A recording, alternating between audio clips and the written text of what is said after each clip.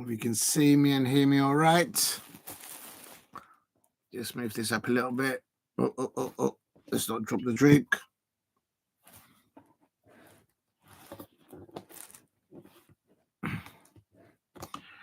Yes, hello and welcome to Diego C. Palace. This is my live watch along for various things. The Women's Super League is ongoing. It's currently Manchester City women in the Women's Super League 1, scoring towards the end of the first half. They're in halftime at the moment against Brighton Hove and Albion women, and very well done by both sets of players, cancelling each out in the first 10 to 15 minutes, I'd say. But Manchester City showing their prowess, and of course they have one of my they have a very their captain Greenwich is very good, and of course ex Arsenal Vivian Medema there as well, and also now in the Brighton lineup, my favourite England international for women's football. I saw her play live at Chelsea last season against the FA Cup. The Crystal Palace women went to play them at Meadow Park, and that is of course Fran Kirby. So I'm actually, oh, 1 minute, I don't want to drop this.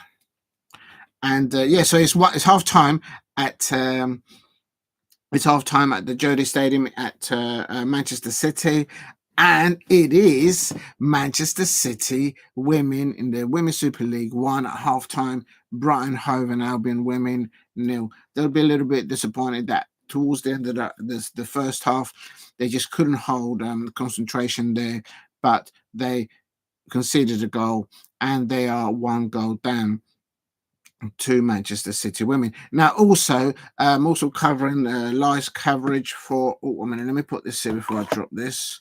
So let me just type in here. I'm also going to cover this match. It's very interesting between Rangers and Hibernian. Hibernian missed a penalty in the first half, but Rangers going ahead in about half an hour into the match. I'm just going to type this here. 1 minute, please. Drop like. I suppose. What should I do on here? Comment.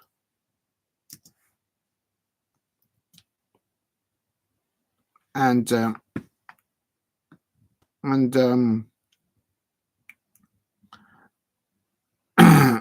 1 minute. Comment. Drop a like and comment. And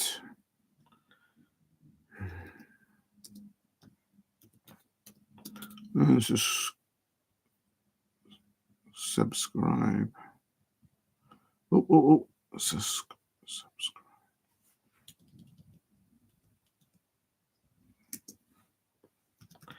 As you enter the live stream chat, I hope that is visible. Please drop a like and comment and sub as you enter the live stream chat. There we go. Is that okay? I'll leave it like that.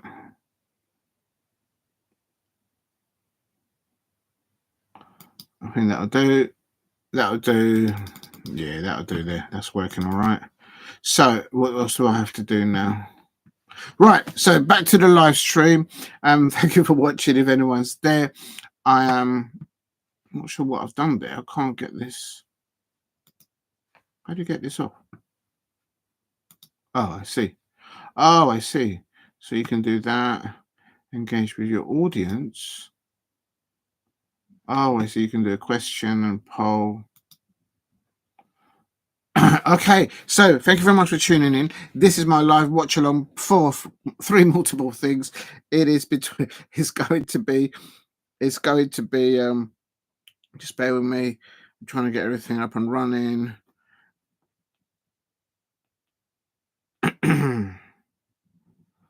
It's going to be. Ooh, how to do this, to be honest. It is a multiple watch along.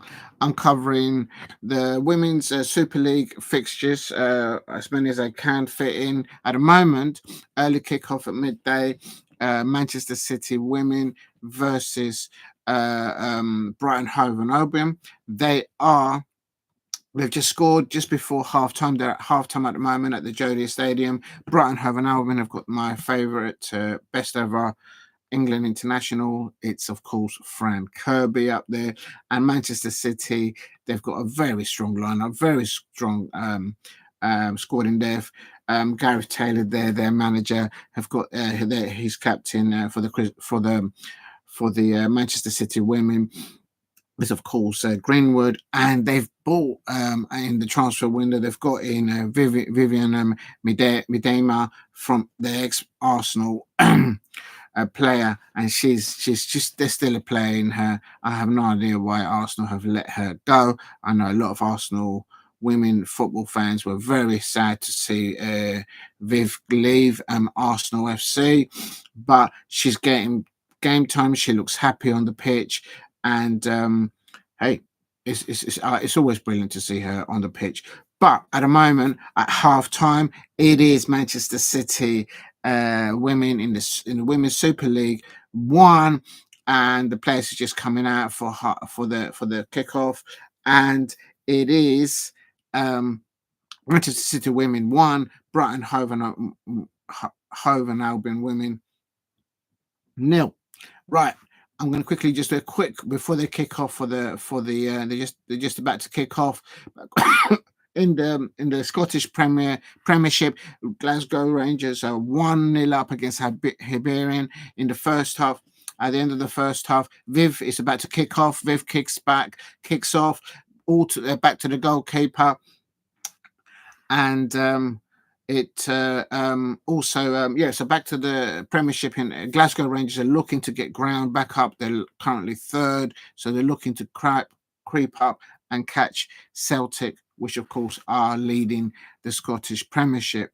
They're 1-0 up. Hibernian missed a penalty. The penalty taken was not taken with confidence, and Butland, who is their goalkeeper, saved the ball very well there for Philippe Clemente, the Rangers manager. And I'm just trying to see who they might have. No, they're still 1-0. Right, I'm just going to leave that there. Oh, a minute, because I'm multitasking here. So the match is underway, and the Manchester City women in the Super League versus Brighton Hove and Albion. They've scored one goal about 2 minutes before half time. And the Brighton Hove, and I'm just going to call them Brighton because it's just, I usually call them the Albion, but it's just confusing. So I'm going to say Brighton. So Brighton women, they'll probably be a little bit disappointed, very disappointed actually at half time, because they went in at half time 1-0 down when throughout the whole first half, they more or less there and thereabouts cancelled out the Manchester City women squad in their attack. Here we are. Yamashita on the ball, which is of course the Manchester City goalkeeper. Very confident keeper, distributing the ball either by her feet and her throwing it out. The Manchester City goalkeeper, that was Greenwood for Manchester City women. They're trying to get the ball up to Viv, and the ex-Manchester Arsenal. There, she's on the ball now. She's very calm on the ball. She doesn't need to panic on the ball. The way Manchester Gino on the ball there, is the ball's just been switched. She's trying to cut in, cross in, goalkeeper make a save, and the way Manchester City are able to come in from the left-hand side and then suddenly switch the play over to the right-hand side, very well organised. There's a cross across the front, across the 6-yard box. No one there to anticipate it. And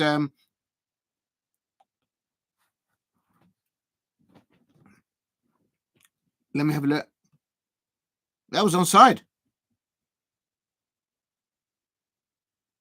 Between I don't know. Right, here we go. Oh, I didn't show it. Right. But yeah, so the Manchester City women are leading 1-0. It's just a goal kick about to be kicked out, but the goalkeeper's not going to kick it. They've actually passed it. Their left back has passed it to the goalkeeper, then the goalkeeper does a rush kick and it goes out to the side, to the touchline. That's madness. That didn't work out. They've obviously practiced that in their training, but that didn't work out. The captain Greenwood for Manchester City women on the ball, passing it down the left hand side, but it goes to the Brighton keeper Bagley. It seems to be quite stormy because if you look at the flags on the flagpoles, you can see that there's a lot of interference there with the wind. They're playing up there at the Jefte Stadium, the home where Manchester City women play their football. The ball's there on the right hand side.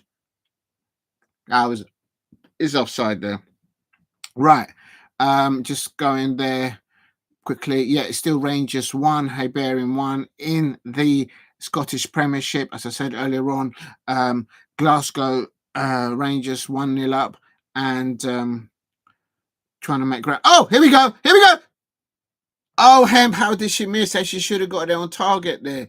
Hemp attempt on shot on target, but she was well wide. Nice. The Brighton were trying to play the ball out from the left-hand side. Miss pass.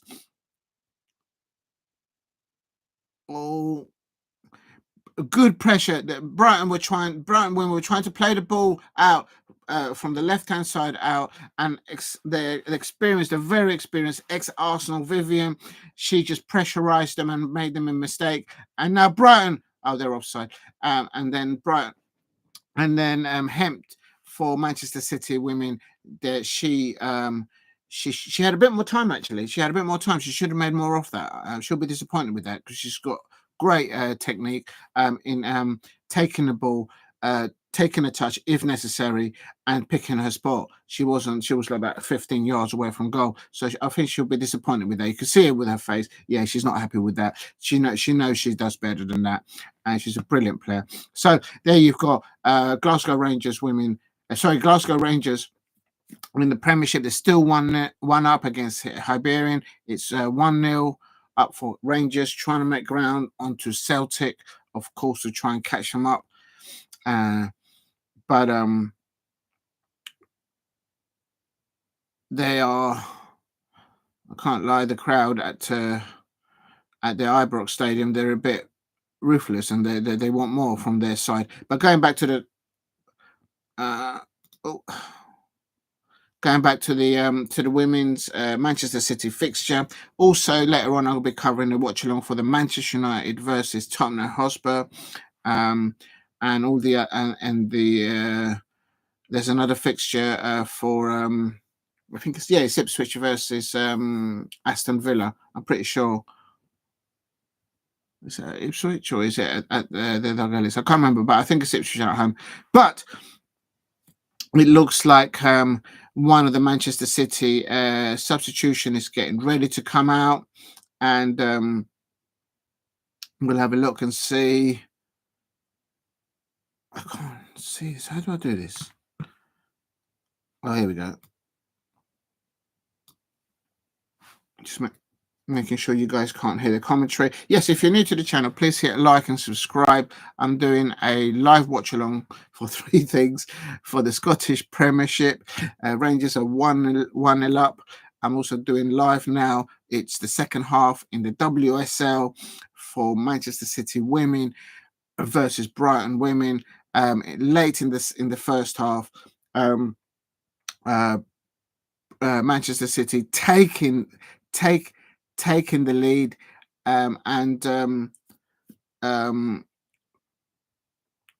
Let me just have a look with Shaw taking the very good assist by Capragi and for Manchester City, and Manchester City women taking the lead. Now it is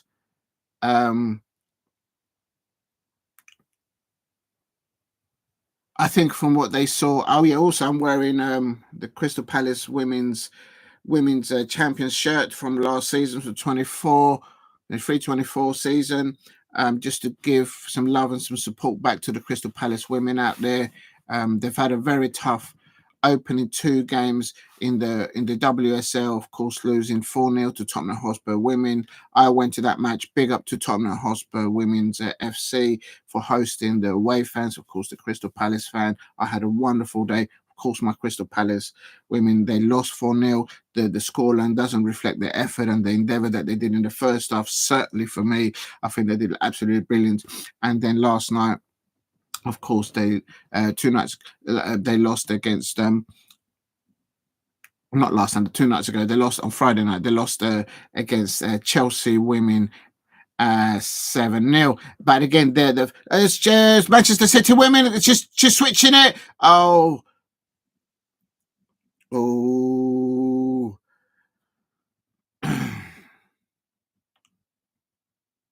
Manchester City is just very well.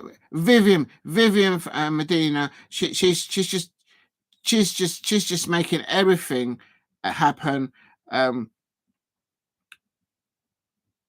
it's coming. It's coming. There's a goal coming. Vivian is just the one looking the pass, and in every event, she's just so calm on the ball. She's able to pick the lines, pick the passes. I don't know why Arsenal let go of her. As I said earlier on, I know there's a lot of Arsenal women football fans out there, and they were heartbroken. They were really upset to see Viv Medina leave Arsenal FC, but she's now at Manchester City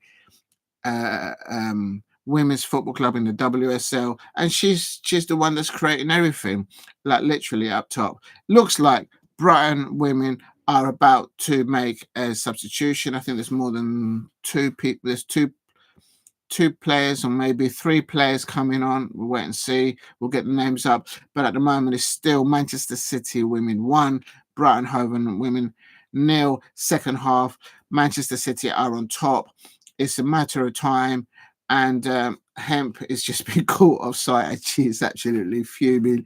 She had an opportunity about 3 or 4 minutes ago. Hemp for Manchester City women, very good with her feet, very experienced player, but she didn't take the touch right, and she kind of rushed the shot, and she missed well wide, about 14, 15 yards away from goal. And you can see from her frustration that she knows that she could have done a lot better.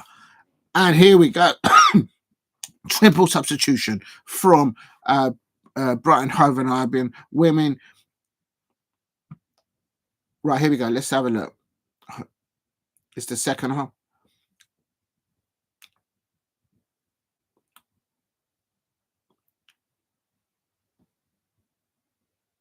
Nikita Paris coming on for Brighton Hove and Albion coming on. Of course, she used to play for Manchester City women back in the day.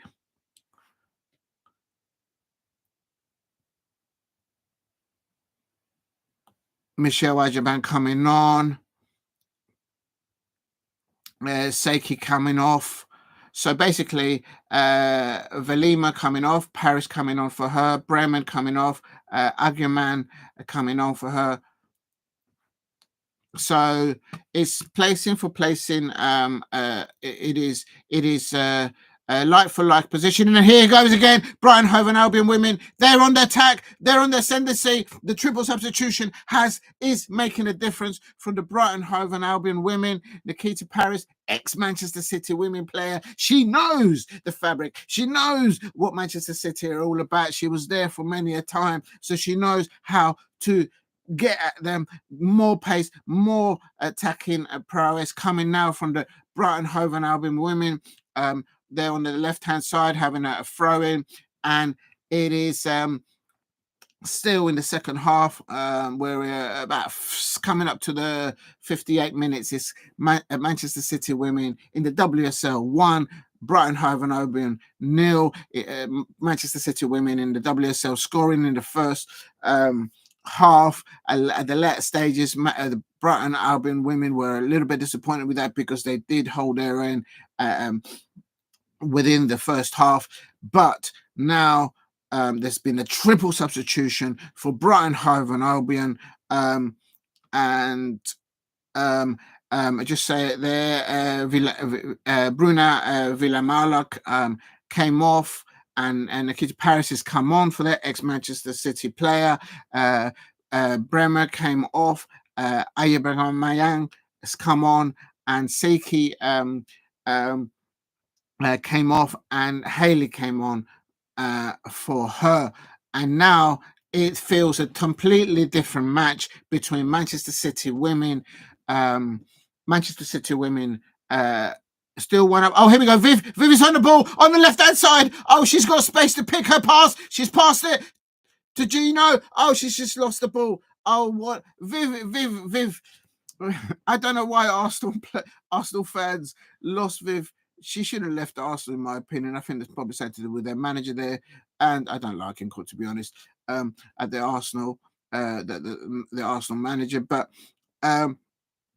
Nikita Paris is all over the place, causing scenes, making sure she's pressurizing the Manchester City midfielder. She knows what Manchester City are about. But at the moment, Manchester City, they've just lost it. Oh, they just passed the ball behind Nikita Paris there, and but that could have been a little breakaway there for Brighton Hove and Albion. Greenwood on the ball now, the Manchester City captain.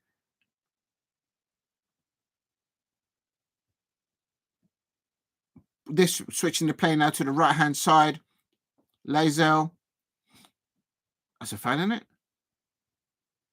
Oh!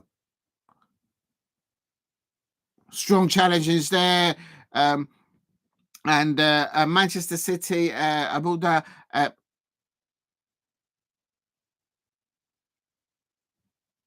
That's not a penalty. What are you talking about? No, it's going to it's a Manchester City women corner. And yes, please, if you're new to the channel, please hit a like. Oh, thank you very much. I didn't see it. I do apologize. Manchester City nearly scored. Viv is trying to get the loose ball. They're getting in there for seconds. Viv Medema. Oh, I don't know. She's perhaps really blue. Oh, thank you very much, Dash Reynold, for dropping in. Thank you for subbing and liking. I really appreciate that. It means the world. Thank you, Daz. Hope you're still there. And Manchester City women, they're just trying to get the ball there. It's the triple substitution for Brighton and Manchester City. And now, just be a second. Thank you very much, Seb X Football 10. Thank you very much for subbing, for liking. And Lazel there on the right hand side. Virgino back to Faisal. Back to the right back for Manchester City now. She's cutting inwards. Switching the play to Bidmar. Hempt crossing the ball in. Dino. Oh, we're miskicked. Oh, that should have been the second goal for Manchester City women. That should have, she had time to run over. And Apanji, she should have scored there, the Manchester City forward. But here we go. Your prediction for Aston Villa Ipswich. I'm just going to check because I'm pretty sure it is Ipswich at Portman Road, or is it away at the Doug Ellis Stadium? Just bear with me. I'm just going to check. I'm pretty sure Ipswich are at home. Yes, they are at Ipswich Town are at home, and they're going to be at Portman Road. Corner coming in. The Manchester City women's keeper. Sorry, the Brighton keeper gathering the ball. I do apologise there. Frank Kirby on the ball. For me, Brighton Hove and Albion need to get the ball out to Frank Kirby. She's playing on the right-hand wing. Nikita Paris trying to get a ball there. Oh, she's lost it. It's still with the Brighton Hove and Albion women. The triple substitution has made sense. But for your question about the prediction of Villa away at Portman Road at Ipswich, I am going for Do you know what? As we're going to be a tight match, I'm going to go for Aston Villa, Ipswich Town 1, Aston Villa 2. Viv on the ball, just still holding the ball. Oh, that's a penalty. Is that a penalty? Is that a Manchester City penalty? The referee's having none of it. That looked like a challenge from me from behind. The inconsistency of referees of the Brighton. At the moment, oh right, I should say, shouldn't I? At the moment in the WSL, in second half, 65 minutes, it's Manchester City women. Manchester City women 1, Brighton Hove women 0. And sorry, mate, the Ipswich prediction. I'm going Ipswich Town 1, Aston Villa 2. I do apologise. I'm trying to do 3 things at once here. And also in the Scottish Premiership, Glasgow Rangers. I'll try to practice my Scottish accent and I'm probably butchering it. And it is Rangers 1, Hibernian 0. Hibernian missed in a penalty in the first half, towards the end of the first half, and it just wasn't taken. I think Vivian is creating all the opportunities there for Shaw, and she's just not.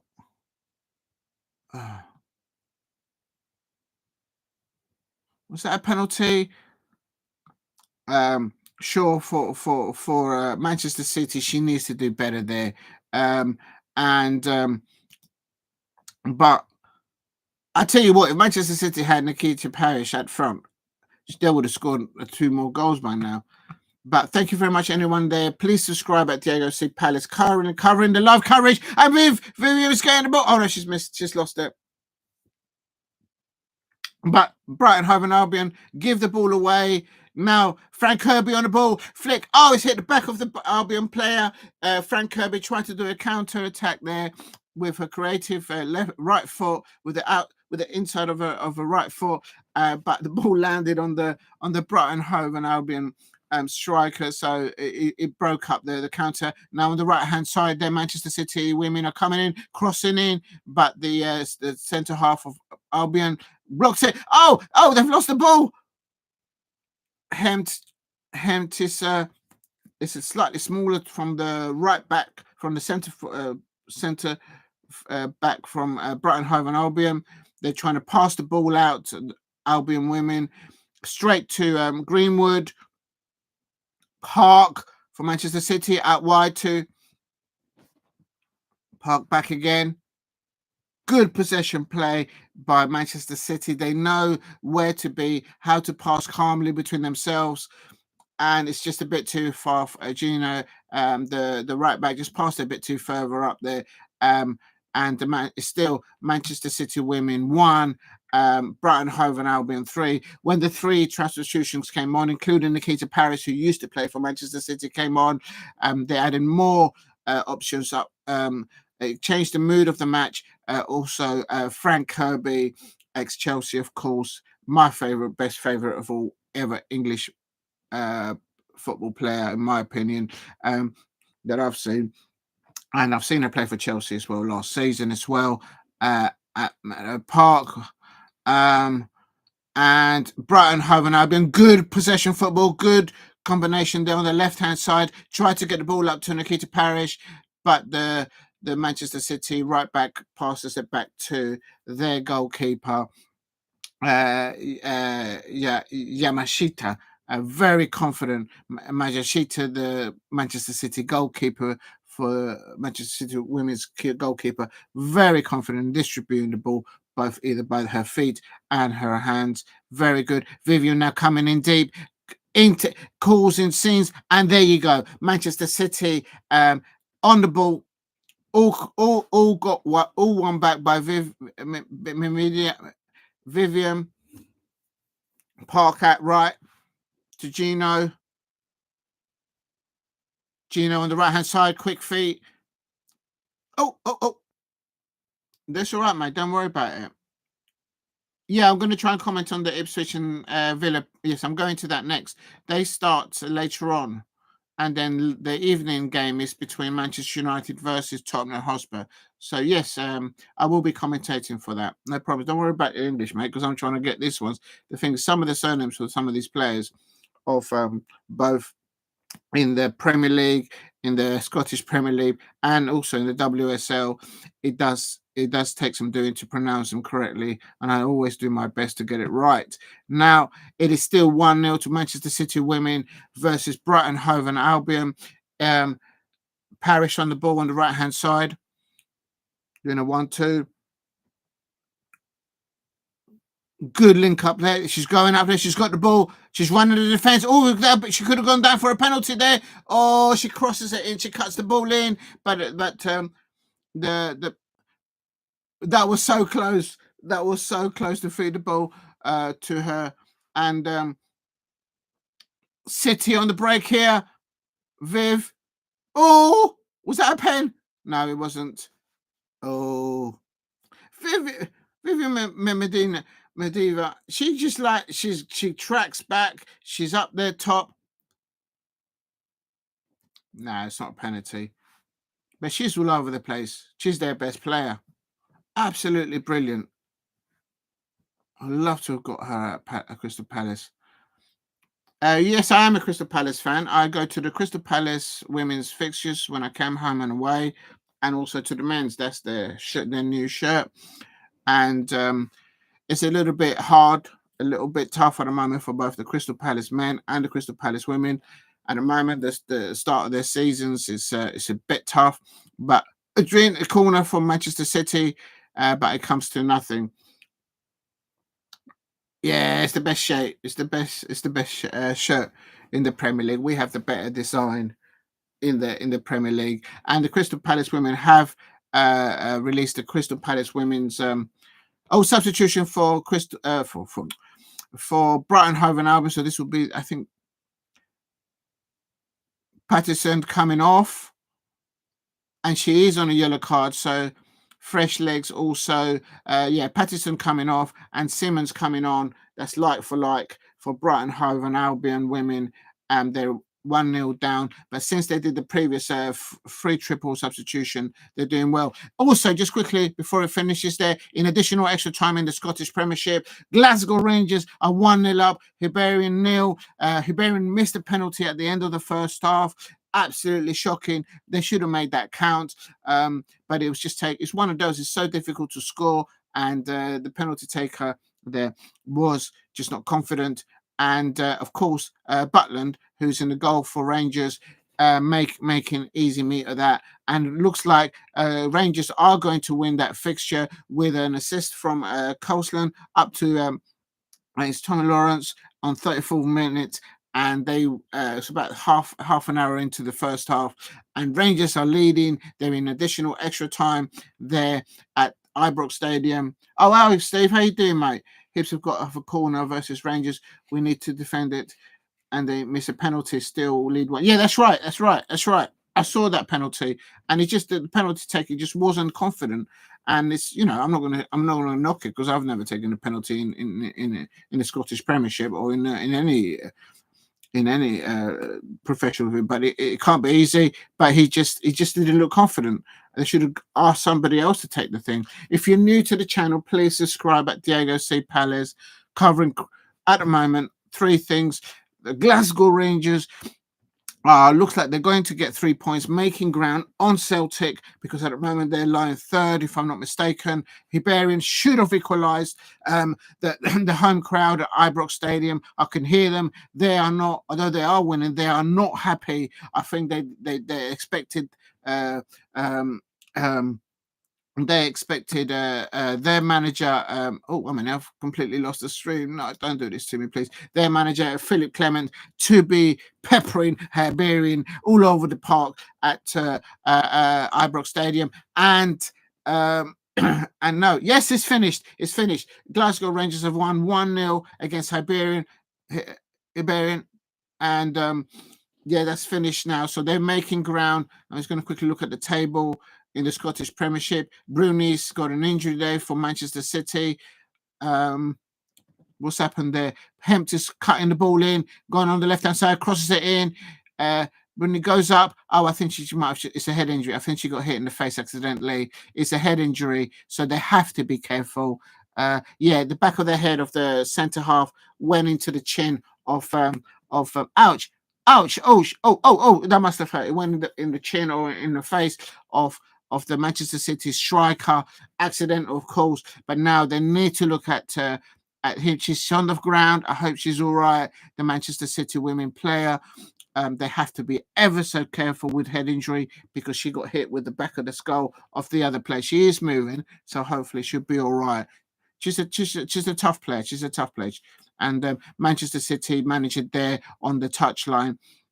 Of course, that's Gareth Taylor looking anxiously at his striker. She is sitting up now, and I hope she's all right. Sorry, Steve. Oh, thank you for dropping in, Steve. Appreciate it. Big up to you, Seb X. I nearly said something rude there. Seb's Football 10. Let me go. Thank you very much for subbing, Seb X Football 10. With this streaming thing that I'm doing at the moment, I can't put people's comments. If I was using StreamYard, I could, but I don't know. What can I do there? Hold on a minute. I can pin messages. I can. Oh yeah, because I'm okay. All right. So thank you very much, Seb X Football 10 for subbing.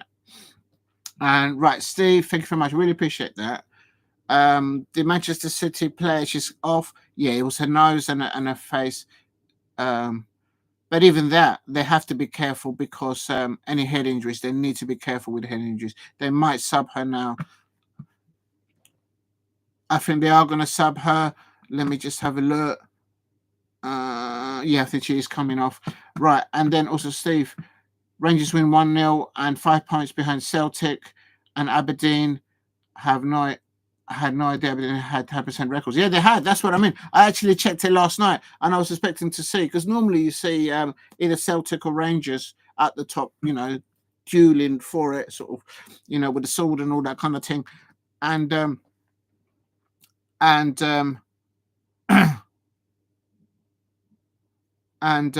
strong centre half from the Manchester City women. They're very strong in their positioning. Anyway, and I'm just going to quickly go to the table. And yeah, you're right, Aberdeen. They've not lost. It's only Glasgow Rangers who's lost one, and they are on 18 points, the same as Celtic. So it's quite interesting for me as a neutral. That is a 3-horse race. In my opinion, it's a 3-horse race. You've got Dundee United there. You've got St Mirren there up there as well.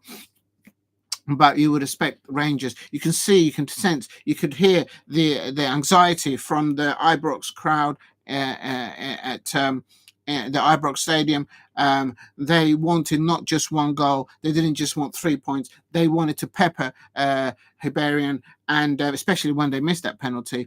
And it wasn't to be. It was.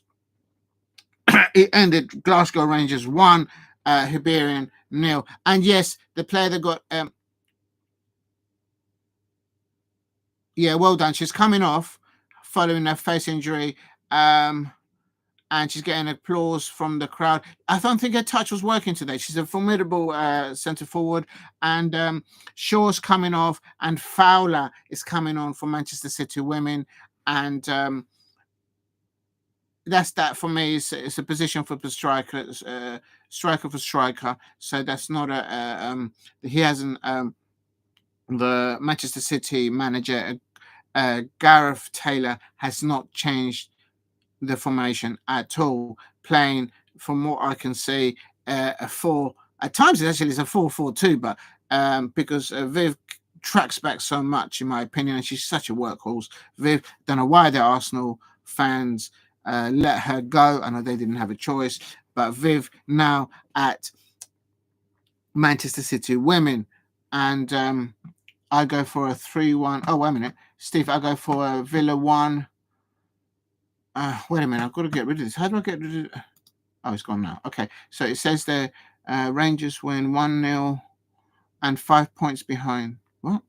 Oh yeah. Well, I've read this one. Yeah. You're right. And Aberdeen had 100% record. Yeah, no, Aberdeen are running bits out there. So will they be able to keep the consistency throughout the season? Who knows? And of course, you've got the January transfer window. I expect Rangers to maybe have a little dip there for that. So, what's the next bit? I go 1-0 Villa win and 2-2. Oh, 2-2 going for the Desmond Tutu for a double 2-2. A Manchester United special. I am doing the watch along for that later on, and also for. I'm not just multitasking today. I am triple tasking, perhaps even more, because I am now discovering how to do watch alongs. I'm just doing this is about the 6th one that I've done, 7th. And it does make you hungry. I don't know why, but you get the nibbles. Look, I've got a little scone here. I hope I've got plenty of raisins in that. I hate it when I get a scone like this and there are no raisins in it. It's like, you know what I mean? I just have to go back to where I got them from. It says, hey, what's going on here, man? And short shame me. Right. So just to confirm, in the Scottish Premiership, there was only one fixture. Oh, Manchester City! They've got the ball. That's a goal. Oh, no, it's not. Oh, she's hit it over the bar. The substitute that's just come on. Let's have a look. Let's not have another look. A back pass to the goalkeeper from Brighton Hove Albion. The goalkeeper passed it to the Manchester City. It's just a square ball from the Brighton Hove Albion, and Fowler pounced on it, and she cut in. Oh, the ball just got in her feet, and she tried to go to the top left-hand corner, which is the right thing to do in that position, in my opinion. Like, I'm a professional, but it's just because as she was going down, I've always heard that if you are leaning back and as you strike the ball's always going to shoot up into Rose's head. And unfortunately, but she had the idea. She cut in. The ball got in her feet a bit, but she managed to get it out of her feet. That's Fowler, the Manchester City substitute striker that's just come on for sure. And she's tried to go to the top left-hand corner, but it didn't. And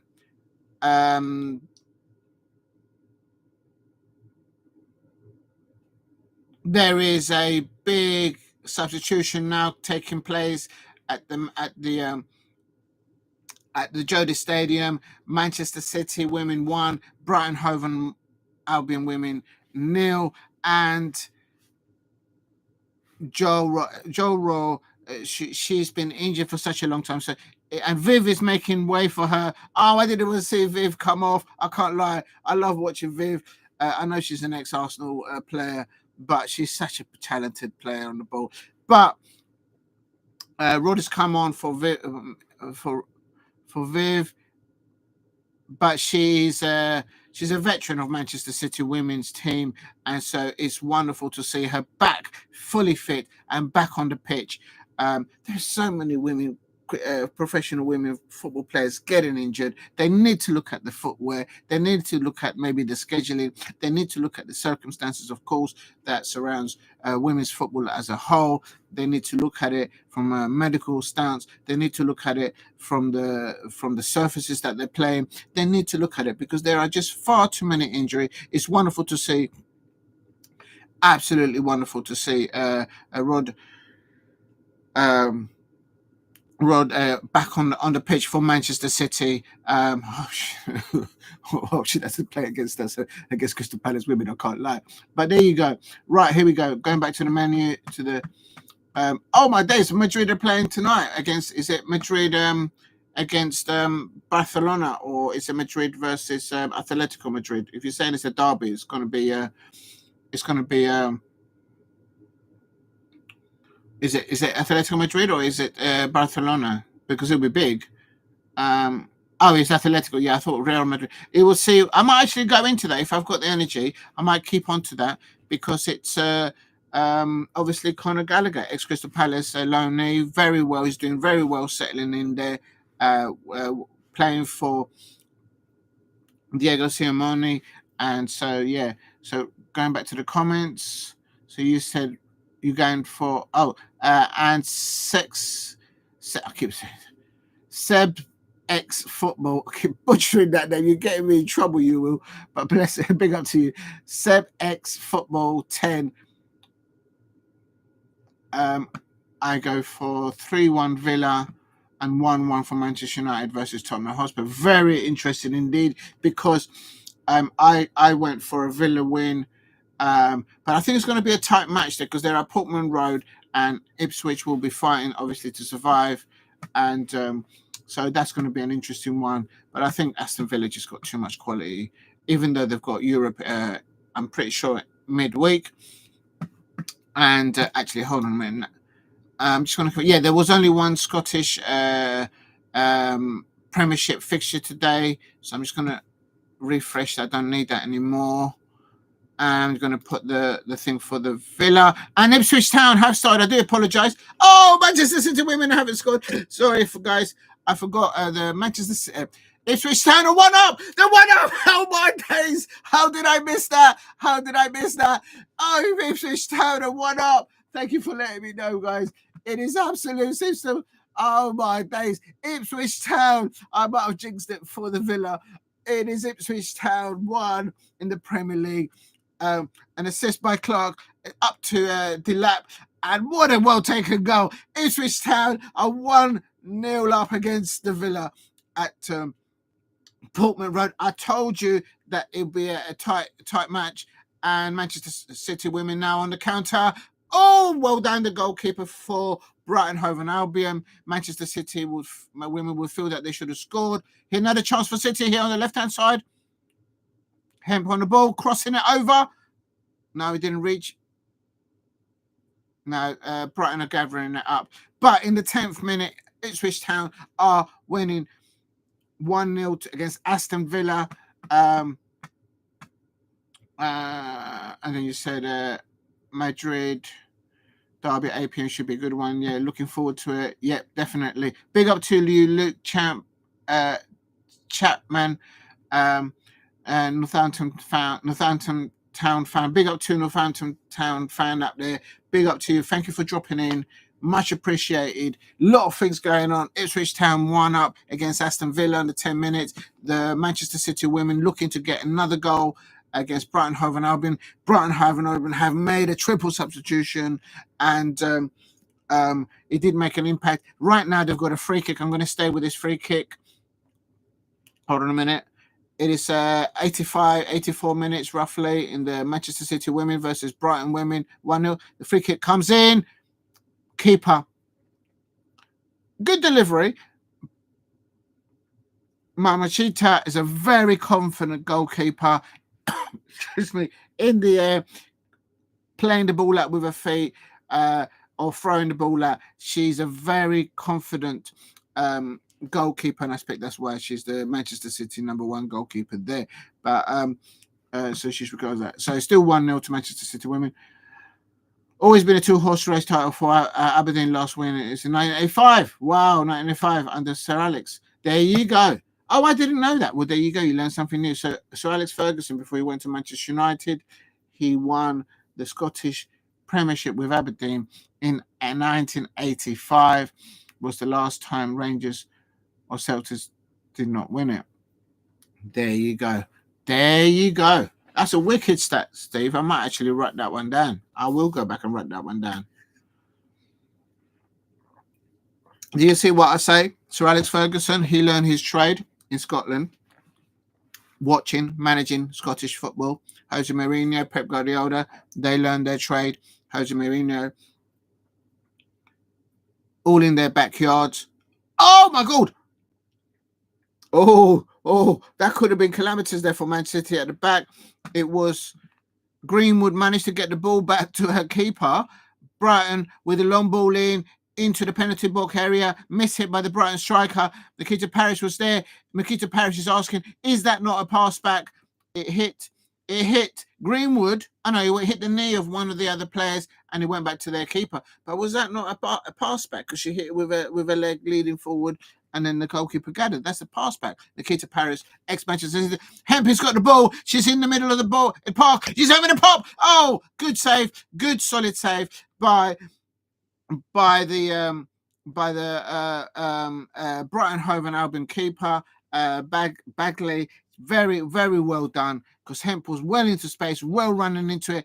This is what I'm talking about. If you give her space, if you give Hemp time and space with the ball, she knows how to set herself up and how to get it on target. And that's what she did then on roughly coming about to the 89 and 90th minute.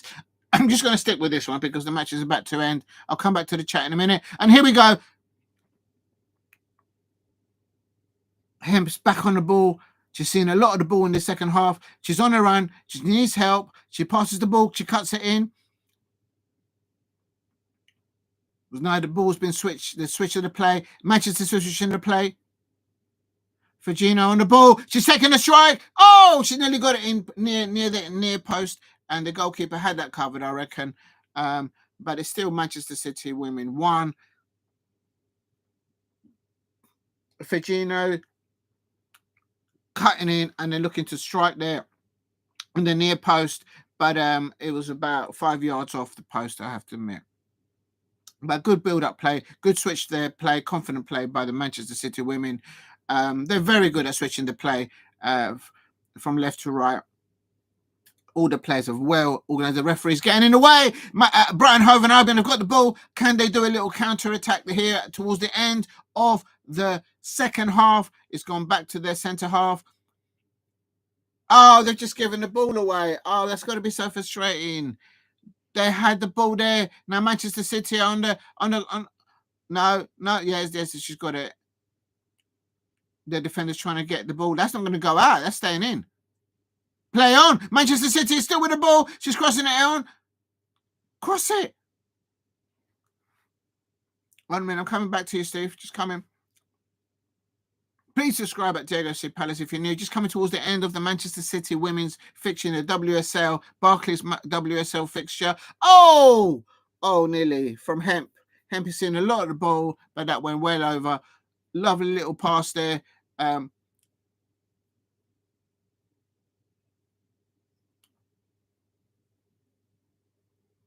What a pass there. What a ball. But the player of the match, it's been given to Huey Hasegawa, and she's quietly, she's been controlling the ball there for Manchester City. For me, in the first half, Viv Medina, 6 minutes of additional extra time to be played here in the Barclays Women's Super League fixture between Manchester City women and Brighton Hove and Albion, and Brighton defending. Brighton have had the moments, but in not towards getting towards the last third, they sometimes lose possession, and that's got to be so annoying. Oh, and Aston Villa have pulled one back. And it is an assist by Watkins up to Rogers, and on the 15-minute mark, it is now Ipswich Town 1, Aston Villa 1 in the Barclays. Is it the Barclays Premier League? I have no idea. Probably is. And back to the WSL, which is ending, and it looks like it's going to end 1-0, but there's still some football to be played here. Manchester City are on the ball. Brighton can't get a hold of it. They're changing shadows. It is all Gino on the right-hand side, cutting it indoors.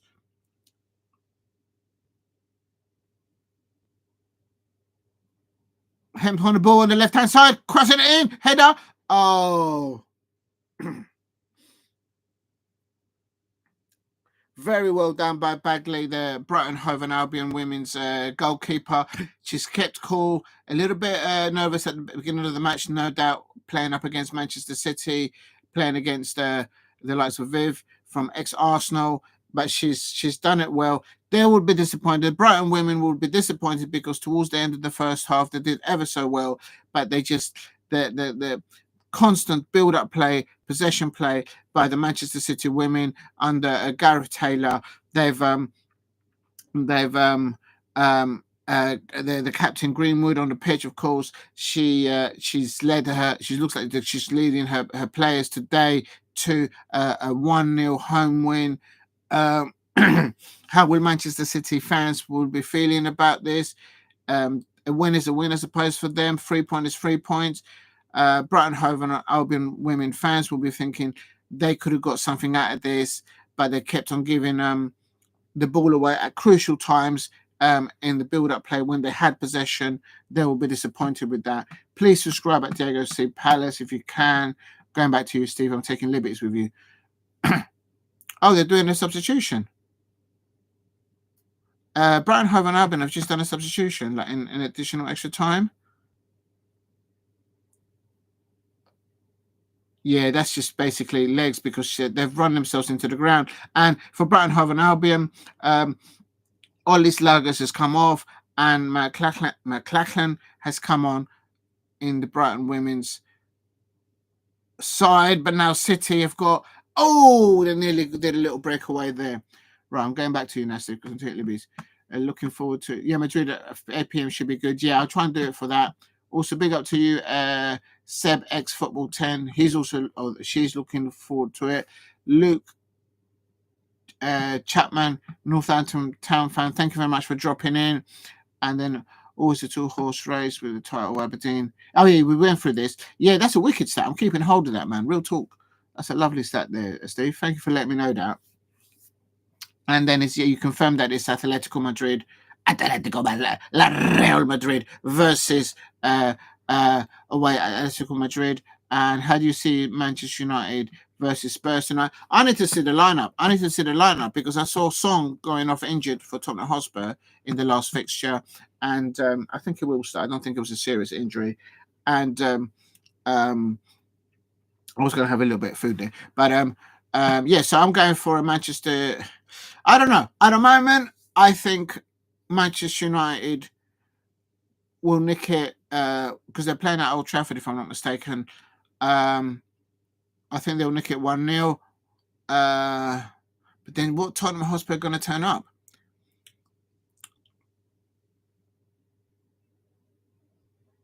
Oh, Nikita Parrish, why did she anticipate that? She could have got that. Let's have another look. Brighton, this is what I'm talking about. Brighton. Oh, Nikita Parrish, she should have run in between the two centre halves, between Greenford and the other player, and she would have been heads on into goal. She didn't anticipate it, and that could have been the equaliser for Brighton. Now, Hempty's got the ball back on the left-hand side in the last minutes of additional extra time. We probably got about 2 minutes left, and Hempty's strong on the ball, keeping the ball. She's just taking the ball in the corner. Excellent professional, running down the clock.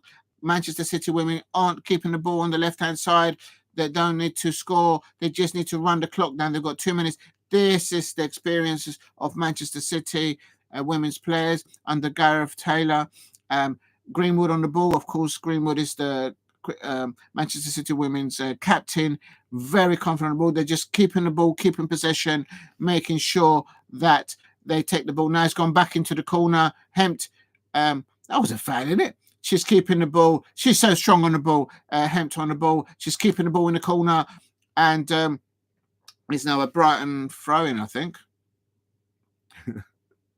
That's game management at its best by Manchester City. That's got to be drilled by the manager and deployed by Greenwood on the Manchester City women's captain on the pitch, no doubt. And for me, I think Manchester City will see this out. Brighton, they can't get hold of it. They've had their moments in the first half and in the second half, but in the last third, they just kept on losing possession. That's got to be so annoying for them. And it's a free kick. It's a free kick to Brighton. So they will all push up now. This could be maybe the last kick of the match or the last opportunity for Brighton. Oh my God, can you imagine the scenes? It's still Ipswich Town 1, Aston Villa 1 in the men's Premier League. And the ball comes to nothing. It goes back to Hemp. Hemp is going to just take it to the corner. Oh, they just had a free kick. Just boot it uptown. The goalkeeper for Brighton should have hit the ball. And that's the end of that. It is Manchester City women. They have the 3 points of their Barclays WSL campaign. If you're new to the channel, please subscribe at Diego C. Palace. I cover Crystal Palace women's champions except from last season. I cover their carriages home and away, sometimes at the matches, sometimes live streaming like this. I cover the Crystal Palace men. That's the men's shirt, because the Crystal Palace women have their own sponsor, TEN. And but here at the Jody Stadium, the Manchester City women have won against Brighton Hove and Albion. Manchester City women won, Brighton Hove and Albion women 0. They will be disappointed that they couldn't go into half-time 0-0. But on 44 minutes, Kaspari, a lovely assist there, up to Shaw. She had problems a little bit with her first touches in the first half, I can't lie, but she scored. And on the full 44 minutes, scoring. And also a very good player for them, Viv, ex-Arsenal player, did very well in everything, tracking back up there, providing everything for everyone. And also Frank Kirby was playing for Brighton Hove and Albion in their side, and always like to see her play. For me, Frank Kirby is my favourite of all time. Back in the day, playing for England alongside Kieran Walsh and Lucy Bronze, playing for England, the Lionesses, those three players. But for me, Frank Kirby, that's the one that when I saw Frank Kirby play for England back in the day, I was like, I need to watch this more often. And so, yeah, so well done, Frank Kirby. She's not in the winning side today, playing for Brighton Hove and Albion women, but I think there you can see the Manchester City manager, Gareth Taylor, talking to his players, the Manchester City women's team in a huddle, all in coats. Some of them are still not in the coats because they've only just come off the pitch, and they're having their huddle in the middle. They're talking to each other. They are listening to Gareth Taylor. He's probably saying to them a few things.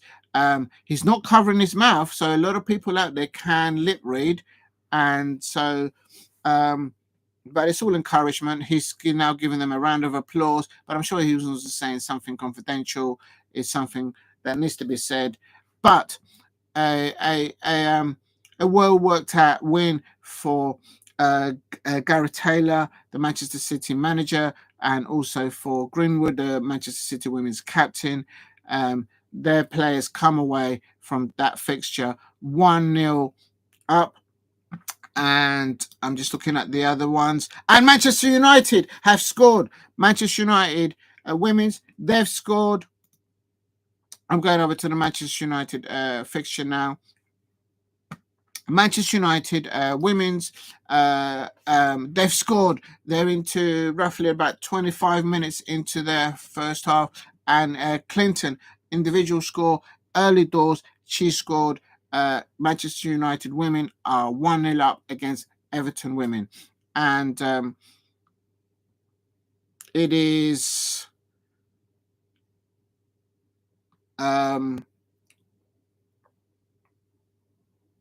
Yep, that's it's still. So I'm just going to look at the other scores.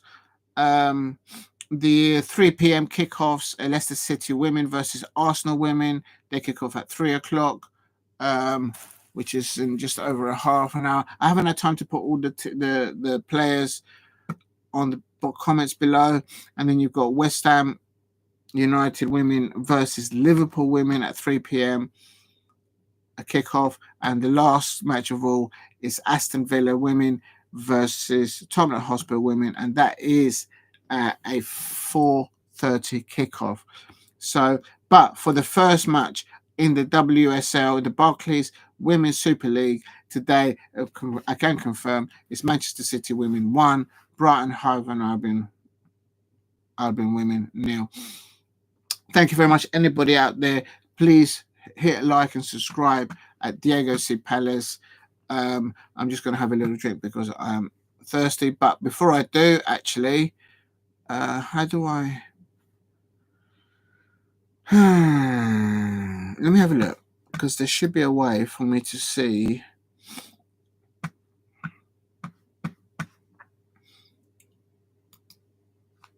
I'm going to carry on with this one.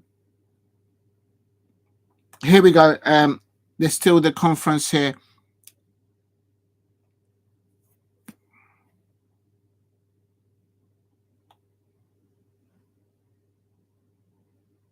Greenwood had been interviewed there.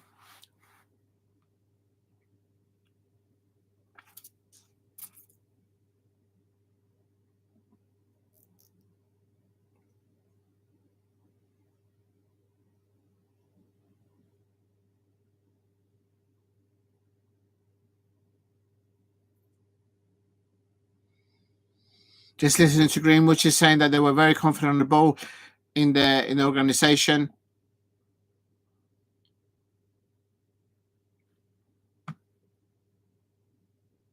Exactly, yeah. They've just asked her what was Viv like.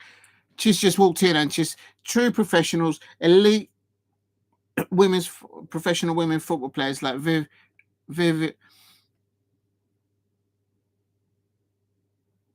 Yeah, she's a role model. Viv, yeah, she's doing absolutely. For me, she was the player of the match. For me, she was tracking back, causing trouble. She was causing interceptions, and also up front, up top, she was the one distributing the ball to both of the people in front of her, and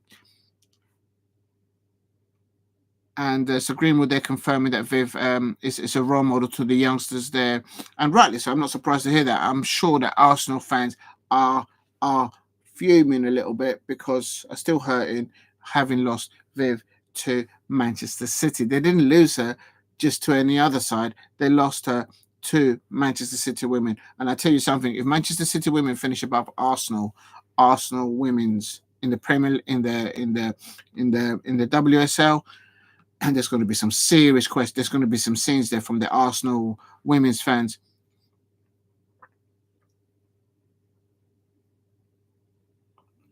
As Greenwood, they've been interviewed, then she's just said her goodbyes. But very important that she's saying that they're happy with what her performance of her players, Manchester City women's players. They had a plan today, and as Greenwood, they confirmed she didn't feel that Brighton women caused them too many serious questions throughout the match. And yes, because on the last third, the Brighton women, they just keep losing the possession, just at the transition of the last third to try and make an opening, to try and score against the very experienced Manchester City goalkeeper. But at the end, the Manchester City women won, Brighton women 0. Hasegawa has been given man of the match.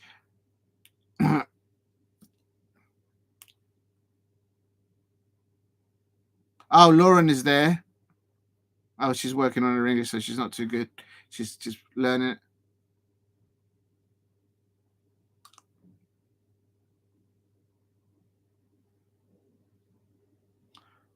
Lauren Hemp also played really well. She could have scored a couple of goals. She'll be a little bit disappointed with that. She's very good at her levels. But she's going to be a handful to play against. Oh, my God. Oh, my days. I'm getting nervous just watching the Manchester City women, how they play today when we have to face them. Oh, my days.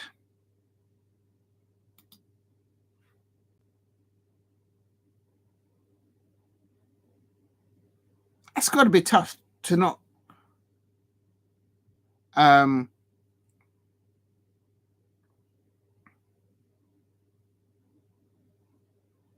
Hemp is saying that she feels that they've got a very great squad at the moment, squad in depth.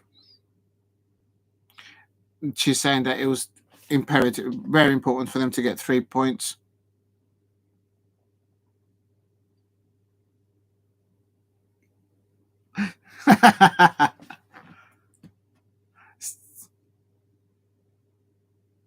Great to see. Great to see. But I tell you something.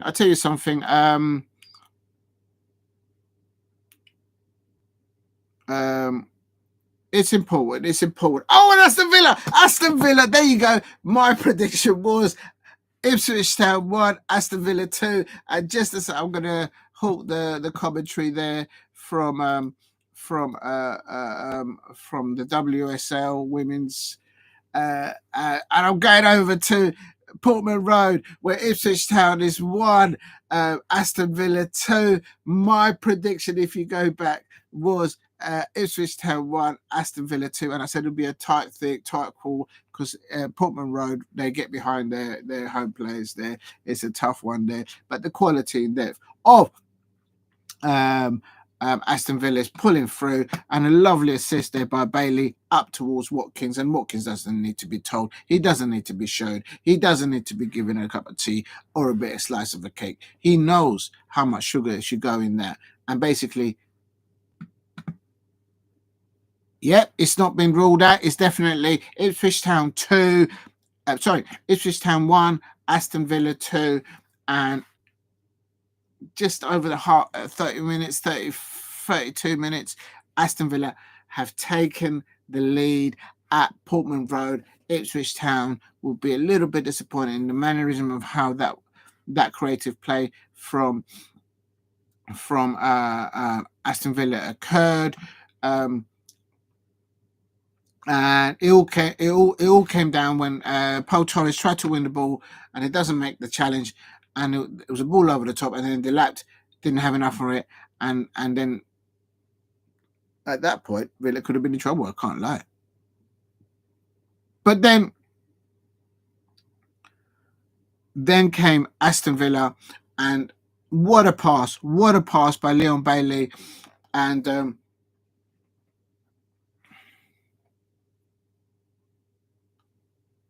yeah, Ollie Watkins doesn't miss from there. He doesn't miss from there. So what happened there? Leon Bailey accurately, precisely headed across the goal, and Ollie Watkins there receiving it, and then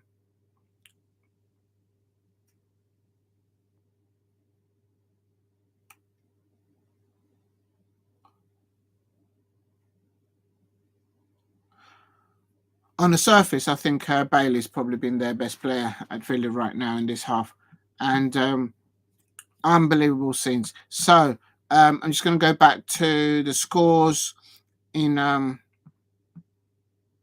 Everton.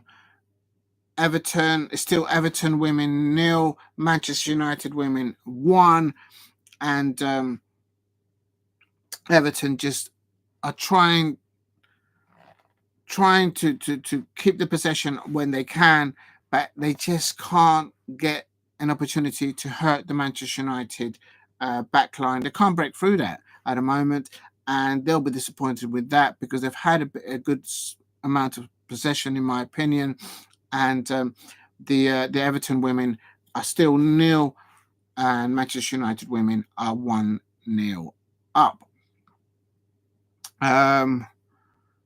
Yeah, no, they need to do better there. Otherwise, they're just going to be taken. I'm looking to see if there's a live coverage for that one, but there isn't. I can't see it. Right. If you're new to the channel, please hit a like and subscribe at Diego C. Palace. I'm just going to take a drink and have something to eat because I've been streaming for just over an hour now, and I haven't taken a drink.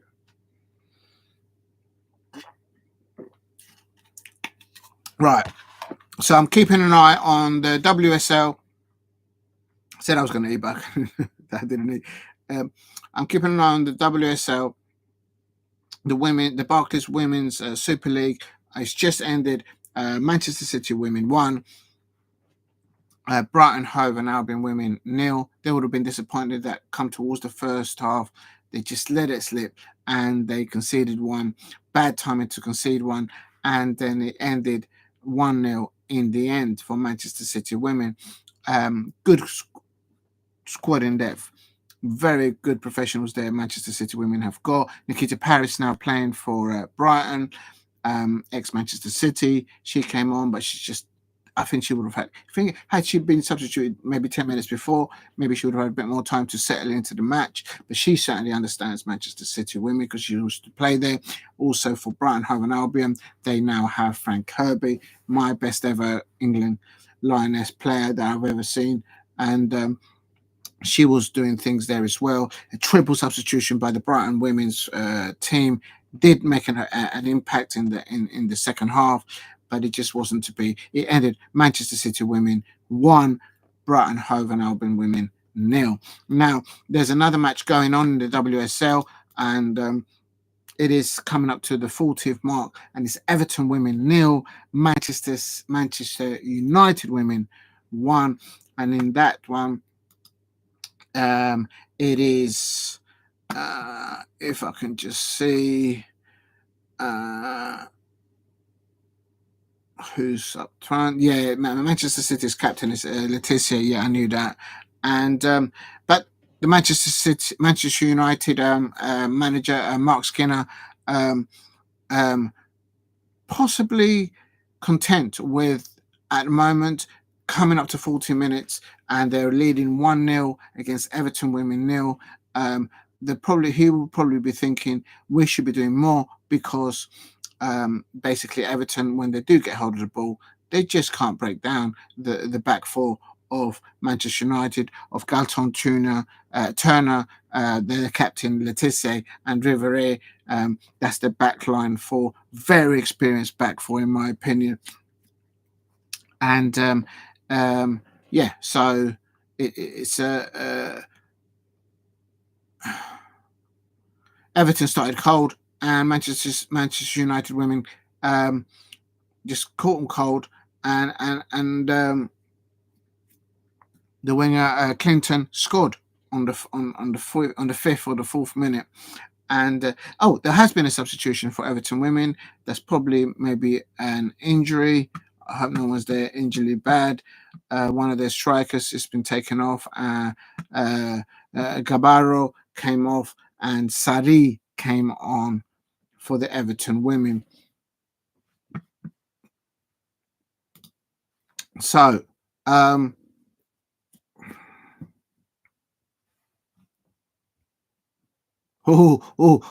a foul. Grace Willen has just done a foul there. You're getting a yellow card for that. This is what I'm talking about. This is what I was talking about, the jamminess of Chelsea yesterday, and I'm going to it again. Sometimes the Chelsea players, women players, and the men players, they don't get yellow cards where we get yellow cards. And there's an incident there where the Manchester United, Grace William, the goal scorer, she's just butchered somebody. She's just chopped somebody up, and there's no yellow. I don't know. Is there a rule for us Crystal Palace fans, and there's a rule for Manchester United fans and for Chelsea fans? What's going on with these decisions? But anyway, I better keep off that. It is still Everton women in the Barclays Women's Super League. Everton 0, Everton women 0, women's team 0, Manchester United women 1, with a Grace Clinton goal early doors, around 5 minutes. It's coming up to the 42-minute mark, so they're trying to run it down there to get it to halftime to keep their lead. But in the Premier League, let's see if I can get. Just bear with me. I have totally lost the Premier League. That's so annoying. That's so annoying. Sometimes when you know you're not supposed to refresh something and you do accidentally, and then it goes. That is so annoying. Right, just bear with me, please.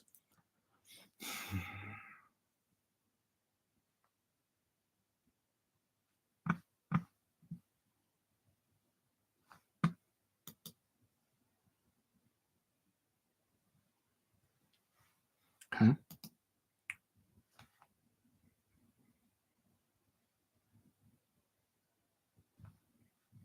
Well, here we go. I hope no one can see it or hear it. That's better. Right, I've got the Ipswich Town. Oh. Ipswich 1, Villa 2. It's a corner now.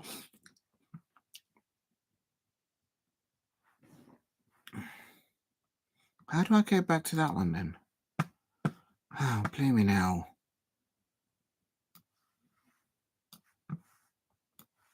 Just bear with me, please. I refreshed something that I shouldn't have, and then I lost the Ipswich Town versus Villa. but also now I don't want to lose the Everton women versus Manchester United women. Now, can I go from here to there? Yes, I can. I've discovered something new to do here while streaming. So now I can go football and then go Ipswich Town. So what do I do now? I gotta go there. Oh no.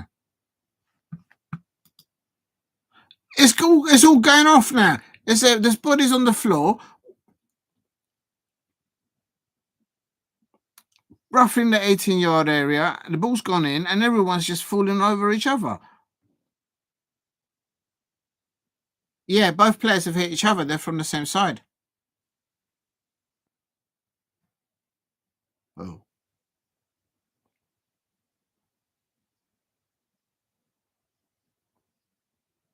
He's okay. The Aston Villa goalkeeper's down, but he's just been covered by one of his own players. But these things happen. But I suppose if it is a face or a head injury or it's a goalkeeper injury, they've got to be careful with that. But it's still for about 41 minutes. Ipswich Town 1, Aston Villa 2.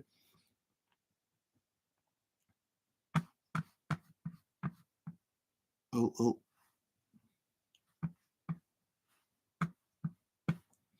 Doing a three.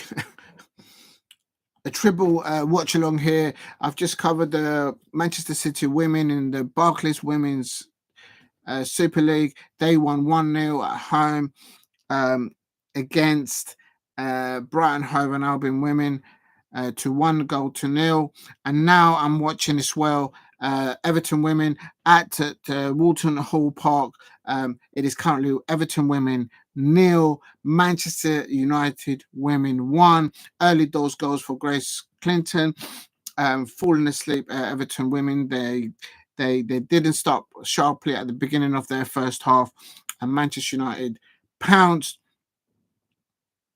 And it is still, they're playing an additional extra time there.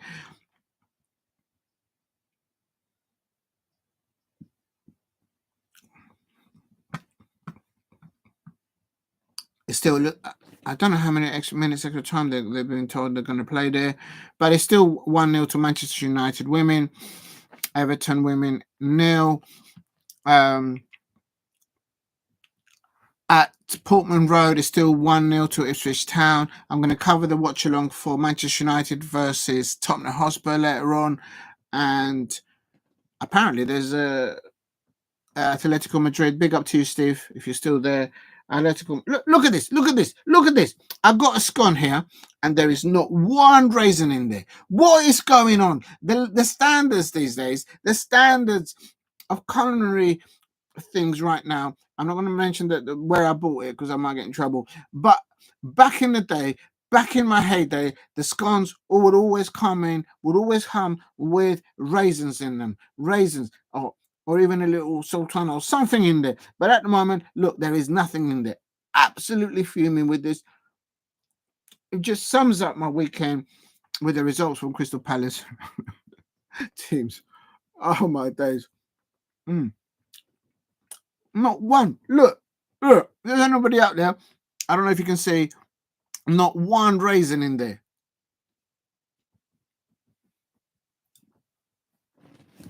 Unbelievable. I'm going to go to something else now. I've got the munchies now. I'm going for that.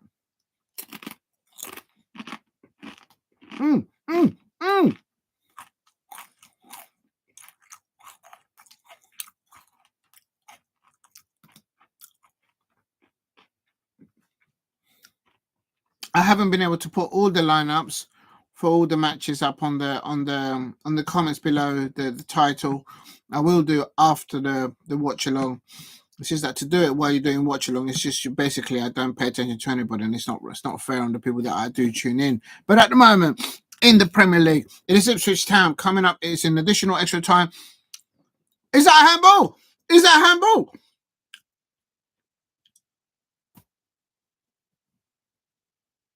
It's all kicking off now. The lap has been cooked there. Everyone is getting booking now. It is absolute scenes here at Portman Road in additional extra time. Ipswich Town 1, Aston Villa 2. Was that a penalty? Was that a penalty? That was definitely a handball. Referee.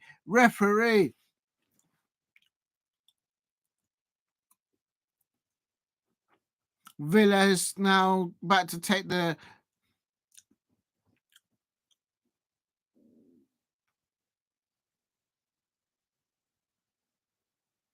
No. Still kicking off. The Ipswich Town get the match back on Aston Villa get the match back on the go. Unbelievable. I think that was a handball. Still kicking off. No, that's it. The referee for this match between Ipswich Town versus Aston Villa at Portman Road is Stuart Atwell, and he blows the whistle for half time. Ipswich Town started very well, taking the lead with a lovely assist from Clark up to the lap. The lap has been very lively in this first half, in my opinion. And now Aston Villa then turned the screw and just up levels there. And first of all, Watkins assisting Rodgers for their first goal for Villa, and then Bailey, which I think for me has been the best Aston Villa player on the pitch, assisting Ollie Watkins for his to make it 2-0 for Aston Villa on 33 minutes. It is currently half time at Portman Road. Ipswich Town 1, Aston Villa 2.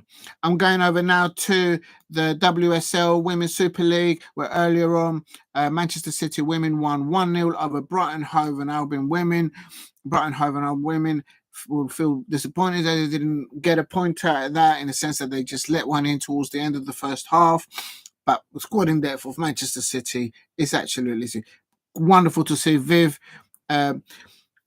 Medina from ex-Arsenal on the pitch. She is absolutely a role model on the pitch and off the pitch. I don't know how Arsenal fans feel about that. Viv now at Manchester City. And I tell you, as I said before, if Manchester City women finish above Arsenal women this season, there's going to be a stewardess inquiry. Real talk.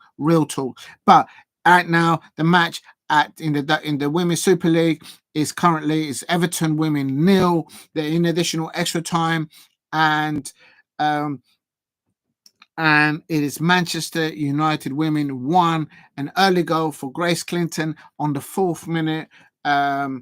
5th minute. Everton women did not start brightly at the beginning of their first half, and Manchester United women, with their attacking prize, took the lead 1-0. Having said that, Everton women have had a few moments, but they've not been able to break the line of the back four for Manchester United women, consisting of Galton, Turner, their Manchester United women's captain, Laetitia, and Ribery.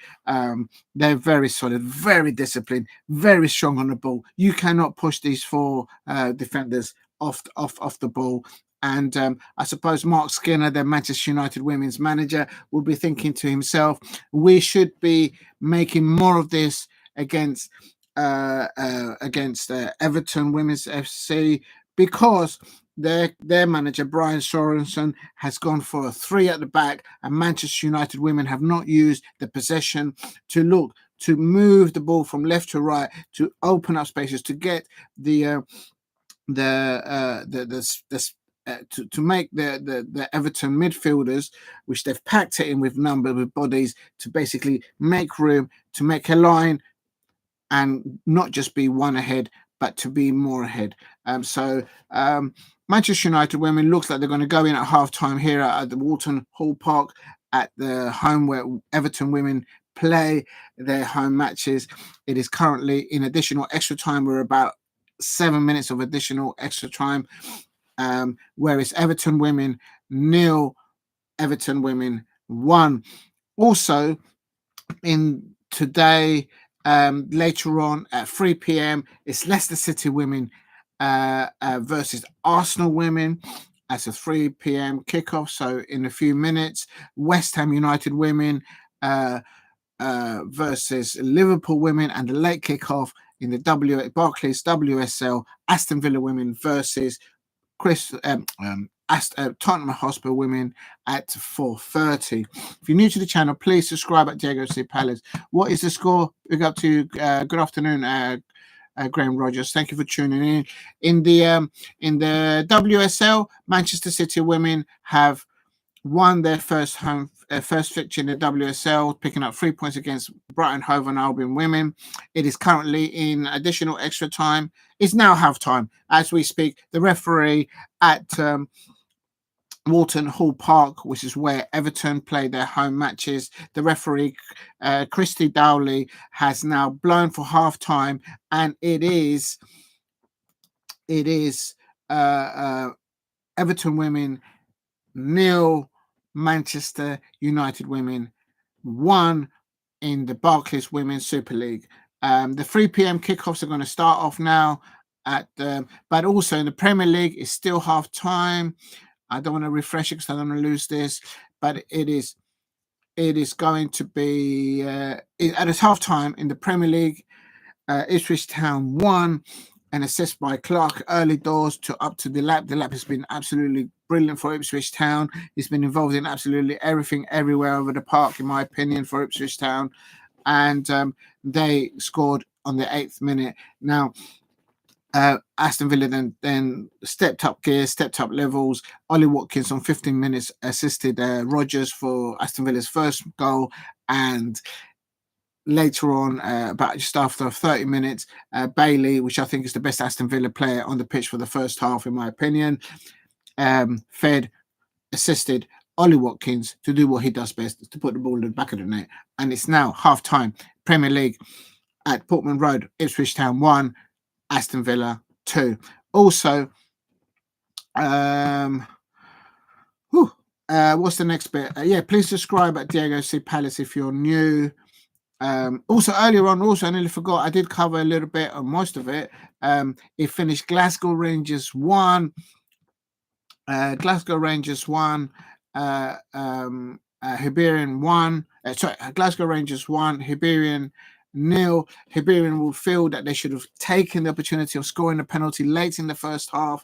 The penalty taker was just not confident on the ball, and but also the crowd at Ibrox Stadium, they were not happy because they expected to get a lot more goals against the likes of Hibernian, and to make the goal difference better for themselves, I suppose, and to catch up against Aberdeen and Celtic, that are leading the Scottish Premiership. Now, so 2 fixtures here in the Premier League today. Ipswich Town currently half-time 1, Aston Villa 2. Later on, a 4:30 kickoff is Manchester United versus Tottenham Hotspur. I need to see the time sheet. I need to see the. I need to stop for a drink. I need to see the team sheet because if Son is not playing, my prediction will change. But at the moment, as I see it, I'm going for Manchester United 1-0 home win. I just think Tottenham Hotspur in the Premier League, they just can't find the mojo, like literally. Although, of course, they won 3-0 a few days ago, and I predicted that 3-0. Right, if you go and watch the watch-along for the Tottenham Hotspur UEFA game, Europa League game, go and watch it, and you'll see at the beginning I predicted them to win 3-0. But in the Premier League, Tottenham Hotspur fans, what is going on with your football club? What is going on in the football club? But here we go. They're just coming out, the players here at Portman Road, ready to start the second half. I'm going back quickly to just quickly have a little refresh. In the WSL, they're still at half-time there between Everton women 0, Manchester United women 1. So I'm keeping an eye on that as well. As a Crystal Palace fan, I'm looking for those clubs that are like Everton to incur a higher goal difference, net deficit. So we'll see what happens. Please subscribe at Diego C. Palace if you're new.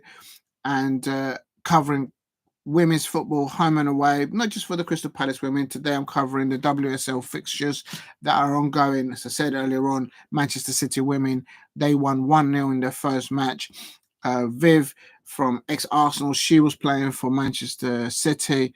What a player. What a player. It's always wonderful to watch her play for her Netherlands side, or just to see players like that on the pitches. It's also, I saw a good proportion of play from Frank Kirby, who plays for Brighton women. Good to see her on the pitch as well. And right, here we go. They're going to do, it's kicking off, 3 p.m. kickoffs. Now,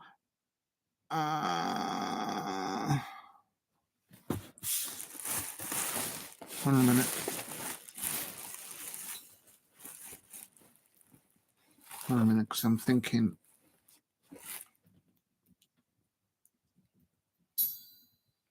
Can you still see me okay? Just reducing the light a little bit, because I think this thing's cooking, like literally cooking itself. So, can you see me all right? Yeah, I think that's okay. Right, so it is now 3 p.m. Kickoffs at 3 p.m. Not just in the Premier League, but also in the WSL. I'm like literally multitasking here. Real talk. This is not normal for an Eagle to do, but 3 p.m. kickoff. Leicester City women are up against Arsenal women, and it's still 0-0. And a 3 p.m. kickoff, West Ham United women versus Liverpool women. That's also kicking off as well. But in the men's Premier League, it is still half time. Ipswich Town 1, Aston Villa 2 in the Premier League for the men. Just waiting for the players to come out at Portman Road. But I'm keeping an eye on the women here. And thank you very much. Alberto Panisbeck. Thank you very much for dropping in. Much appreciate you dropping in. Much appreciate it.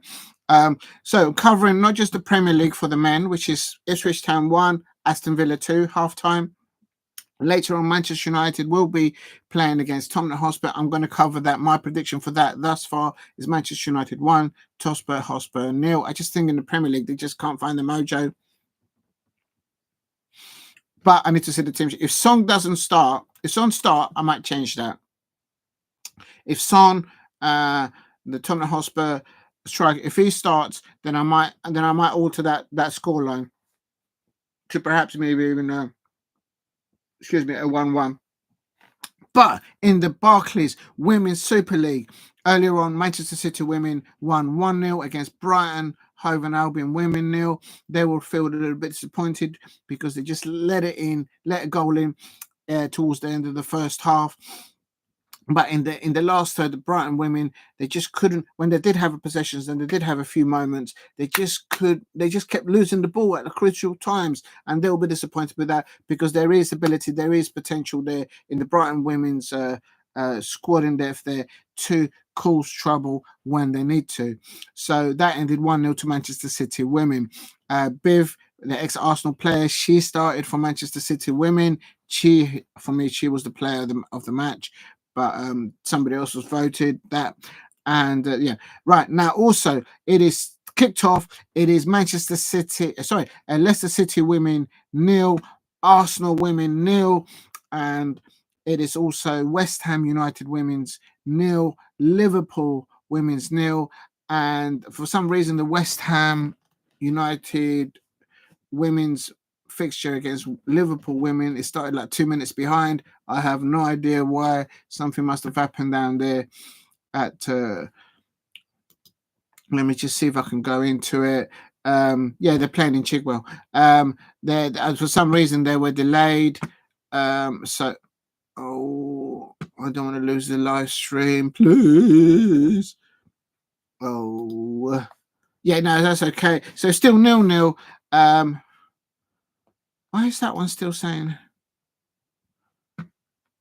Jesus. Right. Oh, no.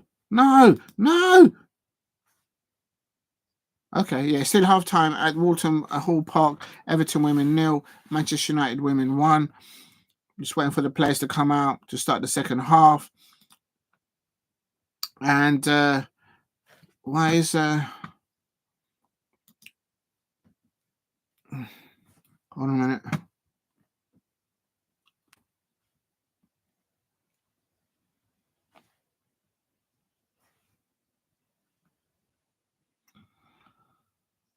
Now, if I refresh this, am I going to lose it? I have to do it.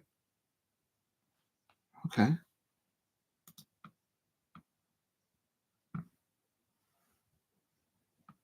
Do you know what? I have like no idea what's going on here. Oh, it's because I got it on. Yeah, no, sorry. I just realized something. Sorry, this is only my 6th, 7th watch along that I'm doing, and so I'm learning to learn. And now because I'm covering like 3 things, I'm covering Scottish Premiership football, which ended Glasgow Rangers 1, Hibernian 0, Hibernian, not Hibs, Hibernian. They should have scored from the penalty late in the first half, but they didn't. So it ended Glasgow Rangers 1, um, Hibernian 0. So I'm covering I did cover the Scottish Premiership there, and also covering now the Premier League fixture between Ipswich Town, which is 1, Ipswich Town 1, Aston Villa 2. They're in half time there, waiting for the players to come out. And also covering the WSLs, the Barclays Women's Super League fixtures earlier on. Manchester City women, they won 1-0 over Brighton Hove Albion women 0. And just making sure it's still 0-0 between Leicester City women 0, Arsenal women 0, and West Ham United women 0, Liverpool women 0 in the Barclays Women Super League fixtures today on the 29th of September. Now, big up to you, Steve. Thank you for dropping in. Steve is saying, I think Ipswich can stay up. I think they will do better than Luton. Yes, I agree with you. But as a Crystal Palace fan, and the fact that my Crystal Palace side are literally in the relegation zone, I think us, Leicester City, and everybody else, Southampton, Wolves, and Ipswich, we're all in the relegation zone right now. I don't care. I know we're on top of the bottom 3, but as far as I'm concerned, I'm in the relegation zone right now. And so I hope. Yeah, I agree with you in your part, but I hope it doesn't pan out, because if it does, it could mean that my Palace go down the way we're playing right now. Believe me. Right, it's kicking off at Portman Road. Ipswich Town 1, Aston Villa 2. If you are new to the channel, please subscribe at Diego C. Palace. Oh, actually, I'm going to try and do this. Pin message. Right, that hopefully works there. Right, I'll leave that over there. Thank you very much, all of you who have tuned in, who are subscribed at Diego C. Palace. If you're new, please subscribe at Diego C. Palace. Trying to get to 2,000 subscribers. I'm now starting to do watch-alongs, as you can see. So I hope you can hear me and see me okay. Hope the quality of the images, the optics are okay. It's only my 6th one that I've done. And I'm doing 3 things. Scottish Premiership football earlier on today, where Glasgow Rangers won 1-0 over Hibs. The Barclays Women's Super League, Manchester City women won 1-0 over Brighton Hove Albion women. And currently it is still Everton women 0, Manchester United women 1 at half time, and Leicester City women 0 on coming up towards the 9th minute. Arsenal women 0, West Ham United women, and Liverpool women have scored. What did I tell you? Liverpool women have scored. Smith has scored early doors for the Liverpool women against the West Ham United. I thought, did I say? No, I didn't say that. But I had a hunch the Liverpool women will win there, of course. Yes, Liverpool women have scored. Olivia Smith has scored on the 7th minute. You can't give her chances like that. She's going to bury it. She's going to bury it. She's going to bury it. And it is.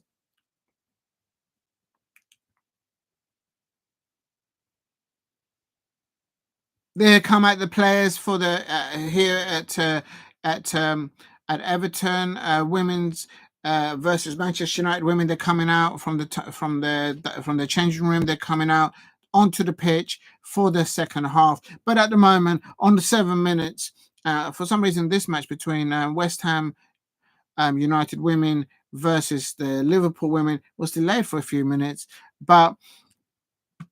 And a new signing for Liverpool women, Olivia Smith, has scored on the 7th minute.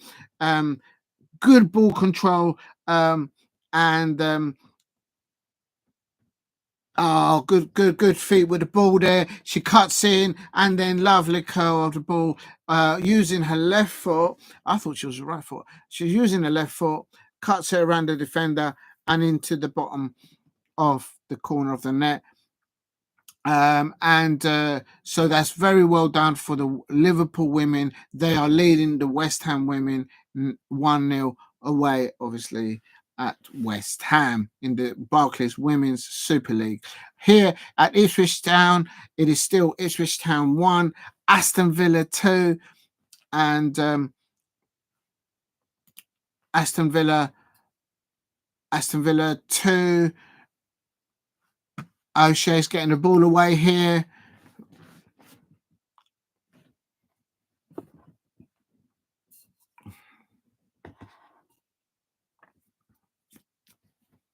About 2 minutes have gone now in the second half here. Portman Road, Ipswich Town 1, Aston Villa 2. Oh, I've got to eat something. I'm starving.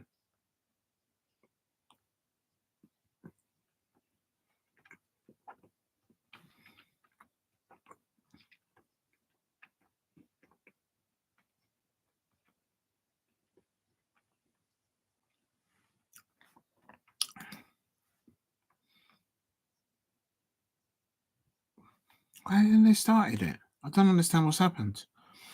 All right, never mind.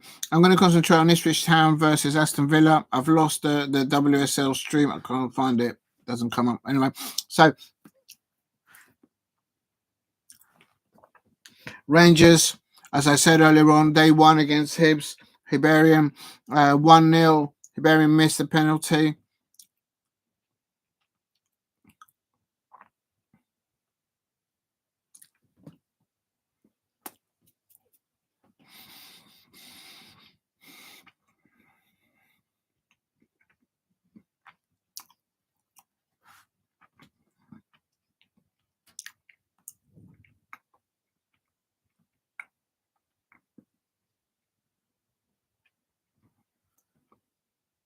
I'm just taking a little drink and eating because I've been streaming for nearly 2 hours. Please subscribe at Diego C. Palace if you're new. Please let people know that I'm starting to do live streaming. Oh, my days. Just move around a little bit. And at Diego C. Palace here, I cover home and away fixtures for Crystal Palace women. I'm wearing their champions top from last season's because we won, in support and showing love to the Crystal Palace women because they've had a very difficult 2 starts in their Barclays WSL campaign. So Laura Kaminsky, if there's any Crystal Palace women players out there watching, probably there isn't, but if they are, stay strong, be strong, have a couple of days off, get back into training and just do your thing in training and the results will come in. The results will come in for you, Laura Kaminsky, Adam Jeffrey, which is part of a coaching staff, Amy Everett, the Crystal Palace women's captain. The results will come in, and I'm absolutely proud of every single one of you for the work that you've done away at Tottenham Hotspur women. I was actually there at that match. Wonderful to see all of you on the pitch working, fighting hard for the cause. And of course, I was not at Selhurst Park on Friday night, but I did do a live stream for you all, and it was wonderful to see all of you there again fighting for the cause as well. So very proud of the Crystal Palace women coaching staff and their captain Amy Everett and all the other players there as well. I also do coverage for the Crystal Palace men, and I just hope that we turn around results for Oliver Glasner and their team. At the moment, I think we should play Jefferson Lerma in the number 8 position. I know Daichi Kamada is a workhorse and is doing things, but he doesn't do it on purpose. I know he doesn't do it on purpose, but for me, he just gives the ball away too easily, too freely. And it's just, but it's a team sport, it's not an individual sport. We've all played football, and sometimes you have a player on the pitch where it's like, oh my God, they're just giving it away again. Oh my days. And that's what's happening. But so it's extra work for the players. But at the moment, here at Portman Road, it is. As you can see, I also stream about other Premier League clubs. I'm doing Portman Road, Ipswich Town 1, Aston Villa 2, early doors goals for Ipswich Town, an assist by Clark up to Delap. Delap, for me, the first half was their player of their match, but in the second, but Aston Villa has stepped up levels.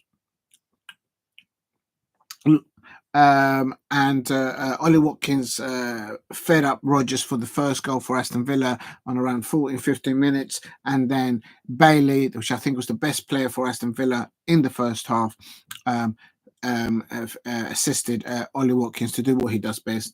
And on 32 minutes, Aston Villa and Ollie Watkins took the lead. Aston Villa 2 away up against Ipswich Town 1 at Portman Road. Now, just going to go quickly and refresh here on the Women's Super League. It is still here at Everton Women 0, Manchester United Women 1, Leicester City Women's 0, Arsenal Women 0, West Ham United Women 0, Liverpool Women 1. Their new signing. Oh, 1 minute! Don't freeze. Their new signing, Olivia Smith, scored, so they're off to a good start there against West Ham United Women, and it was her goal was assisted by Sophie Huang. Right, I'm going to concentrate a little bit now, a bit more on Ipswich Town, Aston Villa, because I can see a lot of movement between both players. Good midfield battles going on. And is that really yellow? But Aston Villa, Ipswich Town got a yellow card. Now it's a free kick to Aston Villa. The referee blows the whistle. Here it goes. Down the middle. Back to Konza here. Tillemans there's with the ball.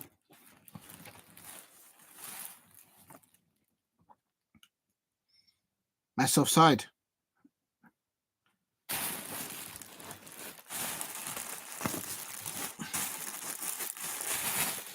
Aston Villa are trying to walk the ball every time they get a set piece.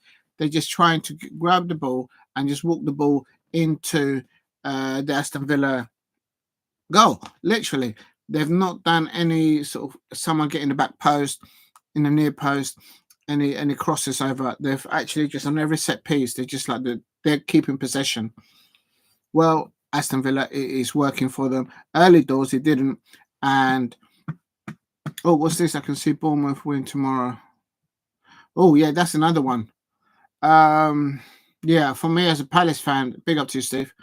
I need Bournemouth to win because I need Southampton to keep dropping and conceding goals. Bournemouth, yeah, no, I agree with you. Bournemouth are very good at building up possession play. They should win that. If Bournemouth are at home, they should win that.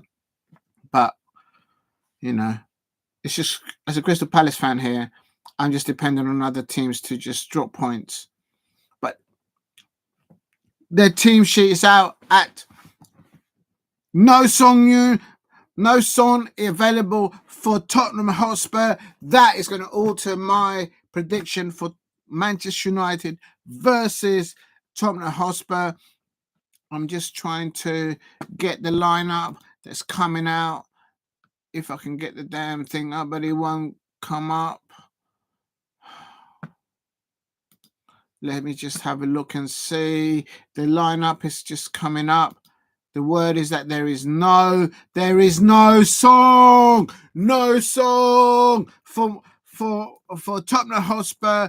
I told people in the last match the way he came off. I knew it wasn't just like a little niggle. I knew it. People didn't listen to me. I said it, and it is breaking news. Breaking news here at Diego C. Palace. Please subscribe at Diego C. Palace. Actually, I broke it when the Tottenham Hotspur match during the European match against Karabakh. I actually, if you go back to watch along at Tottenham Hotspur versus Karabakh, I predicted Tottenham Hotspur to win by 3-0, and indeed that's what occurred. That's what materialized.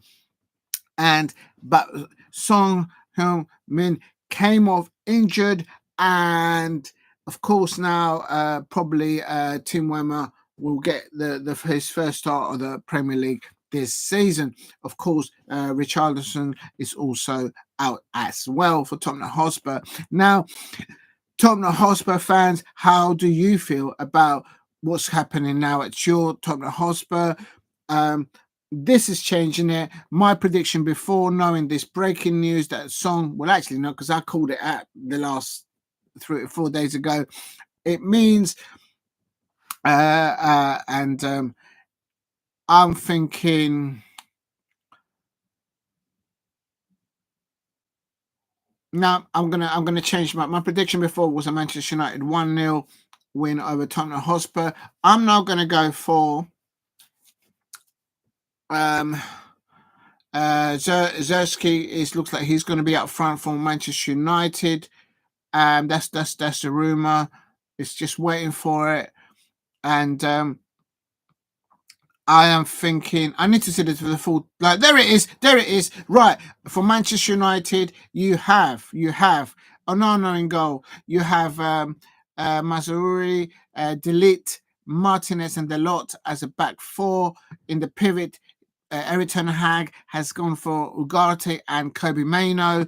In front of them, he's gone with Garnacho on the side. Fernandez in front of the pivot, and Rashford on the left. Excuse me.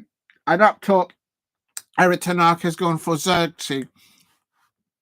And actually, I wonder if I can do this. And then also for Tottenham Hotspur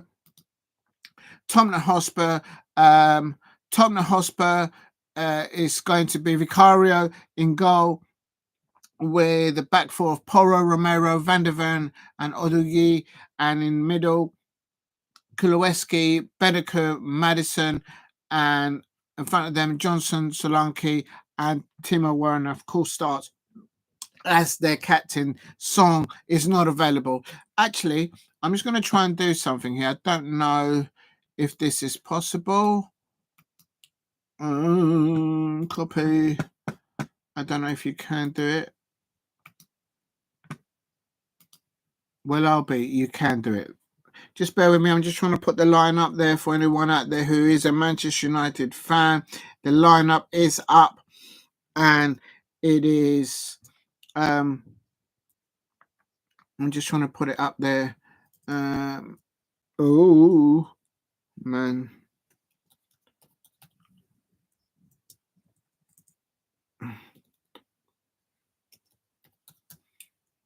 No, that is not how you spell that. Manchester United line up.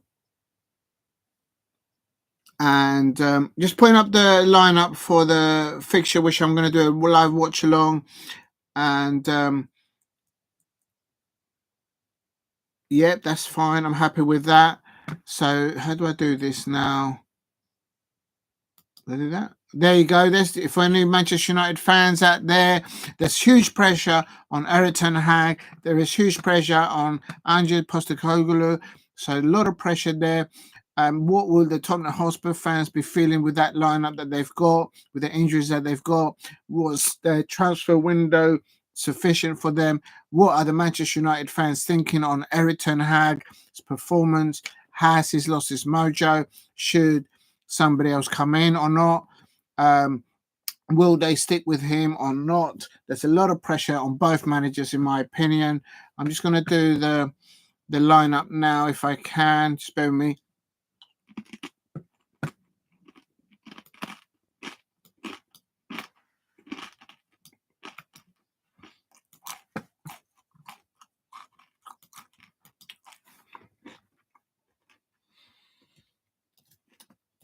Tottenham Hotspur line up.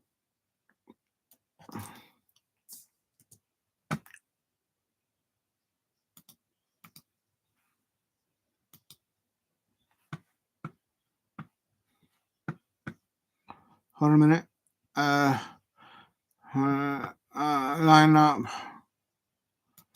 I'm coming, everybody in the chat. I'm just trying to put the lineups for the Tottenham Hotspur. Just making sure everyone's name is spelled correctly.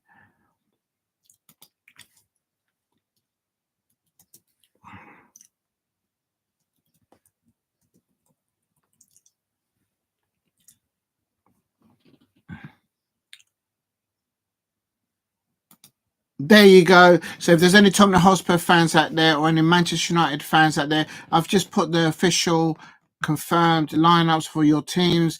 Do you think that is good enough to get 3 points today? I'm going for... Well, I don't know. Timo Werner now his opportunity to do something for Tottenham Hotspur. Could he have a good link-up play there with Solanke, better than Song has had with Solanke? I don't know. But I'll tell you something.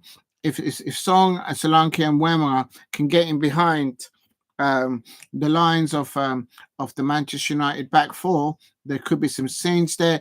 And so now I'm going to change it. My prediction is going to be Manchester United 2, Tottenham Hotspur 1. It's not going to be a tight one. I think at halftime it could even be 0-0, but then something just breaks and then it goes left back. It'll be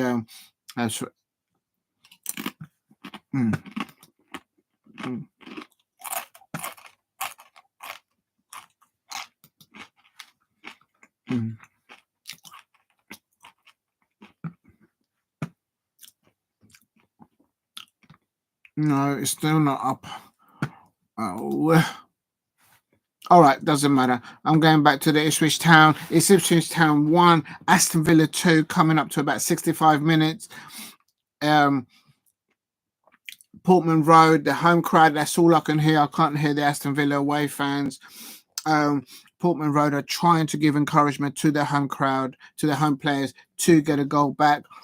The Villa, in all honesty, have not attempted on the Ipswich Town goal since they scored back in the 31 minute. And but John Duran, the Colombian international, is on now. So let me have a look at that. What happened there? Yes, I can confirm there was a double substitution for Aston Villa. Unai Emery, the Aston Villa manager, brought on Duran. John Duran, the Colombian international, on for Rodgers. Bailey, who I thought was the best player for Aston Villa in the first half, he's been substituted. And Filigoni has come on for Aston Villa. There has been no substitutions for Ipswich Town. Their manager Kieran McKenna, he may need to do something because he's got 3 players on yellow card. To Zambi, he's on a yellow card. Morsi, he's on a yellow card, and Delap is on a yellow card as well. He has got options in there. Got Townsend, ex-Crystal Palace, in the bench. And back to the Women's Super League. I should have done the lineup like that for... what's going on here? And it is, I can confirm, Everton women 0, Manchester United women 1 still.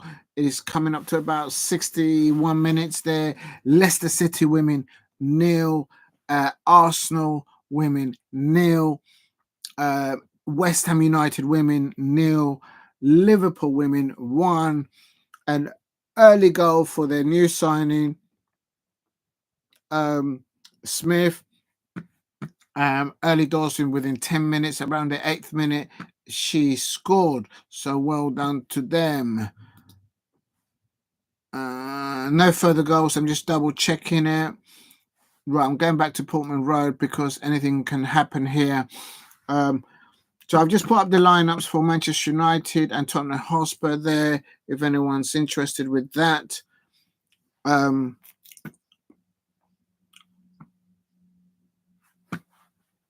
on.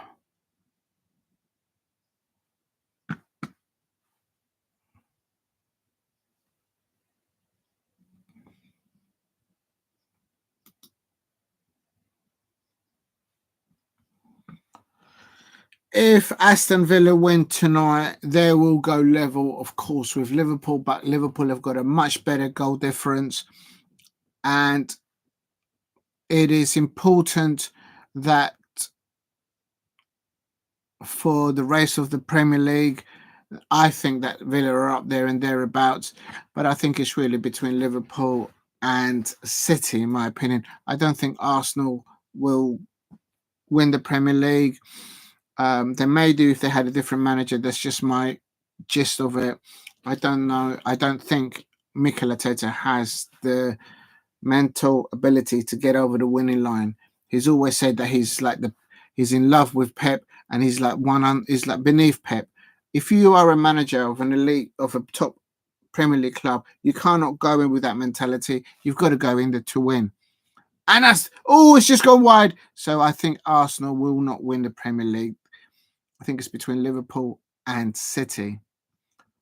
Let me put it to you this way. There's anybody out there. For me, Unai Emery at Aston Villa, if you put his CV next to Mikel Arteta, there is just no comparison. There's no levels. Unai Emery eats Mikel Arteta for breakfast, for tea, and for dinner. Real talk, everything. I see no Holland unless he's on the bench. No Son.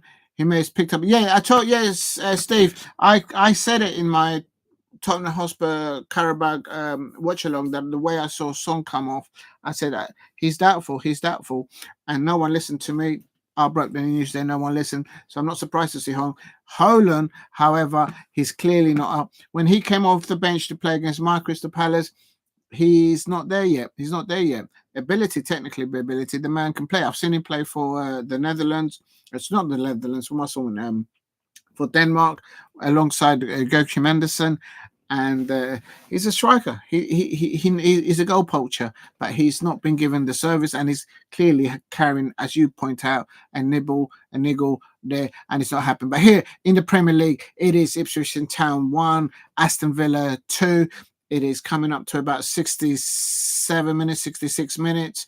It's still, oh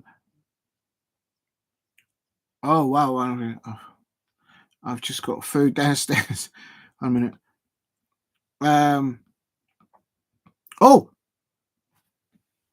Referee, what has going on there?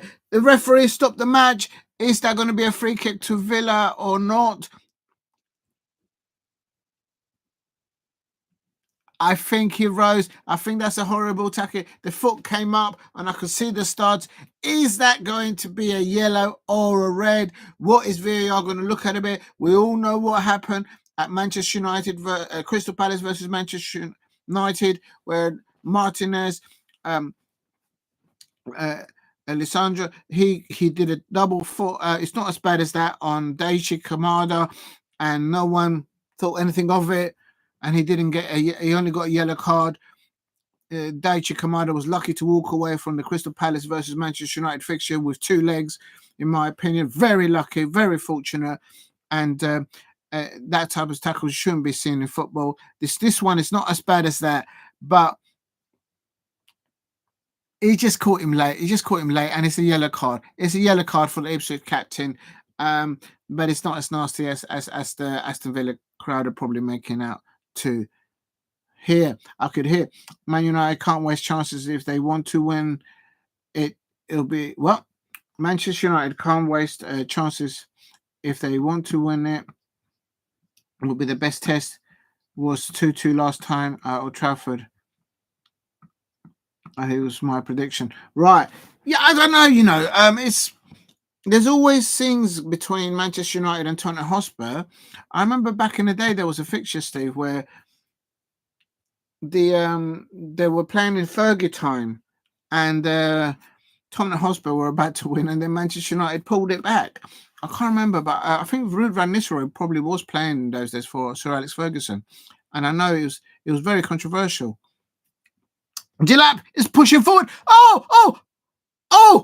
Top corner! End to end. This is like basketball, football, and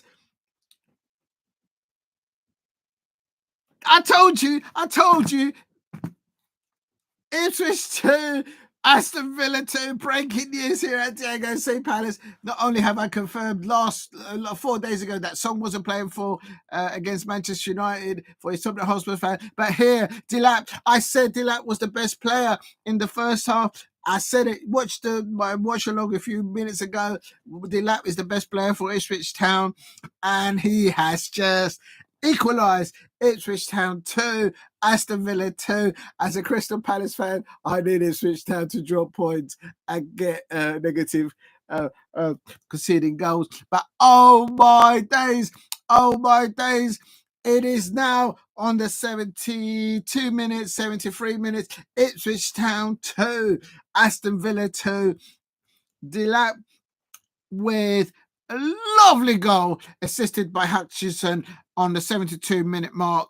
What a goal. But I tell you something, that's down to the home crowd at Portman Road, the Ipswich Town home crowd. I said it, Steve. I said it if you're still there. I said it. The crowd at Portman Road is relentless when they get behind their players, and it's 2-2 at Portman Road. Going over to the WSL, it is still Everton women 0, Manchester United women 1. An early goal from their new signing within 5 or 10 minutes there. It is still Leicester City women 0, Arsenal women 0. What is going on with the Arsenal women's side? They're not scoring against Leicester City women, who are kind of favourite to go down with either them or Palace women. That's what the pundits are saying out there. I don't agree with them. And West Ham United women 0, Liverpool 1. Later kickoff at 4:30 is going to be Aston Villa women versus Tottenham Hotspur. And earlier on, Manchester City women won 1-0 away. At home against Brighton, Hove and Albion women. So Manchester City women 1, Brighton women 0. That's a full-time result earlier on. And Manchester City women winning by 1 goal, going late in the first half. Now, it's what's going on here? What a beautiful goal. Just in a replay of the goal. And what a beautiful goal. Liam Delap, what a goal. And Villa will be absolutely fuming. The Argentine goalkeeper for Villa, he knows his levels. Martinez, he's going to be making scenes as per usual, no doubt. Oh, big up to you, Steve. What's up? The best Spurs United game I've ever seen was 3-0 halftime. I think that's the one. I think that was the one. And I think that might have been the one. And I think it went into Fergie time. I think that could have been the one, Steve. I can't remember. But I remember the Spurs fans were fuming because Fergie, Sir Alex Ferguson, obviously had the so-called the Fergie time, extra time, and they just turned around. It won't surprise me if in that match, Ruud van Nistelrooy performed. Right. Or it might have been Ashley. Is that when they had Ashley Cole? I don't know. I can't remember. Not Ashley Cole. What's his name? Andy Cole. Beg your pardon. Right. It is still. I'm going to have to halt this for a second because, Steve, believe it or not, food has arrived and I haven't eaten for over 2 hours. So I'm just going to go down to go and get a bit of nibble because I'm starving. So please don't leave. I'm just going to get some food. Oh, hold on a minute. I'm just going to go and get some food, but I don't want people. Oh, they nearly scored again. Right, just give me 2 minutes. I'm just going to go and get something to eat because I'm starving.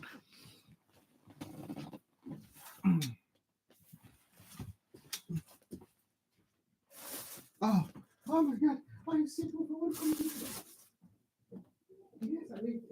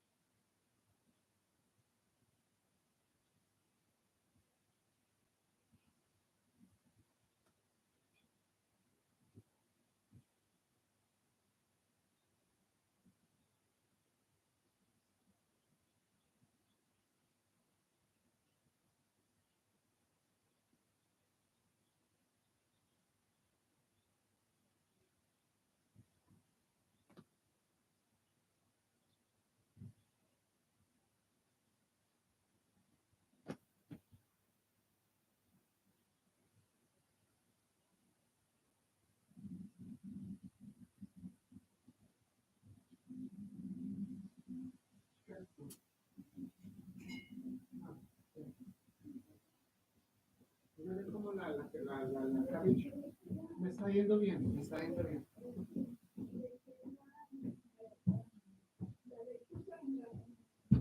Oh, well done, well done. Yeah.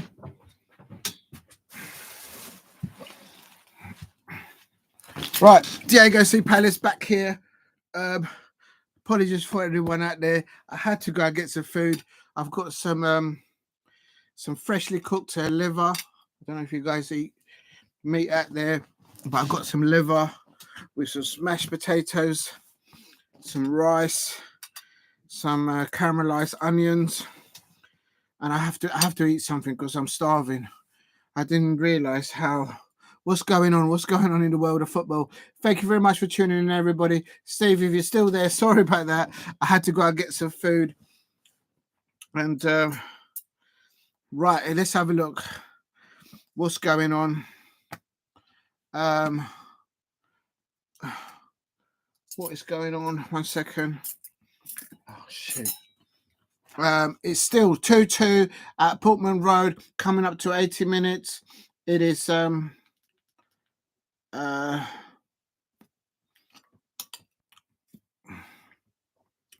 what's going on in the WSL, please, as well? Let me find out. It is still no, I better refresh it just to be sure.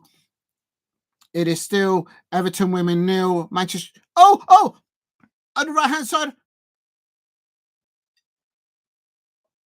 Oh, what a block.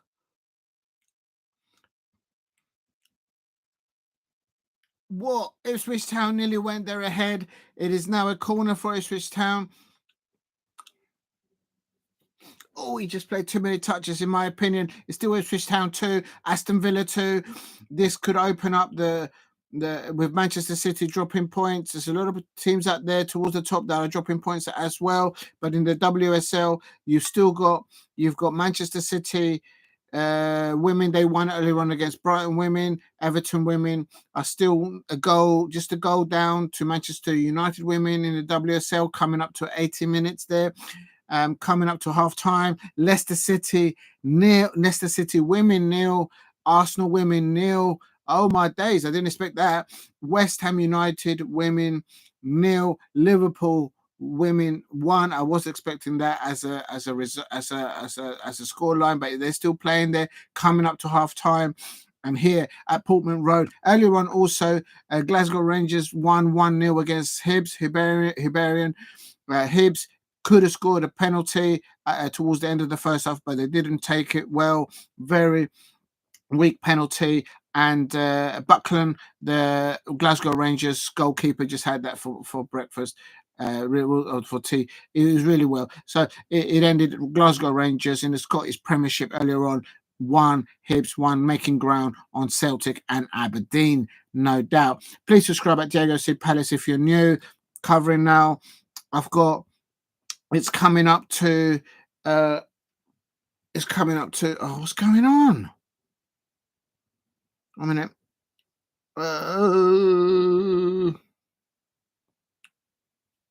Got to make sure you can't hear this, or I'll get in trouble. Oh, I don't know what's going on. Right. Referee, is that a penalty? Is that a penalty? Duran has just gone down in the penalty. Is that an Aston Villa penalty? Oh, no, yes.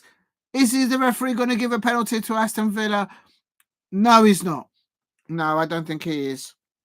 Right. Please subscribe at Diego C. Palace. I'm just having a little munch here because literally I have not eaten. And I've noticed that this watch-alongs, they make you... I've got a bit of liver here with some caramelized onions and smashed potatoes and a bit of leek in there. Just 1 second, please. How do I do this? I don't know how to do this. Can I actually... 1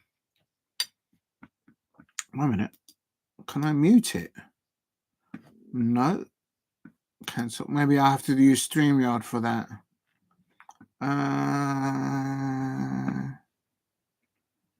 Okay.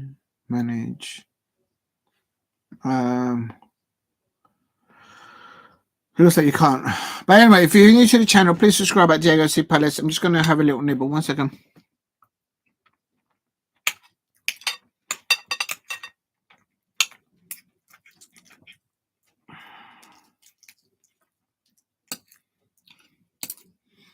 Oh, it's still 85 minutes. Ipswich Town 2, Aston Villa 2 at Portman Road. It is going to be. It's still the same score lines in the WSL in the Women's Super League. Everton women 0, Manchester United women 1. 80 minutes there. Leicester City women 0 in extra time of first half, additional time. Arsenal women 0, West Ham United women 0, Liverpool women 1. And the surprise there is that Arsenal women have not scored against Leicester City women. And Viv for Manchester City, ex-Arsenal player. I don't know why Arsenal let go of her, quite frankly. 1 minute. Just having a little bit of a liver with caramelized onions with some smashed potatoes and a little bit of rice. I've got to eat because I'm like starving. 1 second.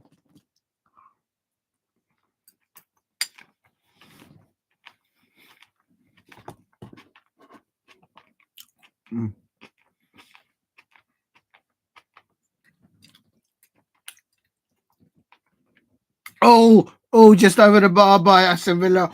The Ipswich Town fans at Portman Road. The sigh of relief, you can feel it, you can sense it. There is always an amazing crowd present. It's an old school stadium at Ipswich Portman Road. It's really old school there, Ipswich Town, and you can feel, you can sense how the home crowd are trying to wear on their home crowd, their players, to just possibly get a win. But my prediction for this match was a Villa win, 2-1, but Villa, Ipswich Town, and I said it in the first half, Delap was their best player in the first half, and what's he done in the second half? Bish, bash, bosh, boom! He scored the second goal for Ipswich Town, bringing him level to Ipswich Town 2, Aston Villa 2. I suppose the City fans, the Liverpool fans, and Chelsea fans, I suppose, up there will be saying, hello, we can have a bit of this. Yeah, Chelsea's up there. Chelsea have found their mojo again with Palmer. Some say that he's the next Dennis Bergkamp. I'll say no more. I don't know. You go and talk to an Arsenal fan if that's true. Hutchinson is taking it. Ipswich has still got the ball. They're looking. They are pinging the balls to see if they can try and get a win here. against Aston Villa at Portman Road. What amazing scenes here happening. It's still the same scorelines in the WSL.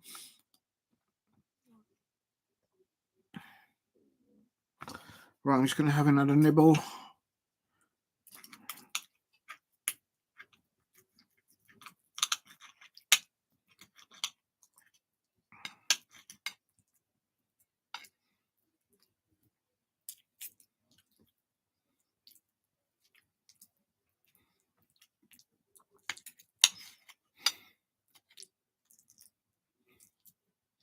I'm just having a little nibble, people out there. Thank you for bearing with me because I'm absolutely starving. I just got to have a little bit. 1 second.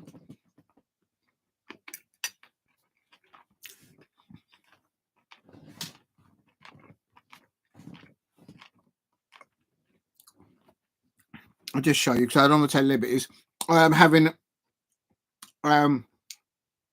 lightly fried liver with leeks with smashed potatoes, caramelized onions, and a little bit of rice there. I've got to have a little bit of nibble. Buendia now on the ball. Ooh. This match can go anywhere. I mean, seriously, the next goal here at Portman Road is going to decide it. I mean, it's absolute scenes. I predicted a Villa 2-1 win, away win. But as I said, excuse me before I choke, in the first half, Delap for Ipswich Town was their best player. And in the second half, he's proven me right. He's doing bits there. Hutchinson Morsey making a run. Oh, the player slipped. He just slipped. Oh, what a time to slip on the ball. Oh, my days. It is definitely, I can confirm, in the Women's Super League, it is. Oh, Elijah! Oh, my God.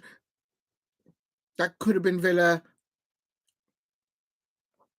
That could have been Villa's winning goal there, but it was palmed away by the keeper. Oh my days! I can confirm in the Women's Super League earlier on, Manchester City women won 1-0 against Brighton women. A late goal in the first half for the Manchester for the first half for the Manchester City women. Viv Medina from Arsenal. She started our player. She was the player of the match for me. Absolutely doing bits there, and basically Brighton Hove and Albion will feel a bit disappointed that they let it slip just towards before half time. Excuse me. Oh, what a tackle by the Ipswich Town centre half on Duran. But also in the WSL right now, 85 minutes. Everton women 0, Manchester United women 1, still ongoing. But here back at Portman Road, this is a head injury, so someone's gone down there. Are they all right? They've got to stop the match. The crowd are getting breathless there, but there is a head injury to some players there. They've got to stop it. But going down back to the WSL, it is half time. I can confirm it is half time. Please hit a like and subscribe at Diego C. Palace if you are new. If you can, the I can confirm that it's half time at Leicester City women at the King Power Stadium. They're playing at the home of the men's side as well because Arsenal have gone there. Of course, big crowd going in there. It is Leicester half time in the Barclays Women's Super League. Leicester City women 0, Arsenal women 0. Now, just going into the lineups, there's been no substitutions, no yellow cards.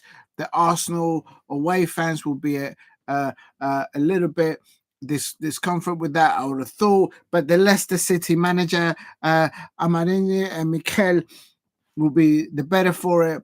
And the Arsenal manager, I expect Jonas Edvidal, would not be happy with the state of affairs there because Arsenal are being held by the Leicester City women. That most pundits are saying that Leicester City women and Crystal Palace women will be the most likely to go down. That is what I've heard before the WSL kicked off, the Barclays WSL kicked off this season. I disagree with those pundits. Of course, respect their opinions. But Leicester City women are holding Arsenal women to 0-0 at half-time at the King Power Stadium. At West Ham United, it is currently half-time as well. West Ham United women 0, Liverpool women 1. It's half-time there. Back to Portman Road, last minutes of the match. It is in additional extra time. It's still 2-2. Ipswich Town 2, Aston Villa 2. Good challenges by the Ipswich Town players. They are throwing bodies, not one, but 2 bodies to prevent the Aston Villa from creating anything upon them. And it is 2-2, about 2 minutes into additional extra time. But I think they've got, how many minutes did they say they're going to play? I don't know.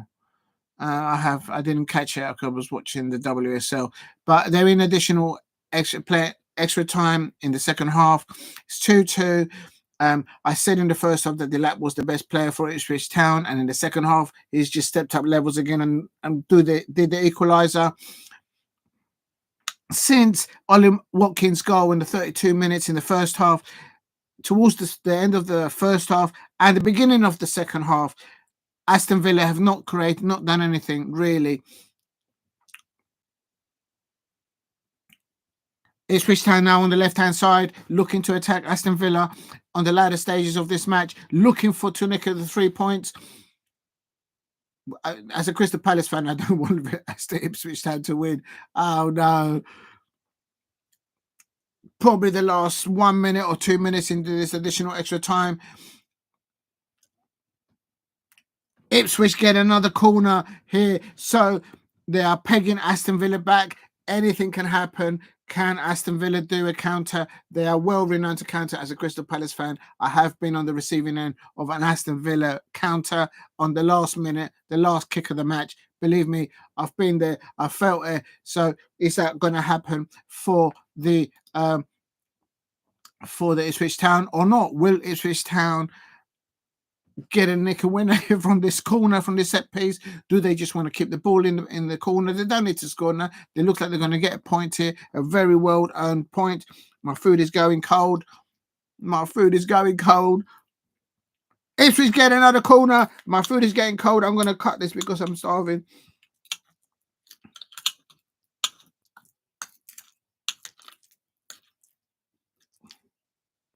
One minute.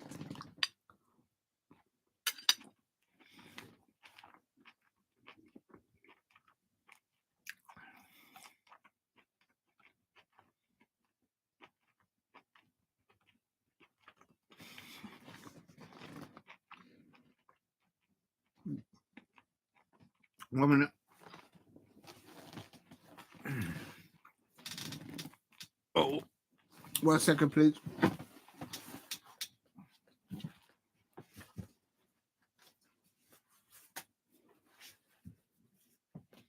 What's doing with it?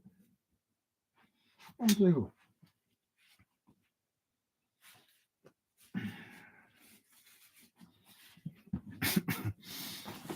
Sorry about that. I have to get the door. Please subscribe at Diego C. Palace. Big up to you, Steve. Sorry about that, Steve. Or anybody else in the chat had to.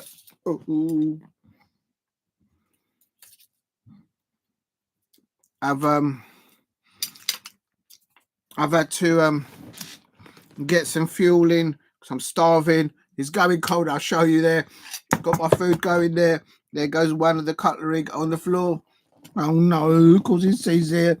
I can't use that now. But it is. Oh, it's all going wrong. My food is going cold. It's all happening. It is still 2-2 here at Portman Road. In the last minute of the match, it is about.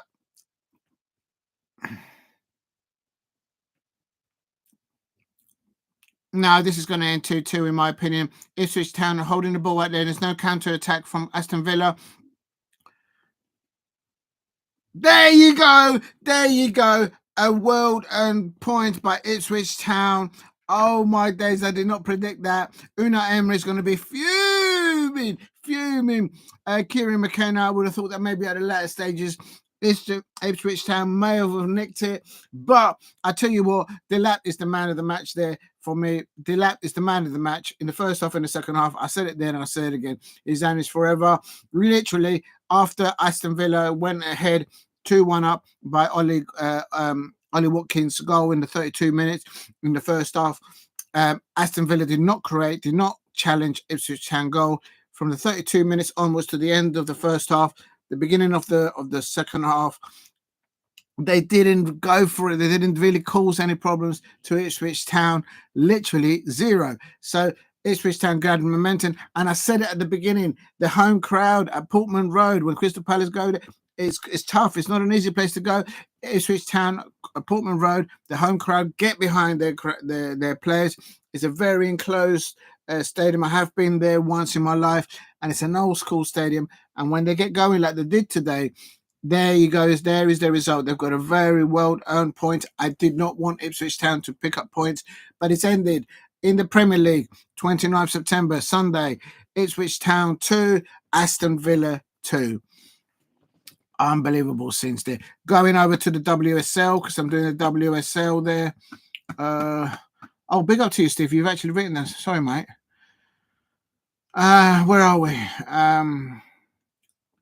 Wow, Steve. Sorry, mate. I've been eating and I've been not paying attention. Best of Spurs for you aware. Villa will feel this. They should win. Yeah, I agree with you, Steve. Villa will be aggrieved to this, that they haven't won. Yeah, I agree with this one. It says be hard for Villa to repeat last season to get top four, especially with Chelsea improving and other teams far ahead. Yeah, it's going to be a tall loss. But, I'm wondering if Unai Emery will be keeping an eye on, a real good eye on the Champions League that they're in. He's won cups in Europe before. He's won things. So we'll see how it goes with that, with Villa, with Unai Emery in the Champions League.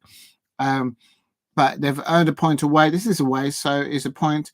But on paper, you'd think that Aston Villa would have got the 3 points at Portman Road, but they didn't. It's good to see if you do 3 games watch-alongs, you do it one at the same time without ending the stream and then uploading. You stay on for a long time. So we'll do that watch-along and do one. All right, so he does the different one. Yeah. Basically, I'm just doing one and I'm sitting through the whole thing. I'm pouncing about here and there with the end one here and uploading another one. I don't know how it all functions like that, but so I just thought, just stay with one. And so, thanks for reminding me, Steve. So, if there's anybody out there new, thanks for that comment, Steve. That's a good one. They're all great, yours actually. But today I've covered, first of all, Glasgow Rangers 1-0 win at Ibrox Stadium. They won 1-0 against Hibs, Hibernian, and Hibs could have scored an equaliser just before half-time, but the penalty taker just did not look confident. He didn't take that penalty confidently, but he ended Rangers 1, Hibernian 0 in the end.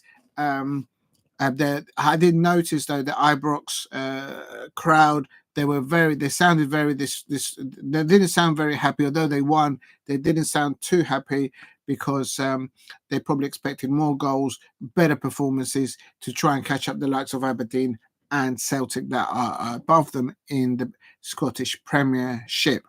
Now, also, I'm covering the Women's Super League, where earlier on today, Manchester City women won 1-0 over Brighton Hove Albion women. Brighton Hove Albion just couldn't hold out in the first half, and they conceded one right towards the end of the first half. Manchester City fielding the likes of Viv Medina, from ex-Arsenal, also Brighton Hove Albion featuring Frank Kirby, of course, Chelsea, and Nikita Paris from ex-Manchester City. But it wasn't to be. Manchester City women won 1-0 over Brighton Hove Albion women 1-0.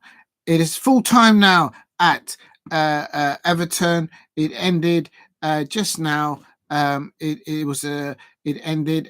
They played at Walton Hall Park. Everton women 0, Manchester United women 1. An early goal from Grace Clinton.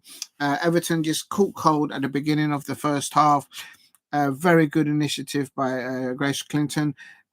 Scored for Manchester United, so they secured their first win in their Barclays Women's Super League campaign. It is going to be very interesting. I thought the scoreline there was going to be a lot more. So Everton women did very well, but they couldn't get any points from their first home match. 1 minute. Also featuring in the Barclays Women's Super League, Leicester City now. It is still after the playing now. The second half has just started. It's Leicester City 0, Leicester City women 0, Arsenal women 0. I'm just going to click into this to see if they made any halftime substitutions. I don't think they have. I haven't seen or heard anything. No, they haven't. Both managers, Amanda Mikel for Leicester City and the Arsenal manager Jonas Idvidal, they have not made any changes. Arsenal are doing, I presume, a 4-4-2 with Dumbram Salah in goal, of course. Their captain, McCabe, Codina, Wilben Moy, and Fox in the back four. In front of them in the midfield, packed up, is Ford, Hawaii, Cooney Cross, and Mead. And then up top, I think they're going for, of course, Russo and Manum. So very strong lineup, but they've not been able to break down the Leicester City women's starting lineup. And they've done well. They've done well. The Leicester City women, women, and they're still, for some reason, the West Ham United women, they are 0 up against Liverpool women. It is an early goal for the Liverpool new signing Smith, early doors in about 7th minute, an assist by Hung, and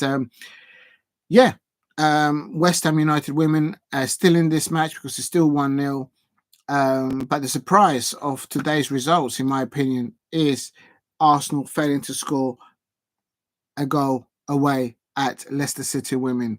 For me, as a neutral on that one. Later on, there's a 4:30 kickoff between Aston Villa women versus Tottenham Hotspur women at 4:30. If you're new to the channel, please subscribe at Diego C. Palace. Drop a like, share it. Please try to tell people as much as you can out there that I'm doing content creating in live streaming as well. Something about my 5th or 6th one actually I'm doing at the moment. So, right, this one is ended. So now I'm going to go to, oh my God. Let's have a look.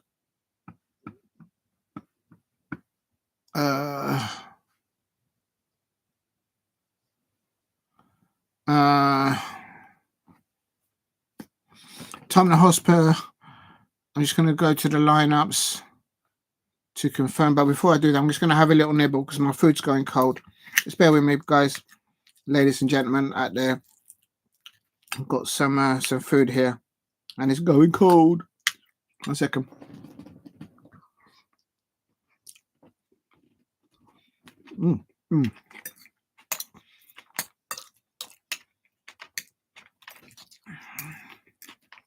One of you interested there, I'm just having some liver, lightly fried, with smashed potatoes with leeks, caramelized onions, and with a little side serving of rice.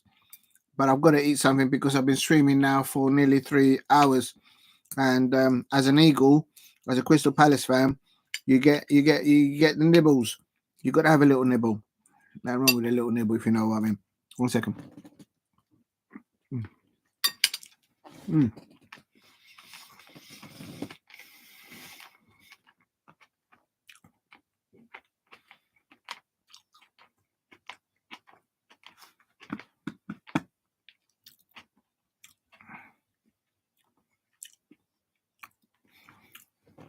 I just need a drink.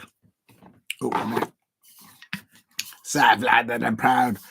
I'm wearing my Crystal Palace women's winning champions top from the 23-24 season that you can see. I'm doing it in support and showing love to the Crystal Palace women's coaching staff and the women. We've had a tough 2 start matches of the season. Stay strong. Hope you're having a wonderful Sunday day off. And during the week, get back in training and do your thing. The results will come. The results will come. Crystal Palace women, the coaching staff, and the women. And this thing is not opening. I need to fill it up. A second.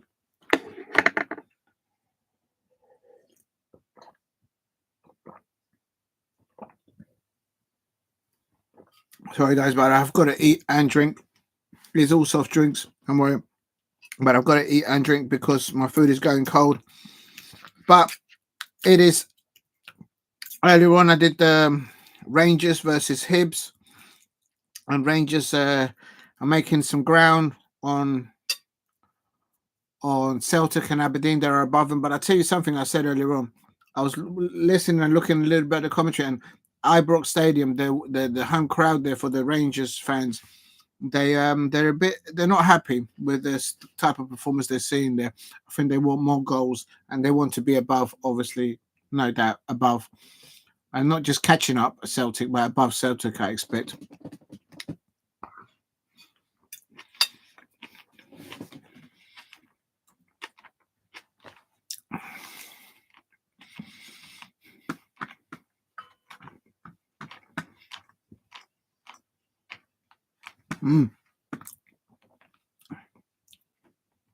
Thank you, Steve. Big up to you. Right, let me go into your comments. I'm taking liberties here. How to be challenged to repeat the last season, especially Chelsea improving other teams ahead. We've done that one yet.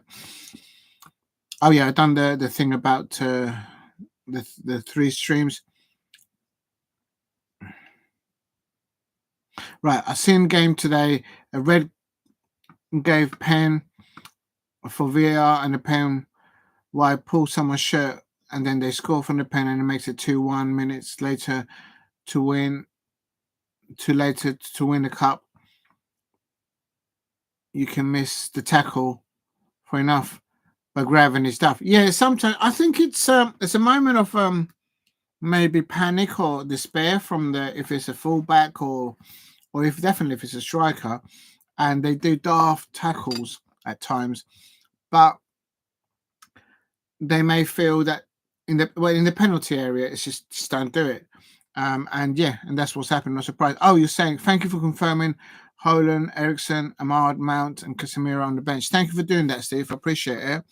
Just going over to the substitutes. Yes, Baniol, Casemiro, Eriksson, Diallo, Evans, Mount, Lindelof, Holland. So he did make it. So I thought, and Anthony are on the bench for Manchester United. I'm going to do the lineup for Manchester United. In goal, Manchester United, they've got Onana in goal. They've got a back 4 of Diogo Dalot, Lisandro Martinez, Delit, Honora and Mazuari. That's the back 4. In the pivot, they've got Ugarte and Maino. That's what Erik ten Hag has gone with. To the left of them, in front, they've got Marcus Rashford. Behind, just in front of the pivot, they've got the Bruno Fernandes, the captain, and Garnacho to the right, I suppose.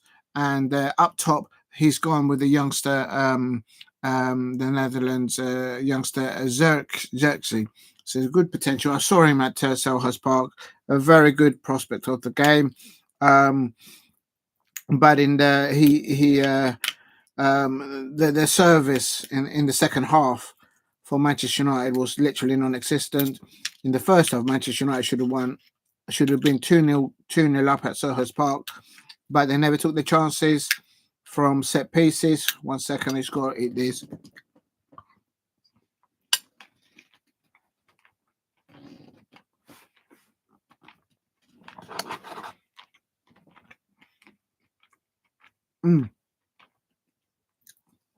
for Tottenham Hotspur. I knew it. Madison's in the lineup. He did not start against Karabag. Please go and watch the watch along of the Karabag Tottenham Hotspur versus Karabag. I had predicted Tottenham Hotspur to win 3-0, and they did win 3-0. The Tottenham lineup for Angers, Postecoglou, Vicario's in goal.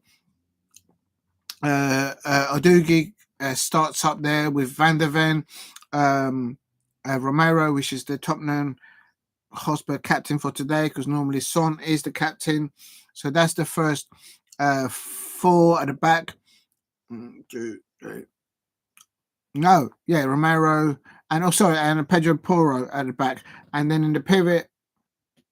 Not really in a pivot. They've got Madison, Banneker, Kuleweski, like in the midfield, in front of the back 4, and then up top they've got Timo Werner, Solanke, and Johnson. So I think it's for me for this match, Steve, or anybody else out there, it's which team settles in first. They're at Old Trafford, but what type of Manchester United team will turn up at Manchester United Old Trafford? I have no idea. Go and ask a Manchester United fan. They'll tell you who's going to turn up today, who's not going to turn up today in their side. And for me, although Son is not playing, this will be a good opportunity for Timo Werner to make a case for his side, for his place.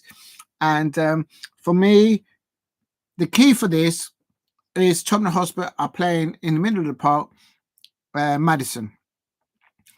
If he's given time and time on the ball to seek out light, to play out wide to the likes of Solanke, Johnson, or Werner, Manchester United are going to be in trouble, and vice versa.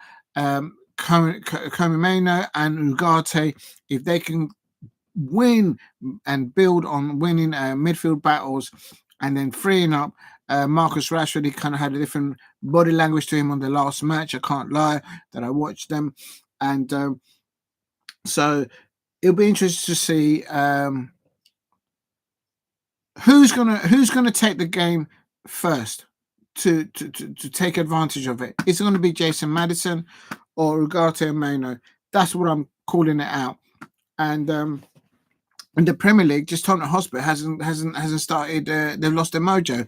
Arsenal women have just scored. I've just seen it. I knew that they would score, and I've got to go in the Barclays Women's Super League.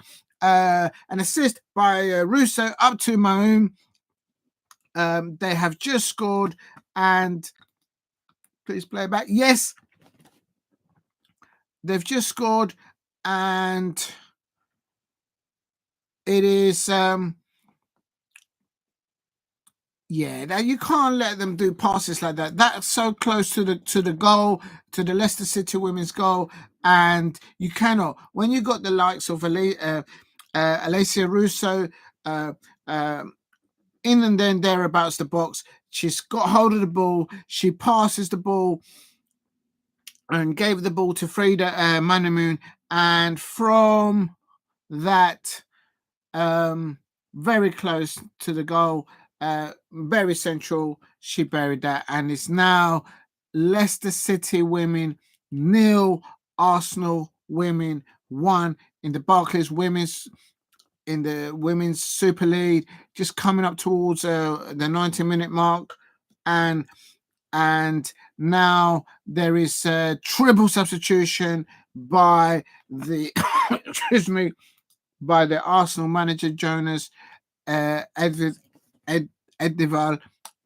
I'm just going to put my hands up there. I don't like him. He just comes across to me as annoying. I'm going to put it that way. I just don't like him as a manager. But anyway, it's just me. But basically, he's now done a triple substitution just before the hour mark, and the goal scorer has come off. Freda Maun, she's come off, and Blackerstein has come on for her.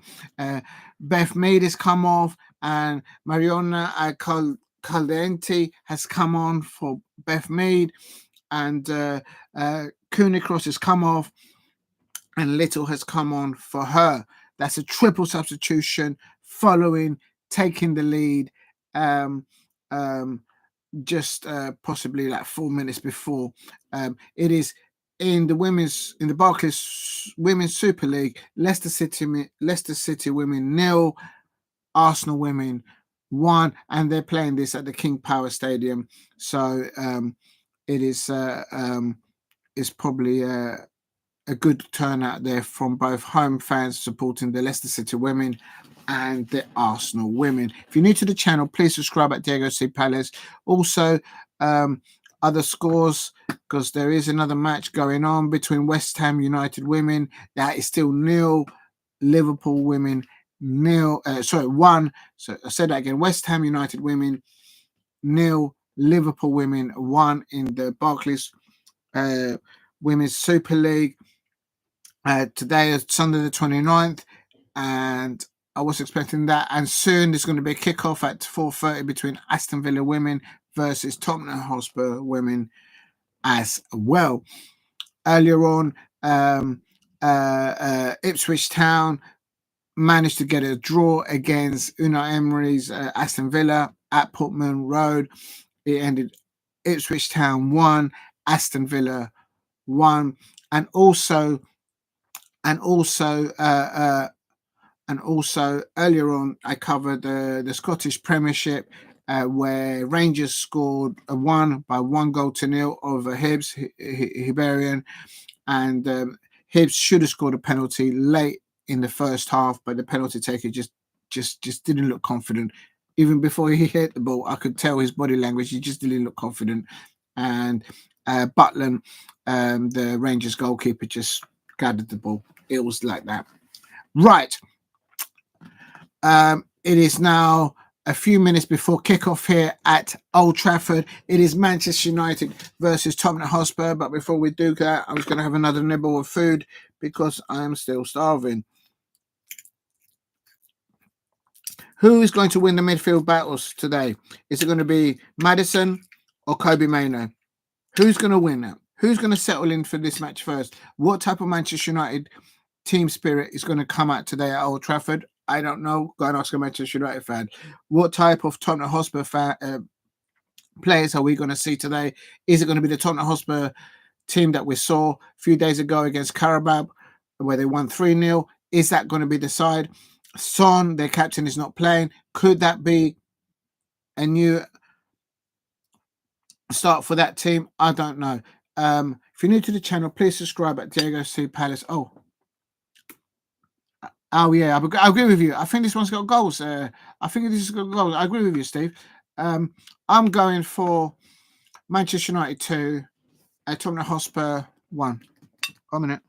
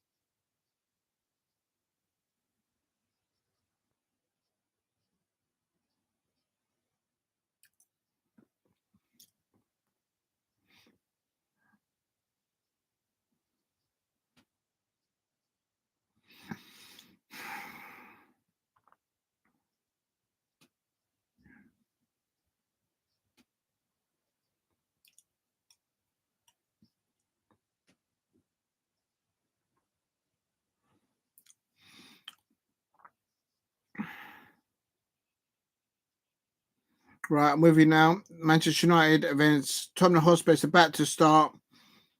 I'm just like doing multitasking here. I can't do that. That's not working. Right, here we go. Let me just put that down. Big up to you, Steve. Big up to anyone in the chat that's joined. This is my triple watch along of Scottish Premiership football, women's Barclays Super League football, and also now in the Premier League, Tottenham Hotspur are about to kick off against Tottenham Hotspur. What type of Manchester United team spirit are we going to see at Old Trafford?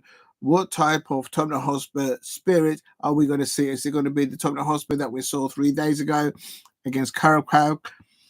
They win 3-0 there. We'll see. We'll find out what's happening. Son, their captain, is not playing. And so it's going to be interesting. In the women's WSL today, earlier on, Manchester City women ended 1-0 over Brighton women.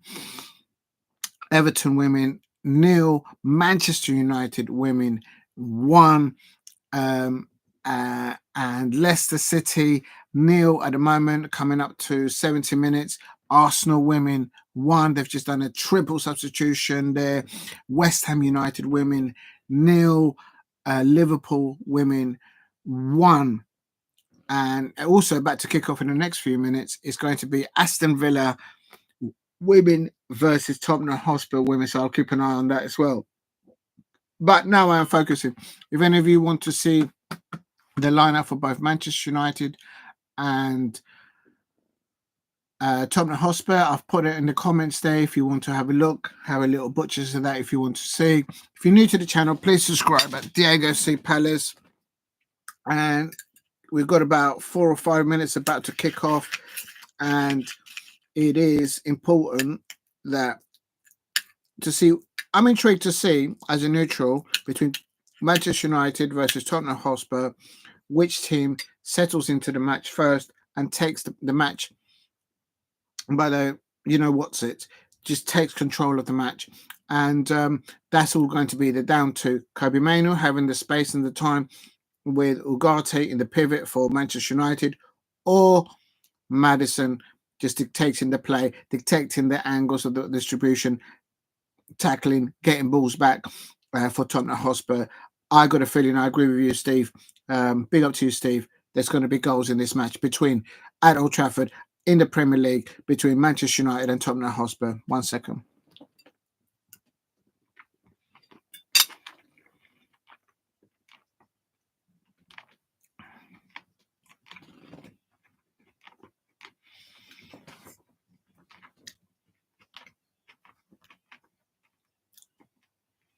The teams are in the tunnel at Old Trafford.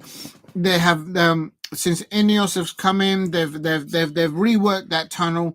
They haven't just thrown a little bit, a splash of paint. They've actually redesigned the tunnel for Manchester United players and the away players that come out of that tunnel. It looks all poshed up, all tightened up. And for me, the players are coming up, both, in my opinion, Manchester United and Tottenham Hotspur have not really kick-started their season thus far at their levels, I suppose. I'm a Crystal Palace fan, and believe me, at my Palace, we certainly haven't done that. I'm just pouring my drink for the match. If you're new to the channel, please subscribe at Diego C. Palace. The kickoff here at 4:30 is going to be between Manchester United and Tottenham Hotspur. Coming up. Better not spill this. South London.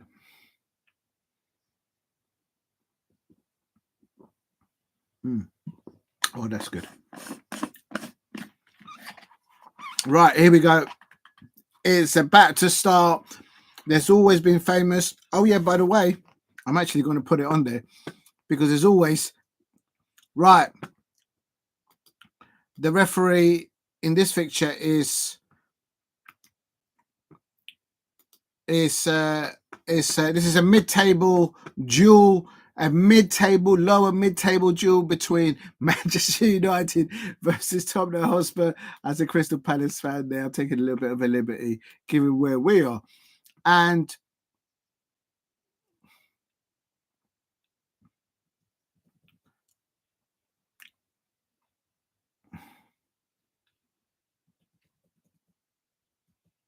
I tell you what, whichever manager loses this match, there's going to be immense pressure. And I'm just putting here in the chat because I know we're all going to be looking at it, and it's going to be absolutely crucial things. It's going to be 1 minute. Oh.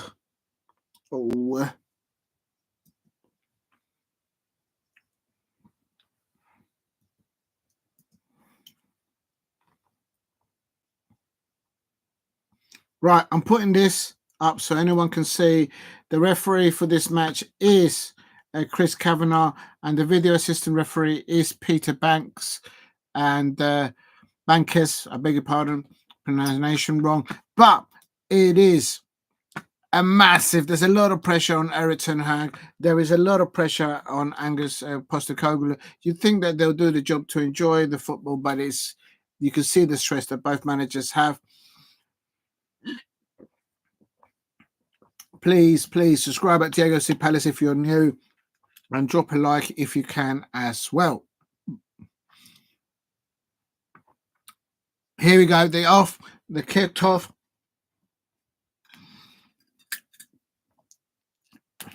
The Tottenham Hotspur players are delaying the kickoff. And while they're doing that, I'm going to take another nibble of my food because I'm starving. I've been streaming now for 3 hours flat.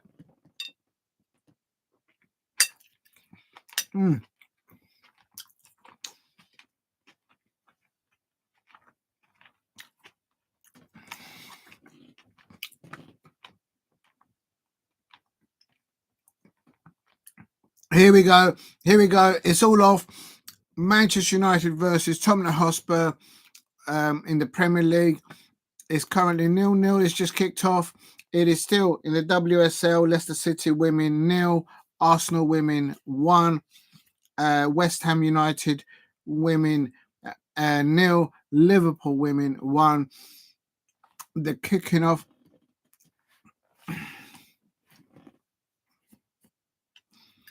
And what is going on here? Absolute scenes. The weather is kicking off at Old Trafford.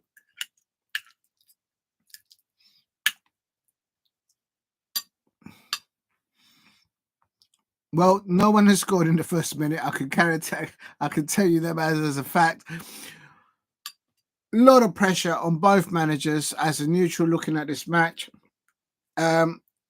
Whoever scores first, the cameras are going to point at the manager of the team that's just conceded, and you can just write the headlines from that. Real talk. 1 minute.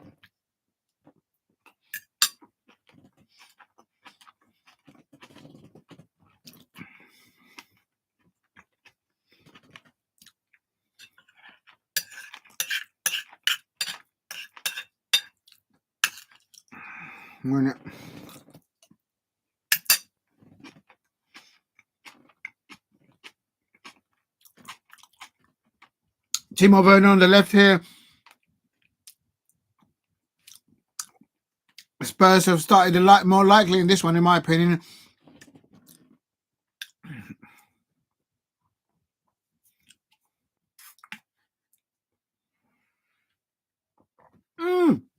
I've just seen a clip. The TV has just shown a bit. Wayne Rooney's in the building. He's in the building.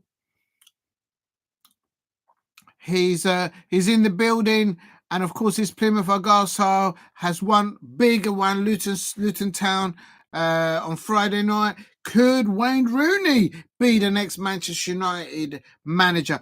But here we go. Oh, in the area. Oh, he's in. He's gone. I told you. What did I tell you? What Tottenham Hotspur fan are we going to see? Brendan Johnson has just scored. It is Tottenham Hotspur 1 at Old Trafford. And the absolute scenes. The cameras are pointing at Erik ten Hag. What is going on? Absolute scenes. And I told you which side will grab this match by the you-know-what's-its.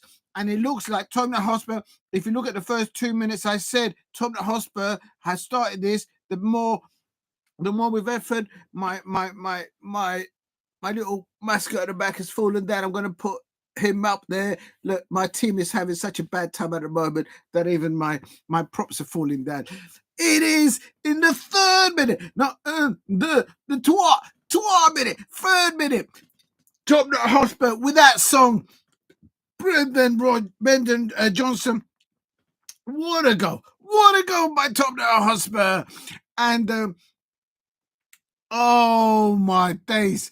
Oh my days. This could turn ugly for Manchester United if they don't defend right. And I'll tell you something, Brendan Johnson, he's on fire. That man is on fire in front of goal. He has no fear. He has just scored for Tottenham Hotspur. Angus Postecoglou on the touchline, looking steadily on his players, probably asking them to concentrate following having just gone a goal up at Old Trafford against Manchester United. Oh, and here we go. It is absolute sis. Yeah, I'm not surprised to hear that, Steve. Send her some love, but don't get in trouble.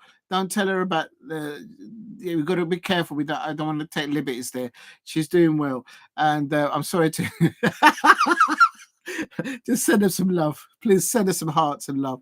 She probably knows what I'm doing or not. I don't know, but just send her some love. She's brilliant, and big up to Alice. Always tier 1 content creator out there. But at the moment, her team, Manchester United fans out there, what is going on with your team? It is Tottenham Hotspur 1, Manchester United 0. And I called it. I said it in my before this match started. I said, which type of Tottenham Hotspur team is going to turn up? What a start to this match. Mickey van der Ven, the man powers through. He has no fear. And Brendan and John. And what a goal by Tottenham Hotspur, and Manchester United are in serious situation here. Brendan Johnson,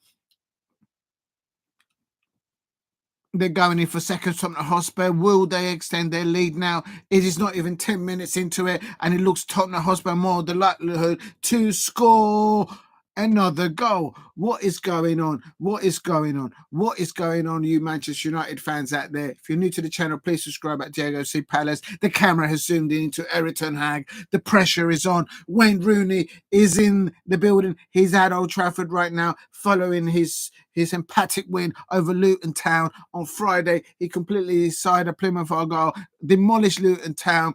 Manchester United struggled against Luton Town last season. Could Wayne Rooney be the next manager at Manchester United?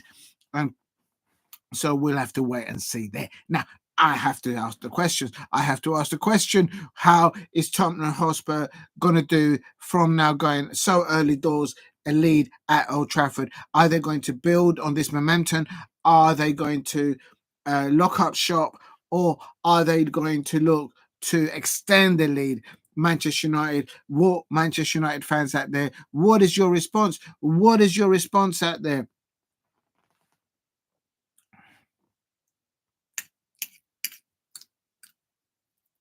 Hold on, I just got to eat something.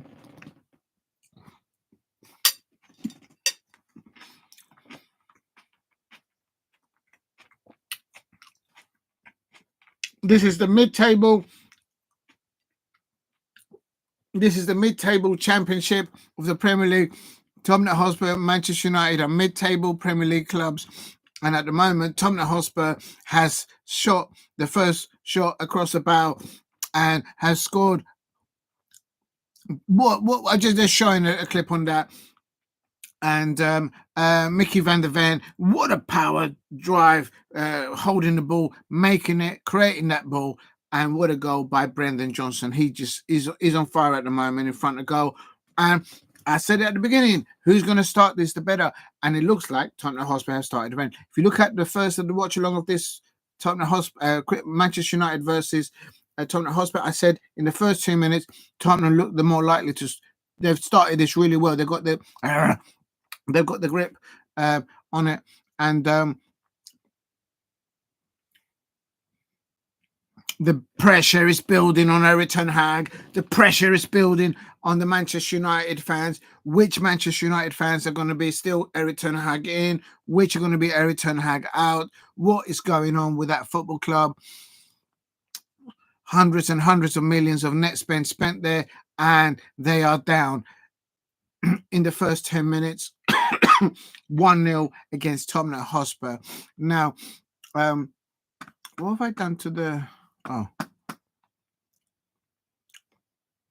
Brandon Johnson scoring the first goal for Tottenham Hotspur, and Mickey van der Ven, power drive, possession drive, holding the ball, driving the ball, and linking up with Brendan Johnson and Tottenham Hotspur taking the lead on 10 minutes on the 3rd minute, not the 10 minute, on the 3rd minute.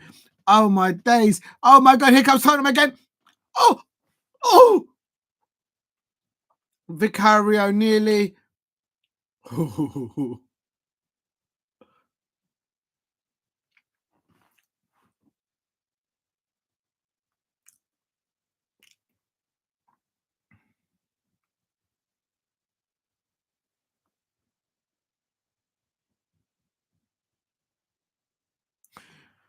It's all Tottenham Hotspur at the moment. I don't think Manchester United have been anywhere near the penalty area of Tottenham Hotspur. Tottenham Hotspur have come out there like they've just come off the pitch against Karabakh in Europe a few days ago. They look more of a unit, more of a team. Manchester United fans are going to have a stewardess inquiry. What is going on there? Why haven't they started this match well? They're at home. They're not away. They're at home. You'd expect that they're there. Please hit a like and subscribe at Diego C. Palace if you're new. Trying to get to 2,000 subscribers. This is currently Madison. Oh my God, it's not cleared yet. Unai's just made a save. That all created by Madison.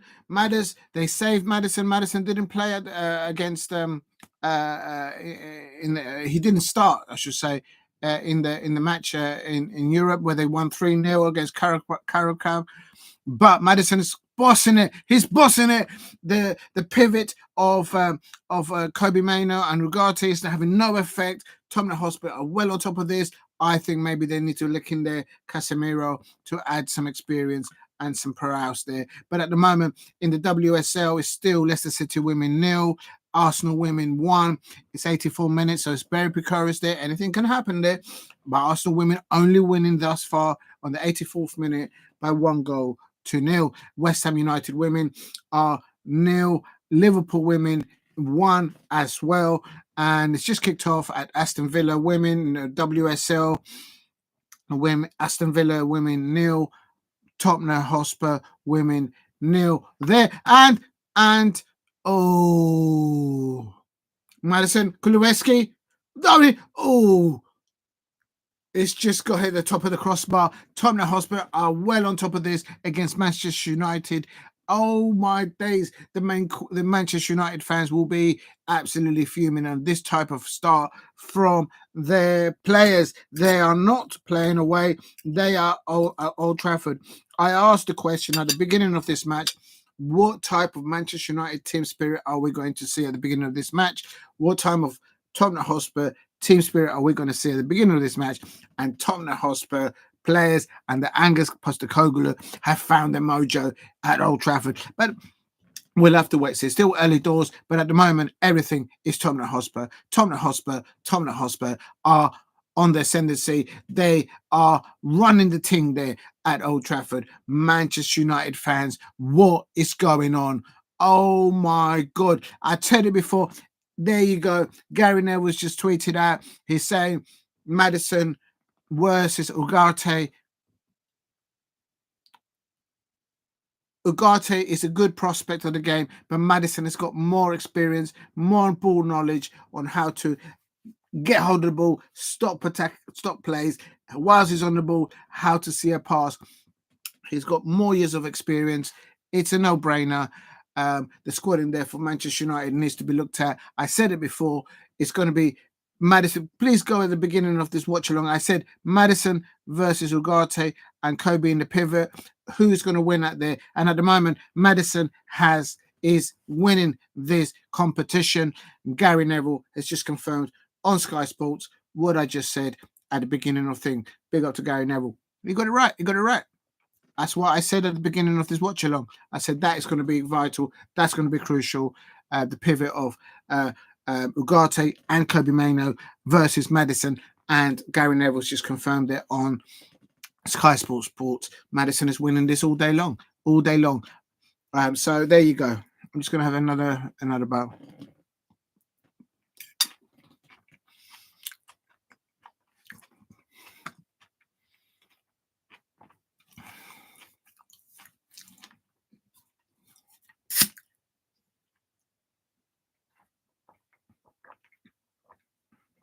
Please subscribe at Diego C. Palace.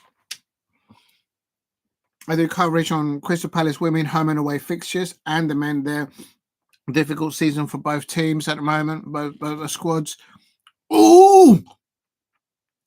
Vicario there. Got the ball there well.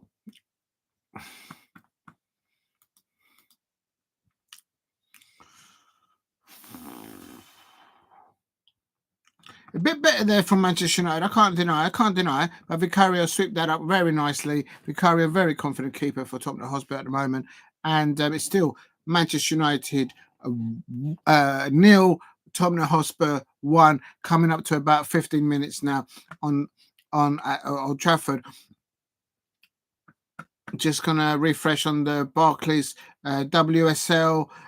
It is still, it's coming up to about 89 minutes. Leicester City women 0, Arsenal women 1, West Ham United women 0, Liverpool women 1, Aston Villa's just kicked off, Aston Villa women 0, Tottenham Hotspur women 0. Now, and earlier on, Everton women, they lost 0. They got 0, and Manchester United 1. And Manchester City, they won 1-0 over Brighton Hove and Albion women in the Barclays Women Super League. It is still 1-0 here at Old Trafford between Manchester United and Tottenham Hotspur. A bit better now from Manchester United. Bruno Fernandes starts to get in on the ball, giving out the ball at wide to Xerxes, but Tottenham Hotspur, the keeper there, wrapping things up very easily indeed. There is a lot. I'm hearing it. And Tottenham Hotspur fans are probably away fans at Old Trafford, and I've been there many a times. When we get on top of the momentum, you can sense that the home crowd at Old Trafford, and I can sense it, I can hear that every time that Marcus Rashford doesn't read the ball or gives the ball away, simply there's groans like, oh my days, what is he doing? What's happened to their player, which seasons ago was very good for them, in Marcus Rashford? So he's not up to it. His body language is all over the place at the moment. I thought in the last game he improved, but here we go. Pedro.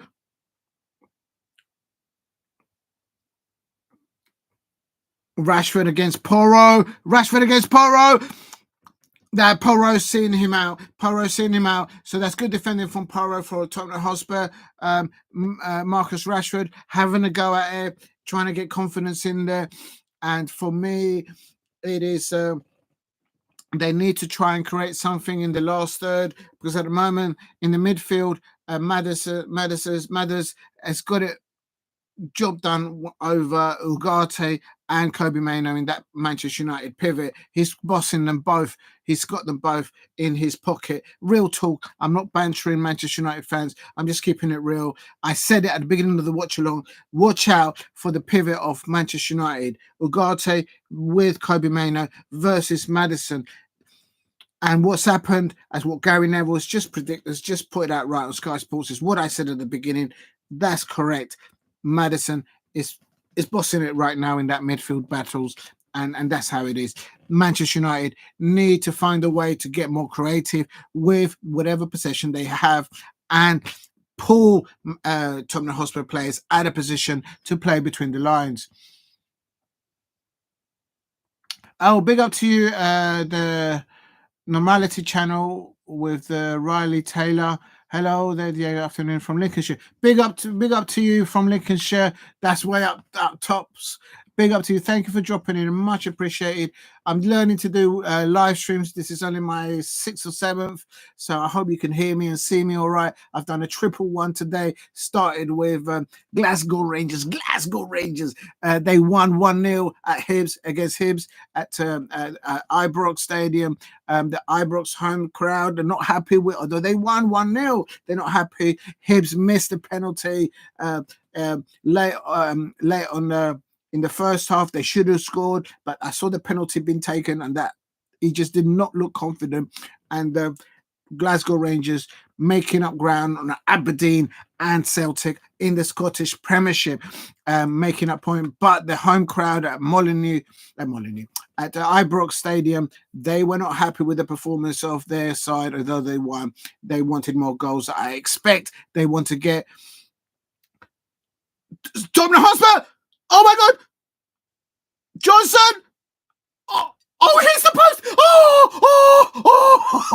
Oh! Tottenham Hotspur's just hit the post. Brendan Johnson is on fire. The man is on fire.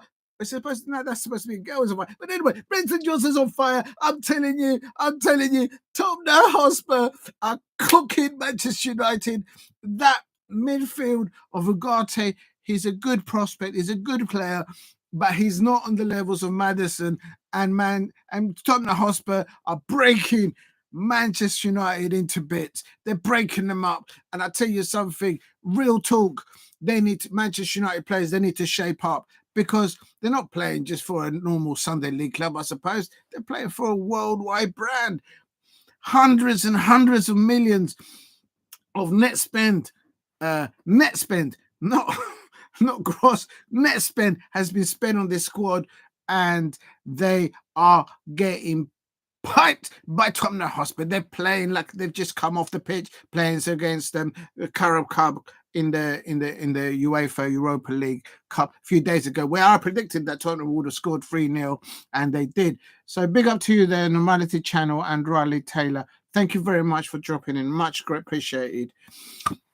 Now, it is still just gone over 20 minutes. It is still Tottenham Hotspur leading, Manchester United 1-0. I'm quickly going to go over to the WSL there, where it should be coming up to full time, and it's still West Ham United women have equalised. I've got to go to this. Oh my days, the absolute scenes. Ueski on 85 minutes has equalised for West Ham United women. And Liverpool women are on 1. I did not see that coming. I can't lie. I did not see that coming. That changes everything. So West Ham United women have picked up. Looks like they might go on to pick up a point, but it's still Leicester City women 0, Arsenal women 1. So anything can happen there as well. Can you imagine the scenes? Can you imagine the scenes and the reactions from the Arsenal fans if they concede a goal at the King Power Stadium, where they're playing in the women's Barclays WSL? Leicester City women 0, Arsenal women 1. They're in additional extra time of the second half, and here he comes. Cerny. Vicario saves. Cerny, chance on goal. I think that might be the first time that the Manchester United have gone on the one-on-one against the goalkeeper, and it could be the second one. But good save by the Tottenham Hotspur keeper. At the moment, Tottenham are literally playing with 10 men. Someone is down, and good save by Vicario from Cerny. Oh my days. Now Manchester United are starting to wake up 20 minutes into the match. Their Manchester United fans are probably saying, why do you start like that? Why did you start the match like that? Because now it's end-to-end now. It is a full-on end-to-end kind of competition now. Both players have now warmed up, but Tottenham Hotspur players started from the ascendancy, from the referee, from the whistle, first blow first.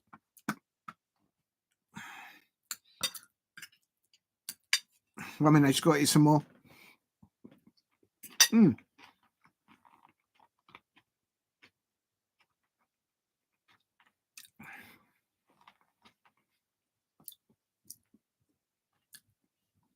It's still Manchester United 0, Tottenham Hotspur 1, and it's 24 minutes into it.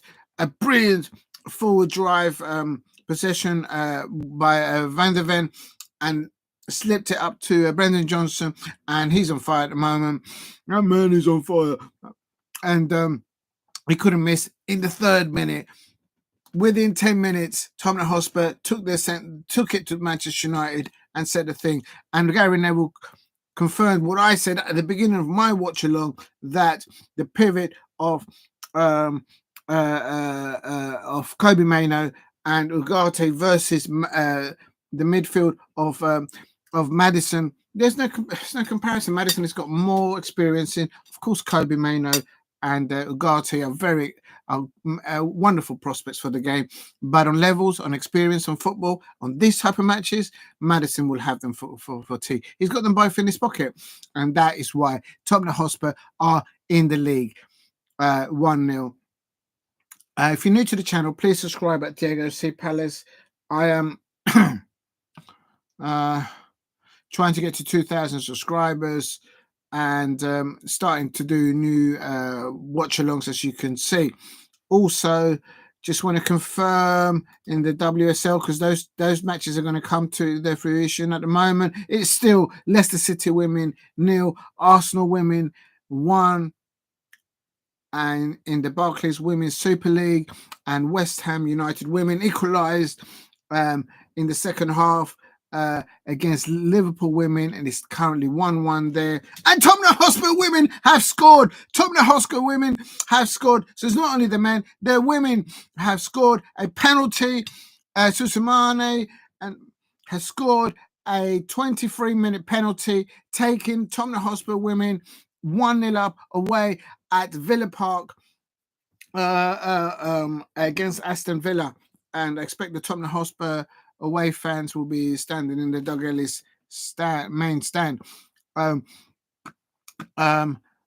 is Tottenham Hotspur women 1, Aston Villa women 0 in the Barclays Women's Super League, coming up to 30 minutes there. In the Premier League, it is Tottenham Hotspur men 1, Manchester United men 0 point, and they've been taken to task. They've been taken to task. This is the camera zooms into penalty area here. Johnson. Mazouari managed to get an interception there. If Mazouari had not been able to intercept that attempt, that would have been Tottenham Hotspur men 2-0 at Old Trafford. Oh my days. Manchester United fans, what is going on with your football club? I mean,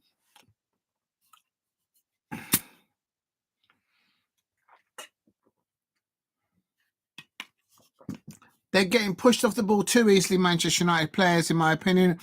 It's like men against boys that there, literally. And I tell you something, the camera's just zoomed into Erik ten Hag, and the pressure's on. Wayne Rooney of ex-Manchester United is in the stands. He's just piped Luton Town for his Argyle on Friday. Massive win for him. He's turned it around there. Could he be on the cards? Could Wayne Rooney be on the cards to be the next Manchester United interim manager, perhaps? Who knows? Who knows? But he's there watching from the Manchester United Old Trafford crowd there, and it's still Manchester United 0, Tottenham Hotspur 1, and Tottenham Hotspur have taken this game by the horns, and they're running the thing. In the WSL, in the Barclays WSL, the Tottenham Hotspur women are winning away at Villa Park 1-0 as well. I'm just going back. The Leicester City match is still Leicester City women versus Manchester United. I beg your pardon. In the Barclays Women's Super League, it has finished Leicester City women 0, Arsenal women 1 at the King Power. So that is a full-time result there at the King Power Stadium. And it has ended in the Barclays Women's Super League. West Ham United 1, Liverpool women won. That's a surprise. I thought Liverpool women were going to win that convincingly, but they did not. So there they are. Now back to Old Trafford here. Absolute scenes. Let me have a look as it stands. Manchester United dropping as it stands right now to 11th. Tottenham Hotspur making ground now up towards 8th as it stands above Brighton, Hove and Albion. Yes, because someone just keep beating Brighton, please. Oh!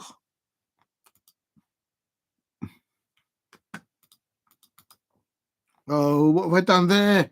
No! What happened there? I just froze the whole thing. Oh, that's so annoying. What do I do now then? Do I do it like that? Oh, maybe I got to press that one. No! I'll just shut it down. Oh, here we go.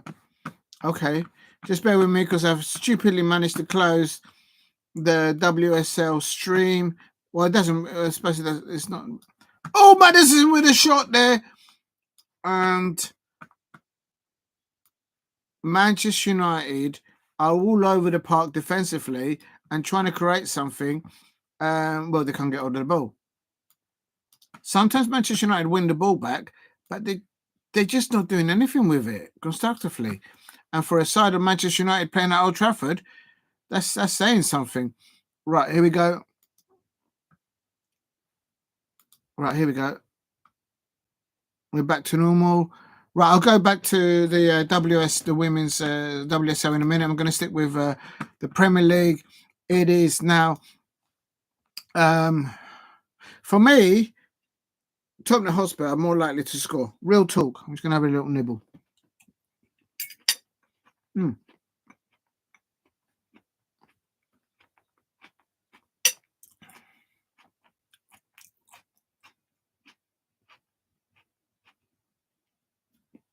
They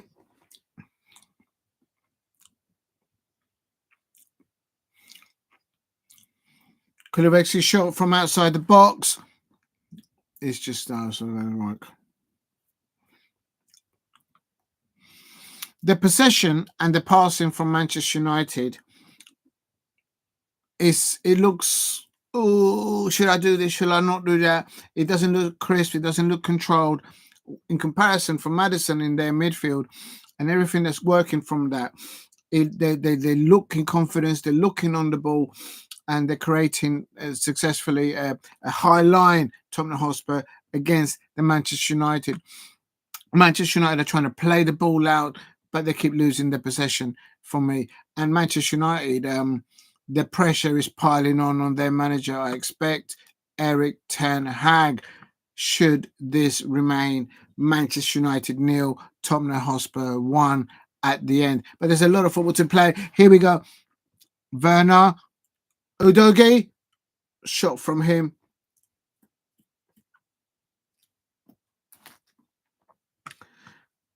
Good pressing from Tottenham Hotspur. Now they've got a corner. So for me, Manchester United fans, all you could hear in the background from what I'm doing here is the Tottenham Hotspur fans at Old Trafford, the home crowd at Old Trafford, the Manchester United fans there. They must be fuming on their levels as to what they're seeing right now. Please subscribe at Diego C. Palace if you're new. I'm trying to get to 2,000 subscribers and drop a like if you can. I mean, oh, that just went wide. Oh, my days. Romero, about 5 to 10 yards out, nearly extended the Tottenham Hotspur lead. That could have been Tottenham Hotspur 2, Manchester United, big 0. And I tell you something, Romero nearly just scored the second goal there for Tottenham Hotspur. Oh, from a set piece. Manchester United are vulnerable on set pieces. I can't lie. Real talk. Oh, my days.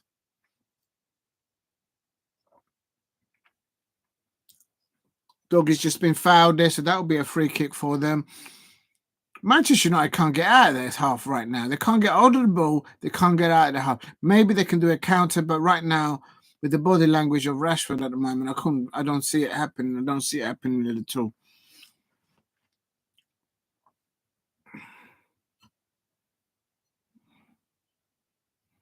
Unbelievable scenes.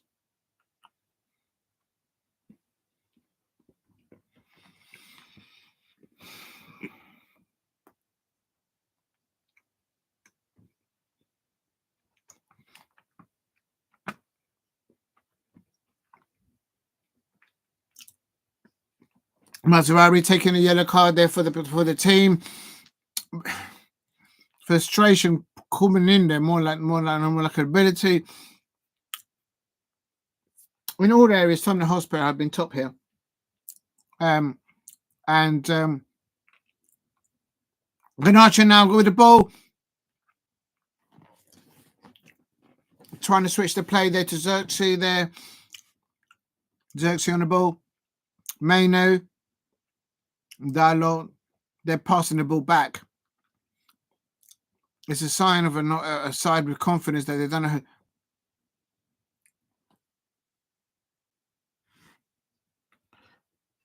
It's a goal kick.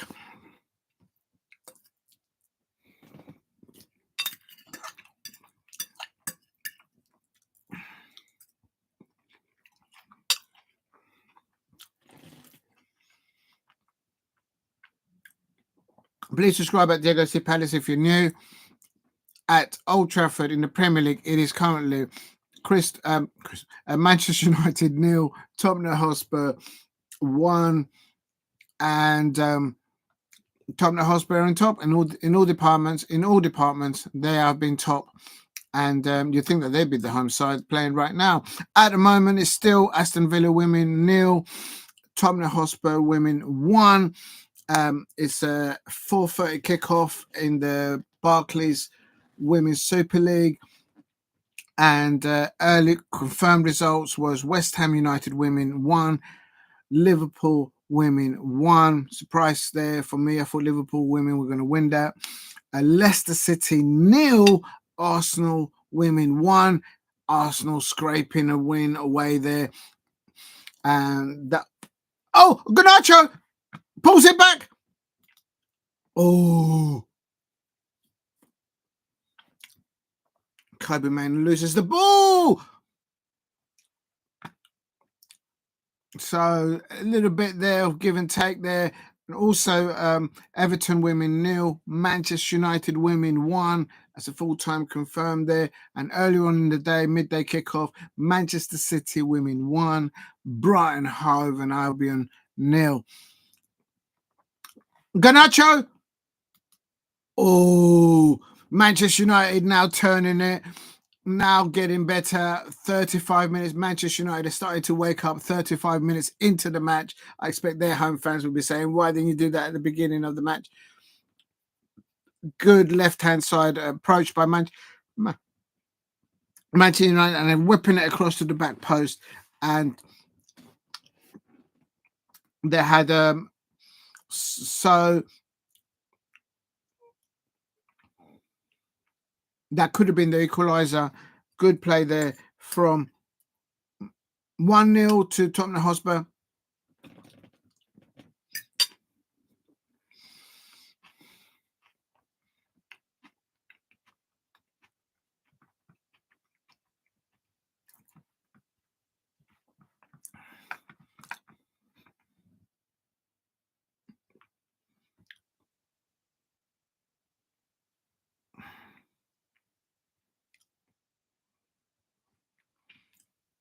Please subscribe at Diego C. Palace if you're new.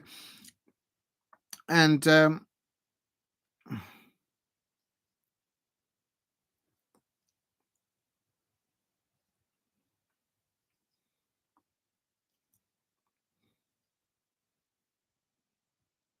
Kulusevski. Oh, 1-1 on another. Tottenham Hotspur could have been 2-0 up there. Oh, my days.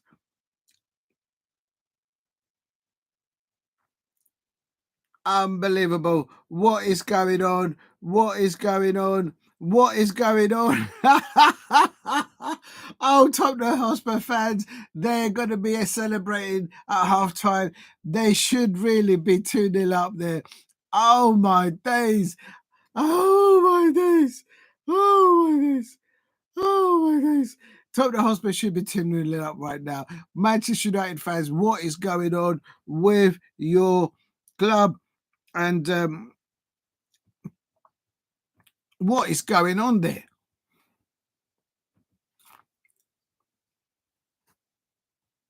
One minute.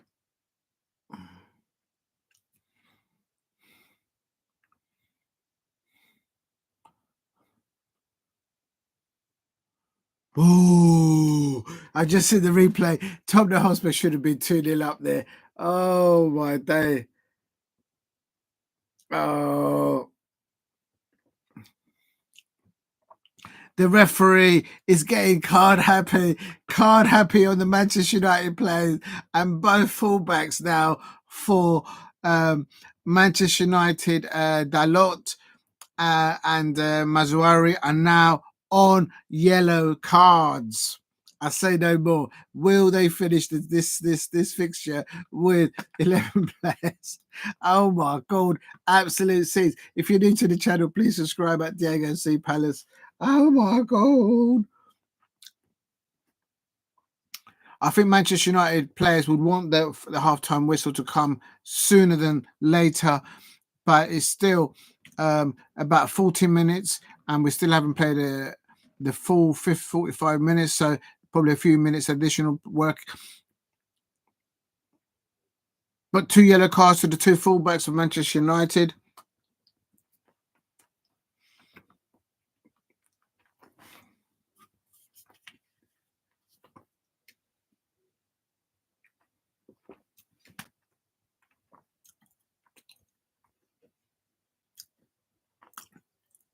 Manchester United now on the break. Romero's just lost the ball. Oh, they don't go forward. He just holds the ball up. Why didn't he play the ball forward?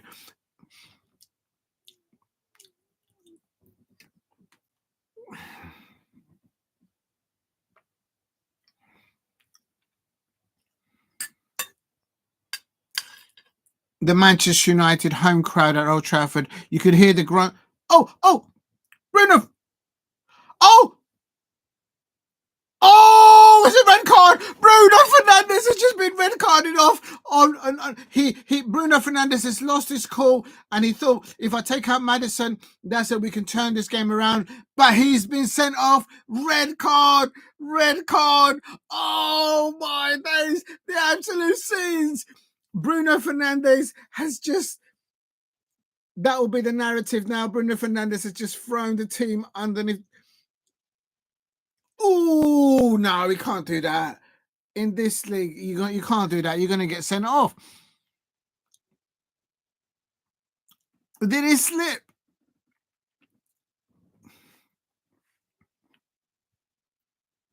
That's a straight red card.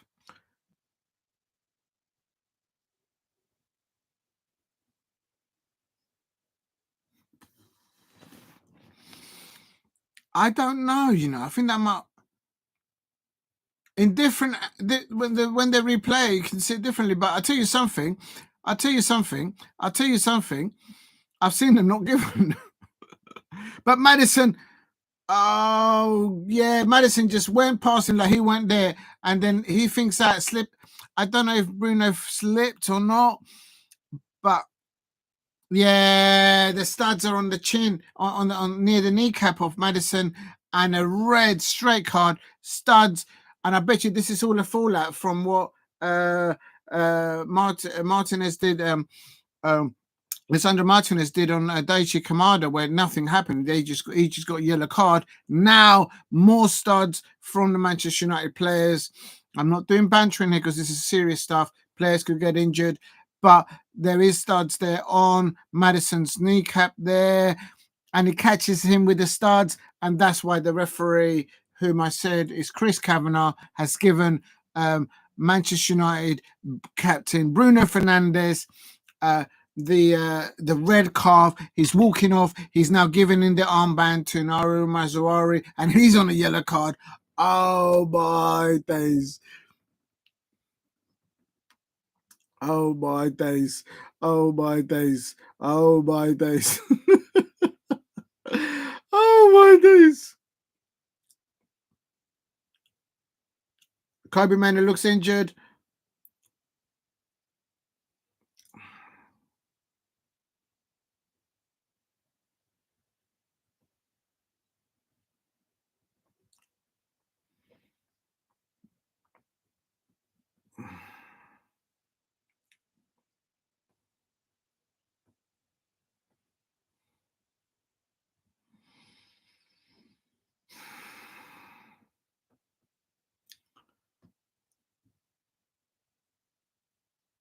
This is ridiculous.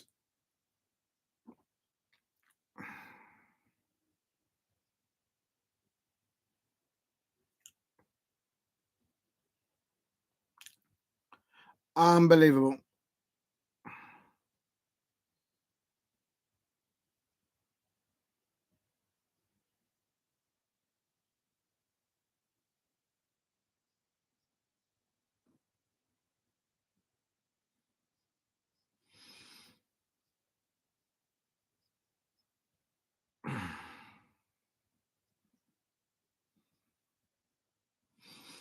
Unbelievable. Unbelievable.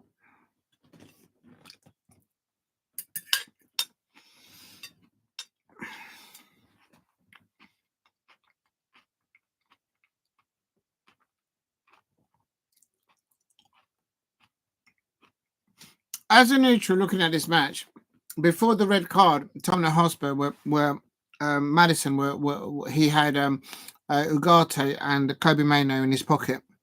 As a neutral, that's how I see it. Injury time going on, 5 minutes to be played. For me, as a neutral watching this match, before the red card,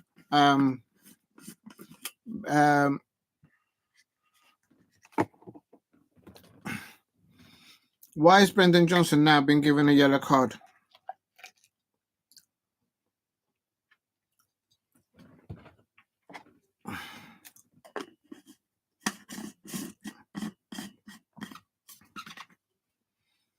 I think that's what happened there. Brendan Johnson was actually fouled, but because he delayed, maybe he delayed the game, he was given a yellow card. So a bit nippy from Chris Kavanagh, the referee there.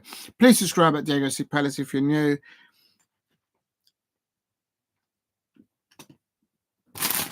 And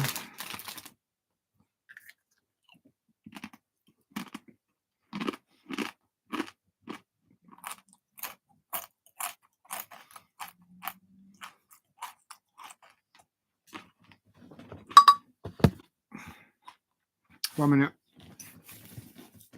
Oh, right. Here we go again. We're playing again now.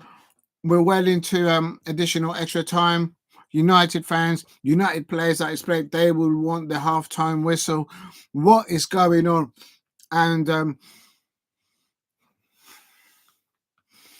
just looking up the lineups for Manchester United with Bruno now been set. With now Bruno been, I can see, and of course Mount has come on for Kobe Mano.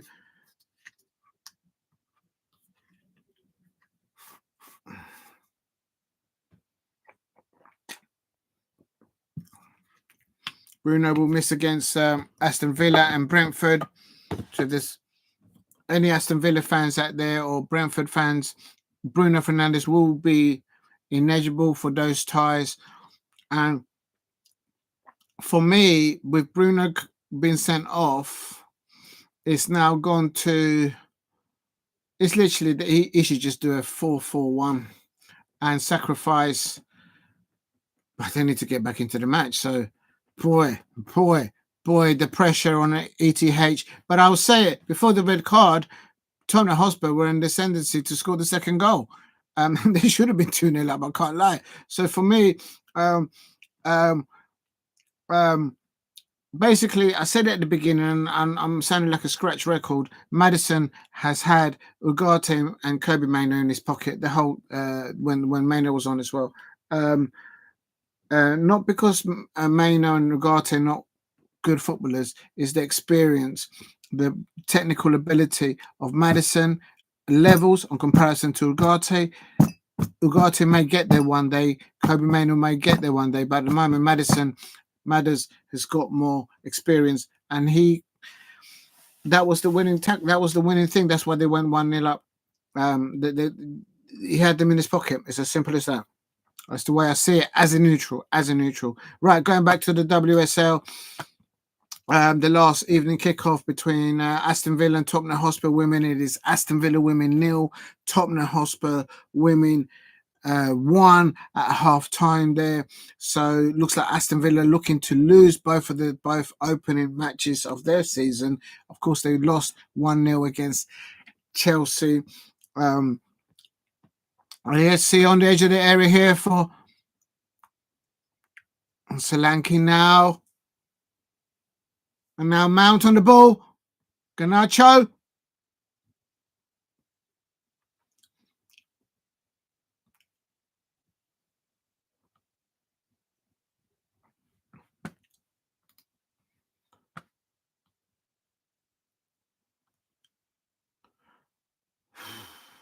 As a neutral, for me, as I said again before, the Manchester United players were behind the play before the red card.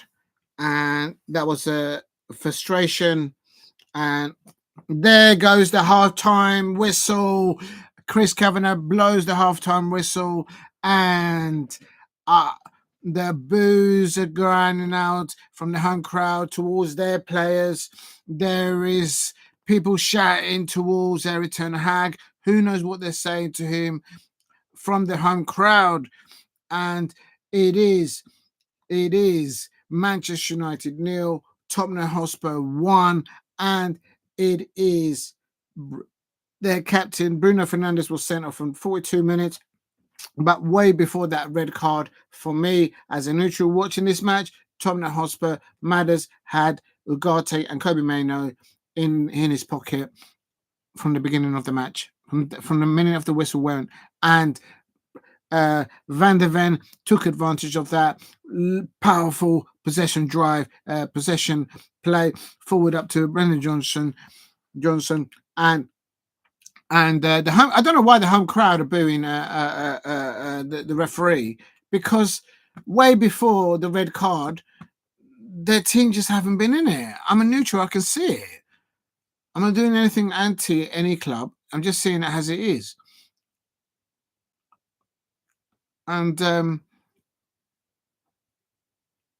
please subscribe at Diego C. Palace. I need to go to the what's-its because I've been streaming for now coming up to 4 hours. I just need to go to the toilet. 1 minute. I'll be very quick. Please don't leave if you can. I'm just going to go and just quickly make sure. Yeah, it's half-time in the WSL. Aston Villa women 0, Tottenham Hotspur women 1. And it's half-time here 0-0. And it's Manchester United 0, Tottenham Hotspur 1. I'll big up to you, Steve. If I would gladly accept a 1-1 draw now. United won't be thinking about winning. I don't think they can. At the moment, yeah, big up to you, Steve. I tell you what, I see it like this, Steve. The fact of the matter is that before the red card, if you're there, Steve, I think Tottenham were in a necessity to get the second goal. For me, Madders in midfield had both Kobe Mainoo and Ugarte in his pocket. Not because Kobe Mainoo or Ugarte are bad players, far from it. They're amazing prospects. They're very good on the ball, but on experience, on technical ability in this type of match, on this type of fixture, with everything under the pressure that the managers have on their case right now, Madders is levels above Ugarte, in my opinion. I agree. If Spurs score one more goal, that's it. it's curtains for Manchester United, and the stewardess inquiry will go on, I suppose, for their manager. I don't really know, because my team are even below Manchester United at the moment. But if you look at the table right now for Manchester United in respect to my Crystal Palace, oh my God, we're only 4 points off them. But Crystal Palace now are in the bottom three, because we're in the bottom four. We won't because of the goal difference, but we are in the bottom three.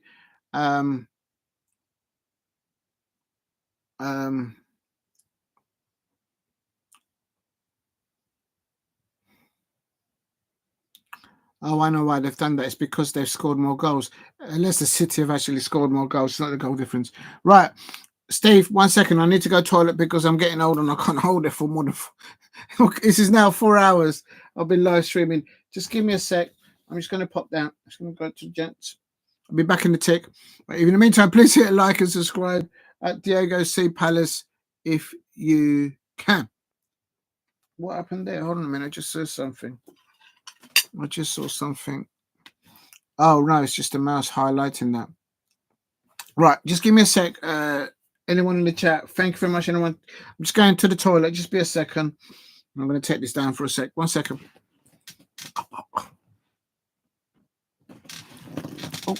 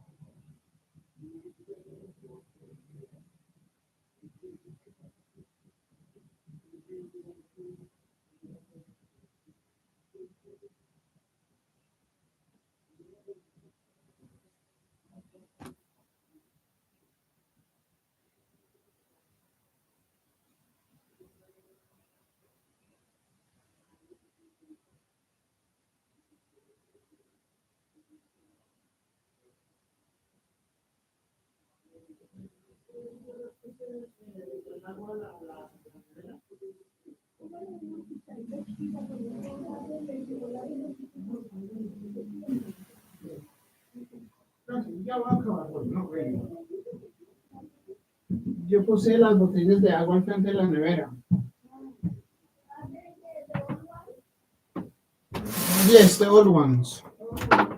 No, that's the new.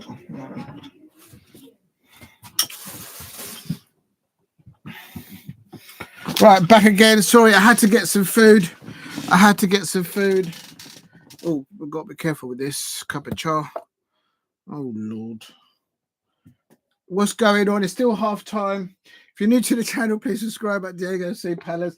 I'll show you all the nibbles that I've just got. If there's anybody out there, I'll big up to you, Steve. Thank you for still being there. Oh, my God. What a match. What a first half at Old Trafford. Oh, my God. Oh, I better be careful with this. This could be a disaster in the making. Right. Let me just see what's going on. It is still nil. Manchester United 0. Manchester United 1. I'm just going to quickly double check on the WSL. It is half time in the Barclays Women. Super League. Aston Villa Women 0. Tottenham Hotspur Women 1. And that's half time. Earlier on, it ended West Ham United Women 1. Liverpool Women 1. Surprised about that result, because I thought Liverpool Women were going to win that convincingly. Leicester City Women 0. Arsenal Women 1. Again, that's a surprising, because I thought Arsenal would get much more goals there, but they didn't.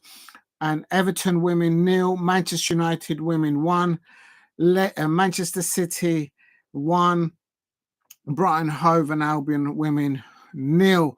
That's in the Barclays Women's Super League. So it's just one game there still going. And here in the Premier League, earlier on, it ended Ipswich Town 2 and Aston Villa 2. Delap, I think, is man of the match there. So Ipswich Town earning a point there. Crystal Palace are now in the bottom 3. At Old Trafford, it's half time. Manchester United 0. Tottenham Hotspur 1. At half time. Bruno Fernandes sent off studs on kneecap, and he got sent off on 42 minutes.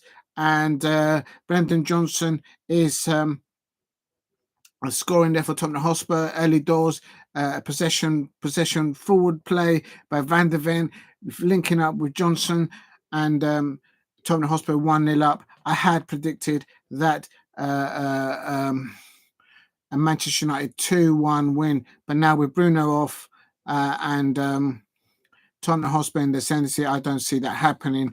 And earlier on, I covered the Scottish Premiership, and it ended Rangers 1, Hibernian, Hibs 0. Hibs missing a penalty late in the first half. They should, if they would have scored that, I think they might have been equalised, or maybe even, because they did have their moments. But their Ibrox home crowd at Rangers, although they've got the 3 points and they're making ground on Aberdeen and Celtic above, they are still the crowd at Ibrox, at Rangers. They weren't happy with that. Just even though they got 3 points, they probably want to be winning against Hibs a lot more and making more ground against and getting above, I suppose, Celtic. So back to the Premier League here. It is still half time. I'm going to come to you. Big up to you, Steve, for dropping in. Says if Spurs scores one more, yeah, we did that one. Yeah, I agree. And then says, I remember my other team I watched when I was 1-up and got 2 red cards after 20 minutes. So we had to play. We won less players for 60 minutes, won 2-0, but the other team wasted many chances, hit the bar twice with that win. Yeah, it can happen that Steve, because what happens is sometimes the players now with 10 players now turn it, and it can happen. It can happen. So a game of two halves, but just to show everyone, I had to go and get nibbles. I got a cup of char there. I mean, Oh, I've got to be careful because that's still hot. And just going to put that down there. No, actually, I'm going to leave that here. I've got some rice pudding, homemade rice pudding. That's homemade. That's not from the can. And I got myself a little, if you know, you know, ram baba with a little bit of a little bit of you know what's in it. So for me, it is.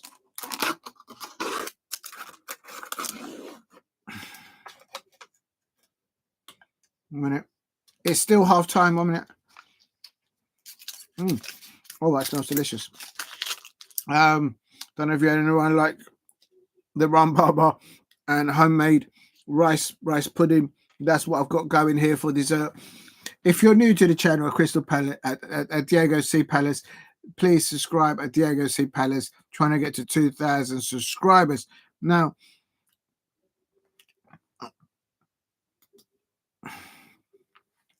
I'm just trying to see what's going on here. Yeah, it's still half time. They're not. The players are still there. They haven't come out just yet. I'm just making sure we don't lose anything. For me, the narrative will be blaming everything on Bruno now. But I think way before he got that red card, the damage was already done. As a neutral, I could see that. I could sense that. So for me, as a neutral watching that game,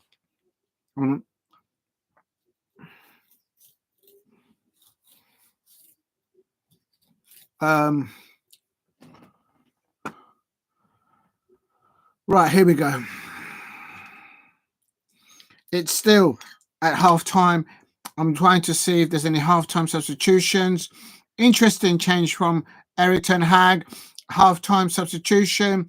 Casemiro places Cerny. I said it in the first half. I said it because Madders has had a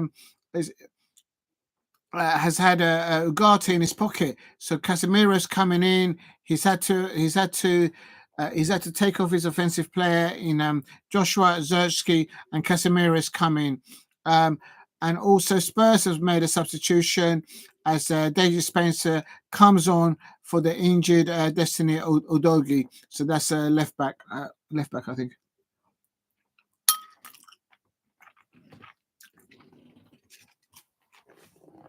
Yeah, Udogie looked injured to me. It wasn't Happy Bunny out there. If you're new to the channel, please subscribe at Diego C Palace. I'm trying to get to 2,000 subscribers. Please hit a like and subscribe at Diego C Palace if you can.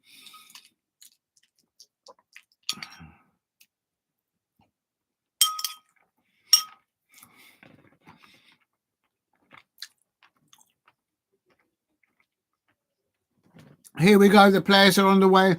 They're kicked off.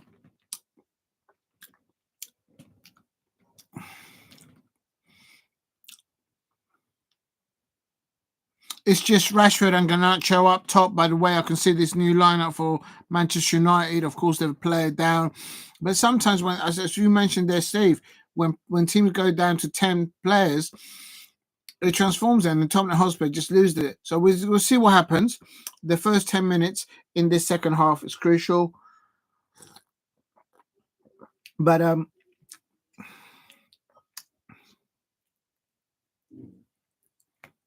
Johnson! Oh my days! Oh, it's a goal! It's a goal! Kulusevski on the volley, and that's it. Steve, you called it. Oh my days! Oh my word! Look at that! Look at that, Manchester United. Kulusevski has just scored the second from the get-go. Manchester United fans are going to be absolutely fuming with this. What a horrible... I mean, I was bad for Crystal Palace. They are going to be fuming, I expect. It's now Tottenham Hotspur 2 games into the second half. The match is going forward. I can't see Manchester United coming back from that, but I could be wrong. Manchester United 0. This could turn ugly for Manchester United. I can't lie. What is going on?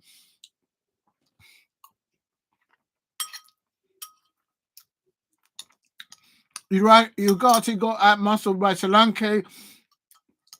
It's too small. It's too young. Well, he's maybe a good prospect, but he's just too small. And it's like men against boys out there. And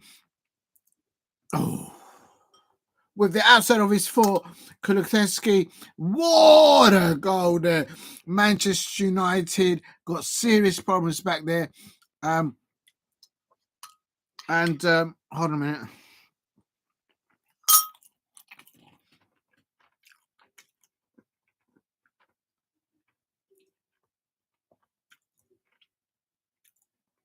Manchester United have got no leaders on that pitch at home at Old Trafford. I don't think I'll ever said that as a football fan, as a neutral. But right now, they don't have leaders on the pitch right now. And they're in trouble. Their captain has been sent off. They are 2-0 goes down. They are chasing shadows. Marcus Rashford is up front now, only on his own, essentially. And I just seen a replay of that. That's two. Oh my days. Oh my days. Oh my days. If you're new to the channel, please subscribe at Diego C. Palace. But this is absolute scenes. Manchester United it's not that they're losing 2-0, I suppose. It's the mannerism of how they're getting piped by Tottenham Hotspur, another mid-table team. And right now, Postecoglou, there were so many Tottenham Hotspur fans that were calling for Angus Postecoglou to leave. Well, look at this.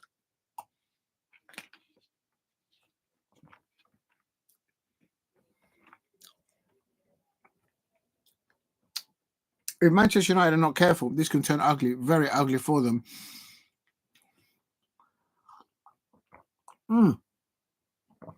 Wayne Rooney's in the stands at Old Trafford.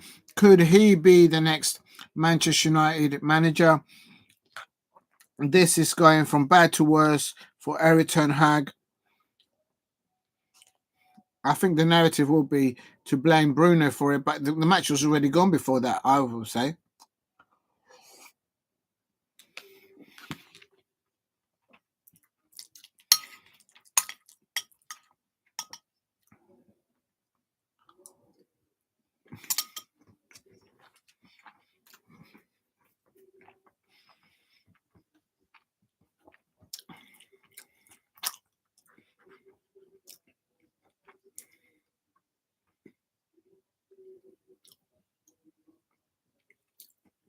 I'm just wondering if Gareth Southgate is watching this. If Graham Potter's watching this. If Tuchel is watching this. And Manchester United go away to Porto, and then they still got to play. I don't think Erik ten Hag is going to make the match against Fenerbahce, against Jose Mourinho, quite frankly. If they concede another one or another 2 goals, I can't see the Manchester United manager surviving, because it's just not the fact that they're losing; it's the way they are losing. Well, who goes? They could.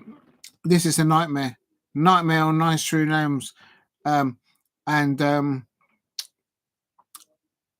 literally, Angus Postecoglou has outthought whatever squad in depth Erik ten Hag has had available, and there were so many Tottenham Hotspur fans calling for Angus Postecoglou to leave, and probably they'll all flip flop again. I'll say no more.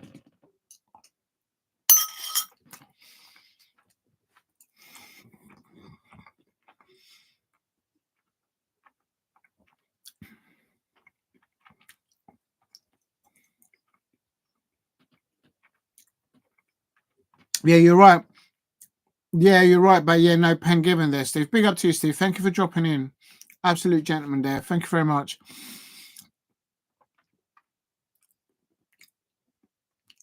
And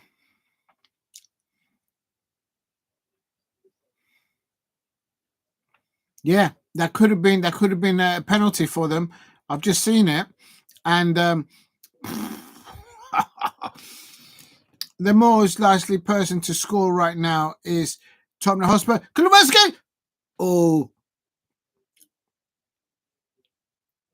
no, gathering the ball there.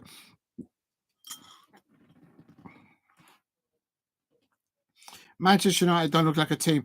And quite frankly, if they played like that in our second half, we would have won that. Crystal Palace would have won that game against them at Selhurst Park. Anyway, I just don't want to think about that. United are chasing shadows right now.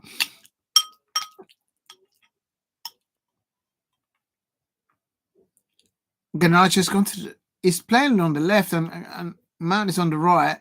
Hold on a minute.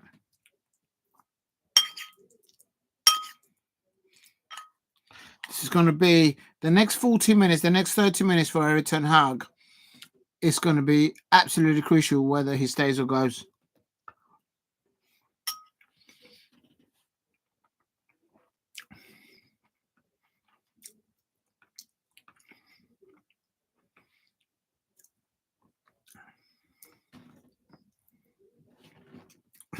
And they're not even playing with song today.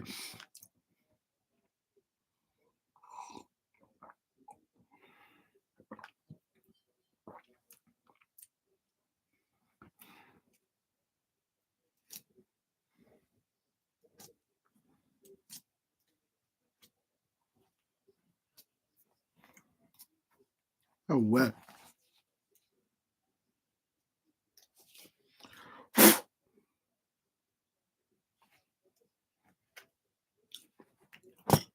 Oh, never mind. I'm going to quickly go and check on the WSL, the Women's Super League. It is still Aston Villa women 0, Tottenham Hotspur women 1. That was a 5:30 afternoon kickoff in the Barclays Women's Super League. Here at Old Trafford is Manchester United 0, Tottenham Hotspur 2. Bruno Fernandes receiving a red card, but for me the match was already gone by then because Maddison in the midfield basically had both Ugarte and Kobe Mainoo in his pocket. And I said that before and during the watch along in the first half, and then 10 minutes later, Gary Neville pointed out that same thing on Sky Sports. That was just matters. It's a no-brainer. And in the stands right now at Old Trafford is none other than Wayne Rooney, who successfully with his Plymouth Argyle piped Luton Town on Friday evening as their manager. Could he be brought in? Goloweski! Oh, Onana save! Oh, and Solanke, and then Onana saves. Onana's just kept it to 2-0 right now. Absolute scenes. Manchester United fans, what is going on with your football club? What is going on? Tottenham Hotspur here are playing like they are top 3 contenders right now. United, Manchester United are all at ship. There are no leaders on the pitch. And I tell you something, the narrative will be to blame Bruno Fernandes for that. But I tell you something, the match was already gone before he got that red card on the 42 minutes. As a neutral, that's how I see it. I'm not bantering, that's how I see it. I'm trying to keep it real.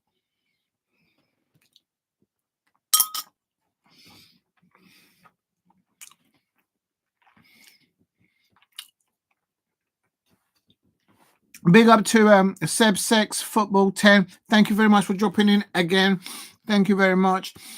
Yeah, easy win and very confident on the ball. Matters in against Ugarte and Kobe Mainoo. Ugarte is just it's a good prospect for the game. Good player. But on age, on technicability of knowledge, Madison's in the Tottenham Hotspur midfield. There's no comparison. It's a boy against man. Real talk. Tottenham Hotspur easy win. Yeah. For now, it looks there's just no leaders from Manchester United. Homer said that we're coming up to 60 minutes. If Manchester United could grab one back, sometimes teams with 10 men they can turn things around, but perhaps maybe from a set piece or from something. But at the moment, I just don't see it. But who knows? We might get, if Manchester United can grab one back, it might open it up a little bit. But Erik ten Hag, the pressure on him is going to be it's going to be momentous, I respect.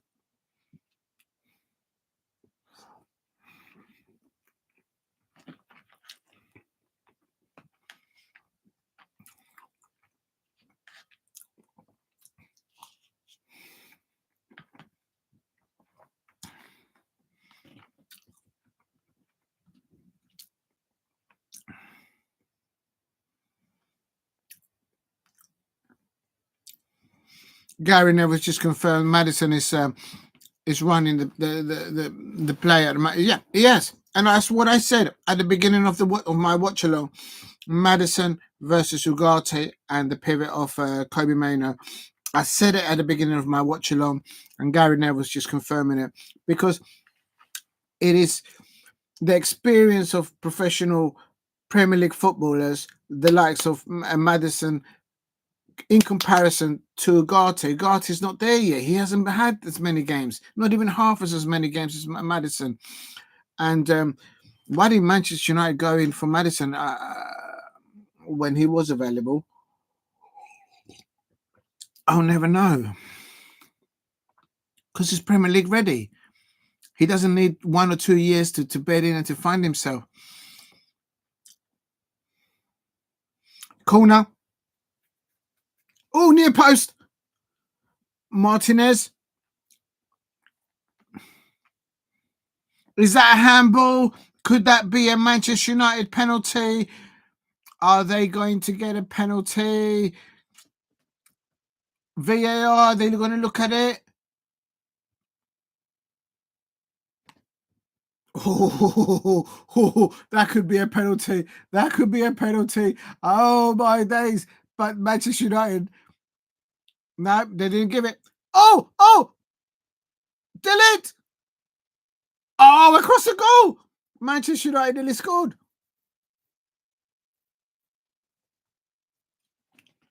A lot of the Manchester United players now, after the counter-attack there, they're going over to the referee asking him, what about the handball? You can be sure that there's going to be some yellow cards being handed out because they're not supposed to do that. Only the captain is supposed to go up to the referee, but they're all going up there.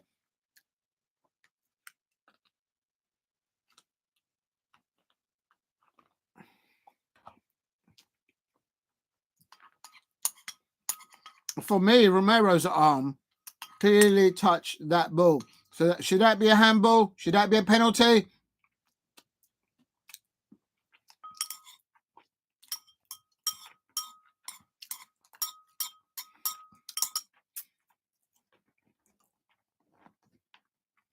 He's not having it. He's not having it. It's still plays going on. Manchester United 0, Tottenham Hotspur 2. Tottenham Hotspur in the ascendancy to score the second goal. Manchester United claiming for a penalty there.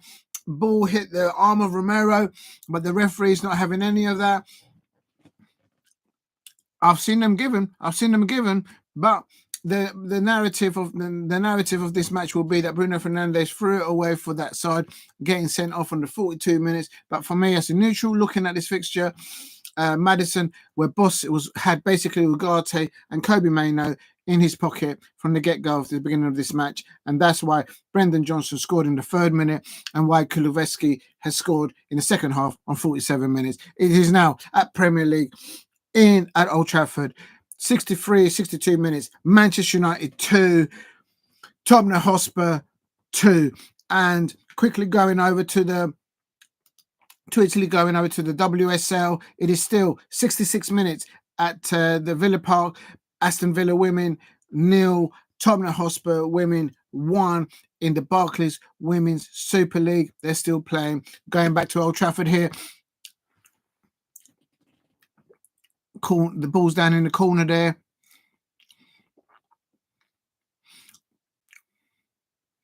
Mazraoui on the ball.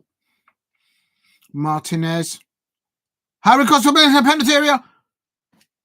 Johnson was there. Oh, it's another United corner now. Manchester United with 10 men now looking to score. What is going on, Tottenham Hotspur fans?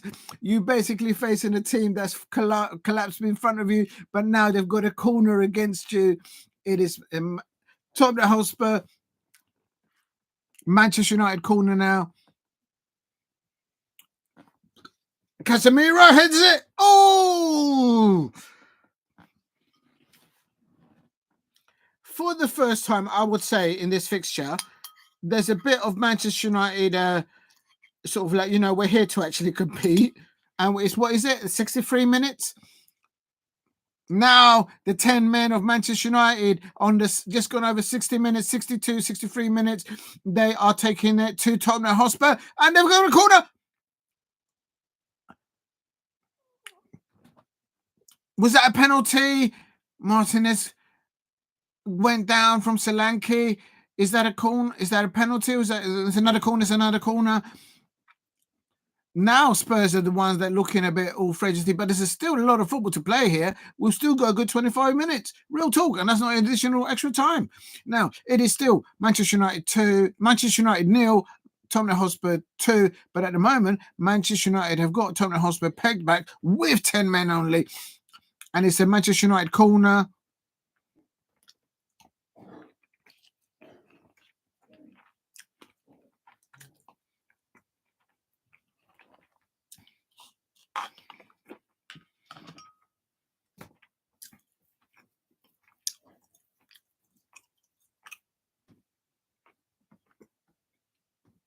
Don't worry about Seb X football team. Don't worry. It's on 65 minutes here at Old Trafford. If you're new to the channel, please subscribe at Diego C. Palace. I'm trying to get to 2,000 subscribers right now at Old Trafford. It's absolute scenes. The Manchester United fans are absolutely fuming. But right now, they've actually picked up their tails with 10 men on the pitch. They are taking it to Tottenham Hotspur. I can't lie. And Kulusevski,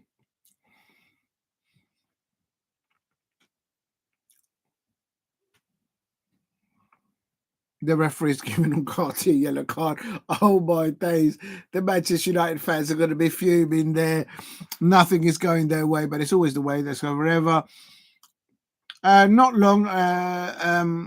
Videos I've been making them for about 2 years and a bit.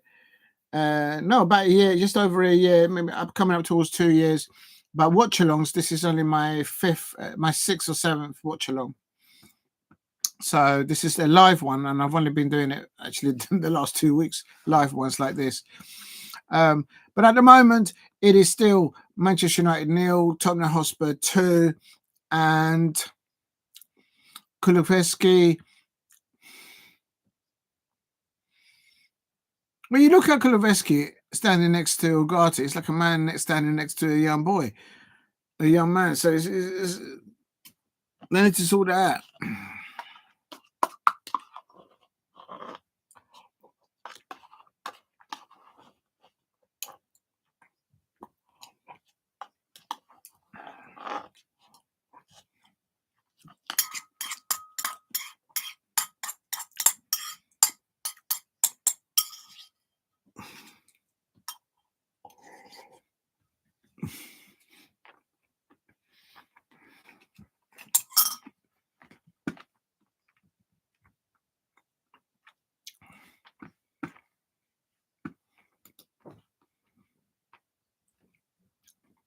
Garnacho down the left wing here.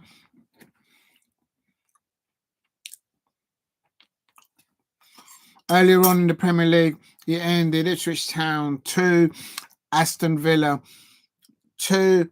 My prediction with that was an Aston Villa away 2-1 win, but they didn't. The Ipswich Town home crowd at Portman Road lifted their home players, and Delap was player of the match there for Ipswich, and they've picked up a point, which has meant now my Crystal Palace are in the bottom 3 in the relegation zone. Now here at Old Trafford, Manchester United 0, Tottenham Hotspur men 2. Bruno Fernandes getting sent off in 42 minutes with studs on the back of the Tottenham player. Brendan Johnson scoring early doors with a power possession forward play by Van der Ven. And on 47 minutes, Kulusevski scoring an individual masterstroke goal to make it Tottenham Hotspur 2, Manchester United 0. If you're new to the channel, please subscribe and please hit a like at Diego C. Palace. Right. It's a second.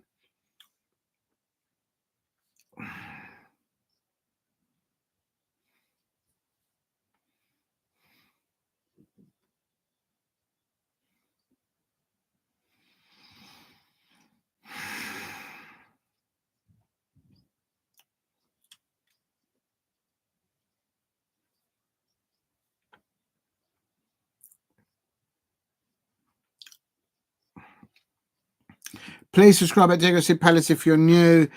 I am hopeful to try and get to around 2,000 subscribers, and it is important that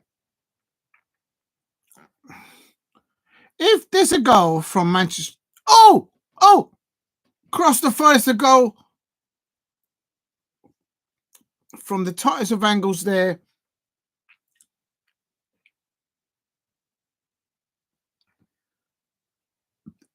I can't lie, that's good play from Manchester United. They've got the ball across the face of the goal. There's no one there to tap it in.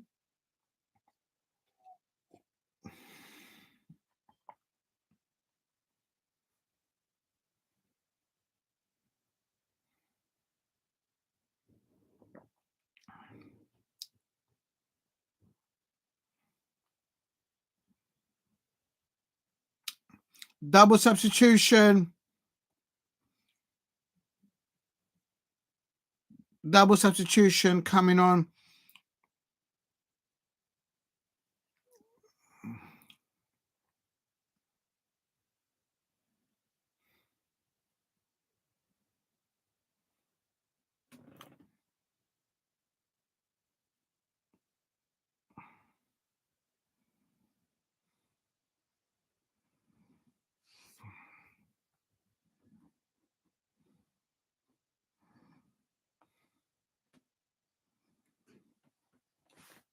Right, 70 minutes. I'm back with you lot. It is Crystal Palace. It's Manchester United 0, Tottenham Hotspur 2 at Old Trafford. Absolute scenes. It is Bruno Fernandes who got sent off in 42 minutes in the first half. In the first half, early doors, Van der Ven assisted Brendan Johnson for the Tottenham Hotspur first goal. But in the second half, Kulusevski scored a master stroke there, individual goal there, to make it Tottenham Hotspur 2-0 at Old Trafford. But since then, with a 10-man Manchester United, Tottenham Hotspur are back in the ascendancy. They have created a few chances. They could maybe make something of it. And thank you very much. Thank you. I will carry on. I will carry on making the much live ones. Thank you. Ooh! Bernard's running away with the ball here. It's bounded for him nicely. He's running away with it. He's got no help with him. He beats Rowery. He's coming across. Better area. Oh. Casemiro now on the counter for Manchester United. Timo Werner, very good play there. Unlucky there with his choice of pass there. Oh, opening up this match now, coming towards the end of the match. 73 minutes in, Manchester United 0, Tottenham Hotspur 2, and a double substitution coming in for Manchester United.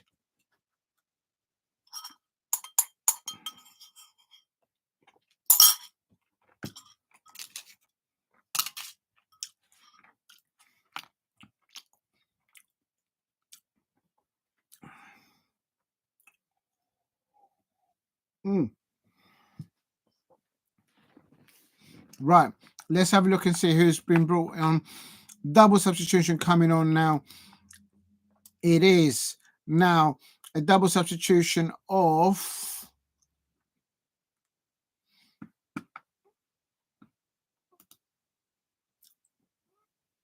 It's a double substitution. Yeah, I thought so. Ugarte come off. Eriksen has come on for him in the pivot. And Rashford has come off. And Russman Holland has come on for Marcus Rashford. It's still Manchester United 0, Tottenham Hotspur 2. They're having the best bet. Manchester United are probably betting better now with 10 men. But the Tottenham Hotspur are steadily closing down anything that Manchester United try. Tottenham Hotspur are starting too many times to give the ball away. It's like they're looking to bottle this, but I think they're going to hold out for sure. I think so here. Please subscribe at Diego C. Palace if you're new. Please share it. Please let people know that I'm doing live watch-alongs now. It all helps. Thank you very much for doing that if you have.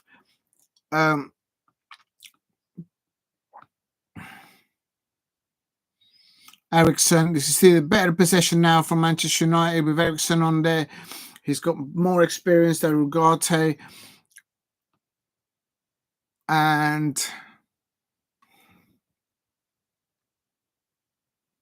it hasn't really been a dirty game, but there's been so many yellow cards and a red card. You have to think it is what it is these days, I suppose. But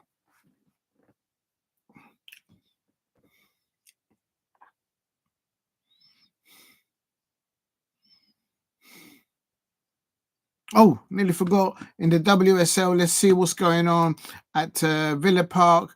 It's Aston Villa women 0, Tottenham Hotspur women 1. It is in the Barclays Women's Super League.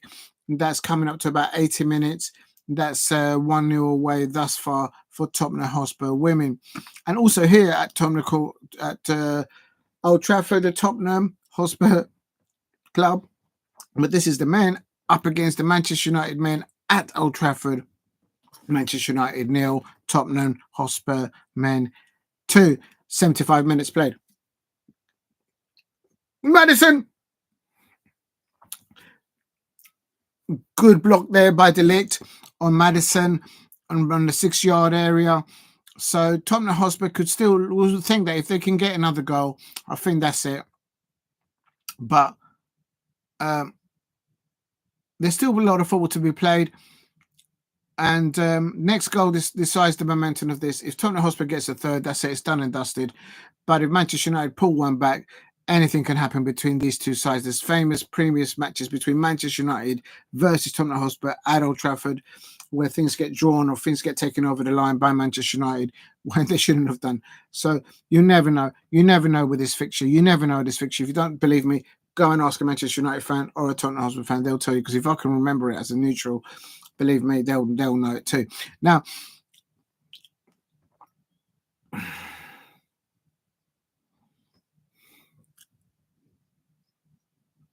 "17-year-old coming on for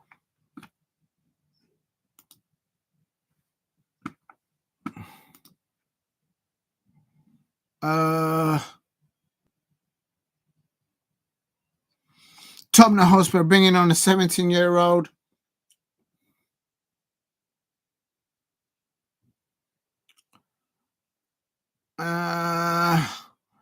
Is it 1 or 2? No, it's 1 substitution. Brendan Johnson, the goal scorer, has just been substituted, and Moore has come on. Apparently, he's only 16 or 17 years old. And also Timo Werner has come off, and Vervigal has come on, and Maddison has come off, and Sarr has come on for Maddison. Oh, Sarr! It's a free goal. Oh my God, the triple substitution has just put the nail in the coffin for Manchester United and possibly Everton out. Manchester United 0, Tottenham Hotspur 3. Oh my God, the scenes, the absolute scenes. Manchester United fans, what has happened to your team? We should have beaten them at Selhurst Park. Tottenham Hotspur 3, Solanke coming on after the triple substitution. Solanke, oh my God, it is absolute scenes. It is absolute scenes. It is going from bad to worse for Manchester United.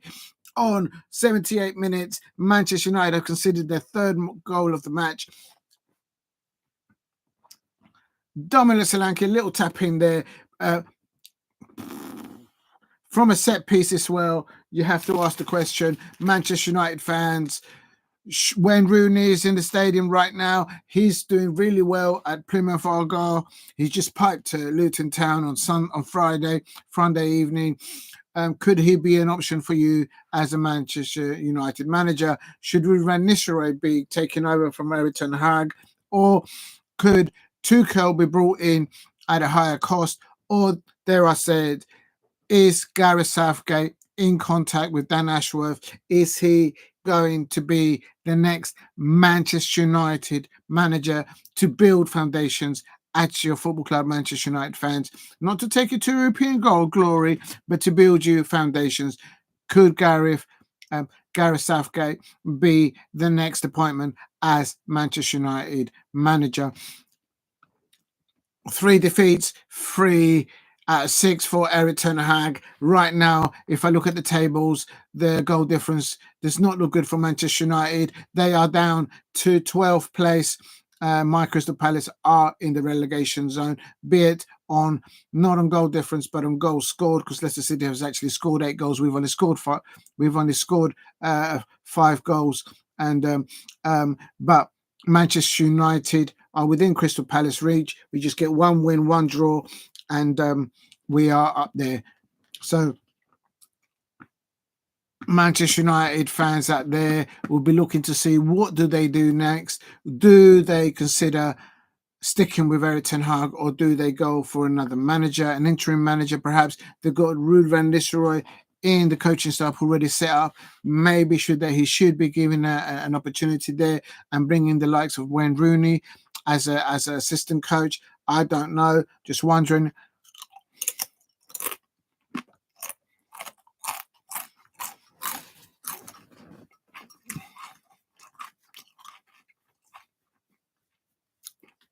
Can I just point out, this is Tottenham Hotspur with that song playing, without their captain playing.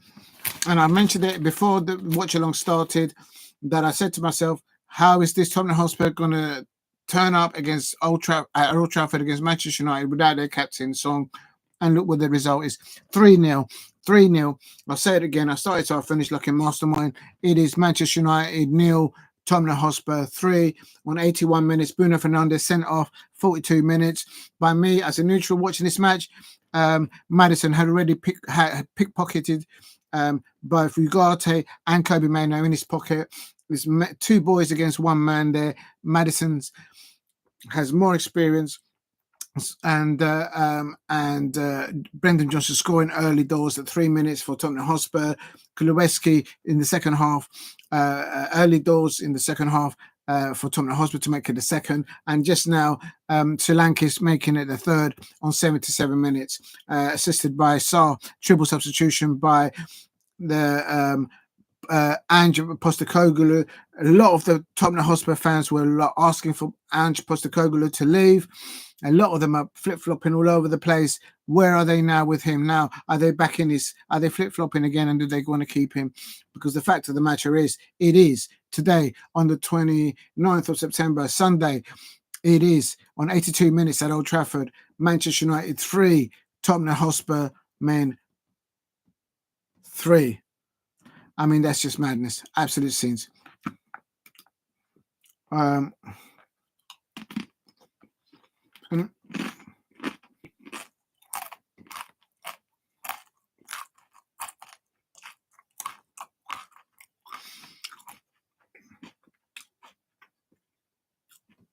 Mason Mount doesn't look right. There's claret coming out of his head. Clash of heads there. I hope he's all right. When players get head injuries, you've got to be careful. But there's claret. There is clear blood there on the head of Mason Mount. So they need to look at that. The physios are on the pitch, making sure that both players are okay. That's a head collision between Mason Mount and Rudy Dragusin. I hope they're both okay. But there's clearly, the claret, the blood is coming from the head of Mason Mount. Please subscribe at Diego C. Palace. Please. Unbelievable scenes.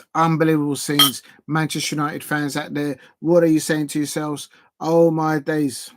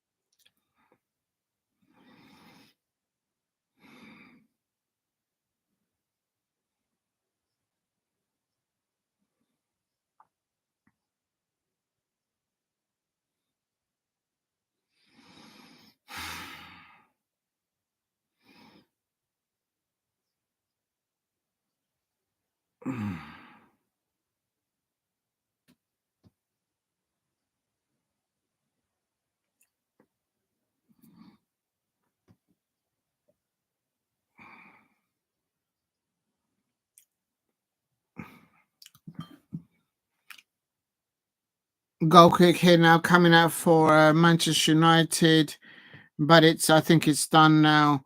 You have to say it's it's a bad afternoon, a very bad afternoon for Erik ten Hag, and I don't think he'll make the Fenerbahce match against Jose Mourinho, in my opinion. And it's but who knows? Who knows? But I don't think they can pull anything out of this. Tottenham Hotspur bringing on 17-year-olds. Oh my God, I missed it now. Tottenham Hotspur women are losing in the WSL. Oh, how did I miss that? And I'm not surprised to see that actually, because when I saw the first match between Chelsea women against Aston Villa women, Daly was absolutely brilliant for Aston Villa. But in the 90th minute now, it is on 78 minutes, an assist by Daly up to Leon meant that Aston Villa equalised against Tottenham Hotspur women, and on the 88th minute, Parker assisted then Daly, a formidable player for Aston Villa. She's absolutely brilliant, and take the lead. Aston Villa at Villa Park are leading Tottenham Hotspur women 2-1. So it's Aston Villa women 2, Tottenham Hotspur women 1 in the Barclays Women's Super League. They're still playing at they're playing at Villa Park, and at the moment, so that's been turned around. Tottenham Hotspur led for the majority of that match up to the 77th minute, and Aston Villa then from onwards, they've just turned the screw and they've turned it around.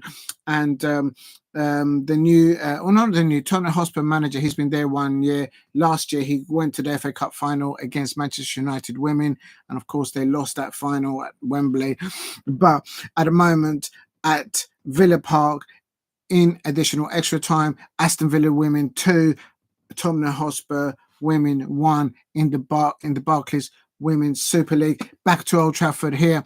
It is still Manchester United men 0, Tottenham Hotspur men 3. It is coming up to 88 minutes, and Erik ten Hag the cameras are zooming on him. These are both mid-table teams.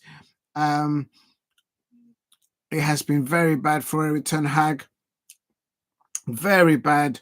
And for me, there is no leaders on the pitch for Manchester United, and they've spent so much money, hundreds and hundreds of net spend, millions, and they look out and out there.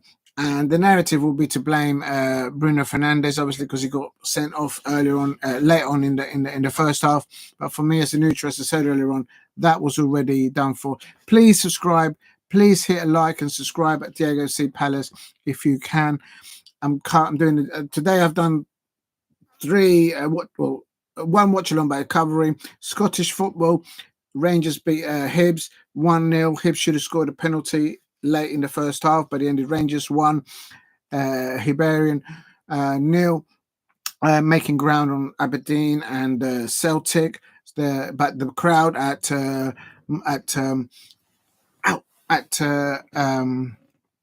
Rangers, they weren't happy. They were happy they got 3 points, but they were not happy with the way they got their 3 points. Also, I've covered the WSL fixtures. First off, quickly, I'll round them out.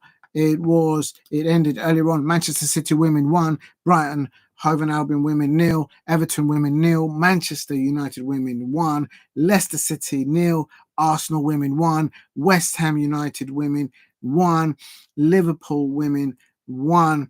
And now in their last minutes of additional extra time. Aston Villa 1 have turned it around later on in the second half. It's Aston Villa women 2, Tottenham Hotspur women 1.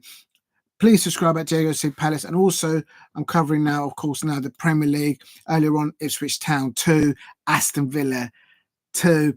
And now it's still 90 minutes on the clock. Manchester United 0, Tottenham Hotspur 3. For me, Manchester United were out of sorts because Maddison had, in my opinion, Ugarte and both Kobe Mainoo in his pockets from the kickoff, from the get-go. And Gary Neville has confirmed it on Sky Sports, clearly saying Maddison versus Ugarte.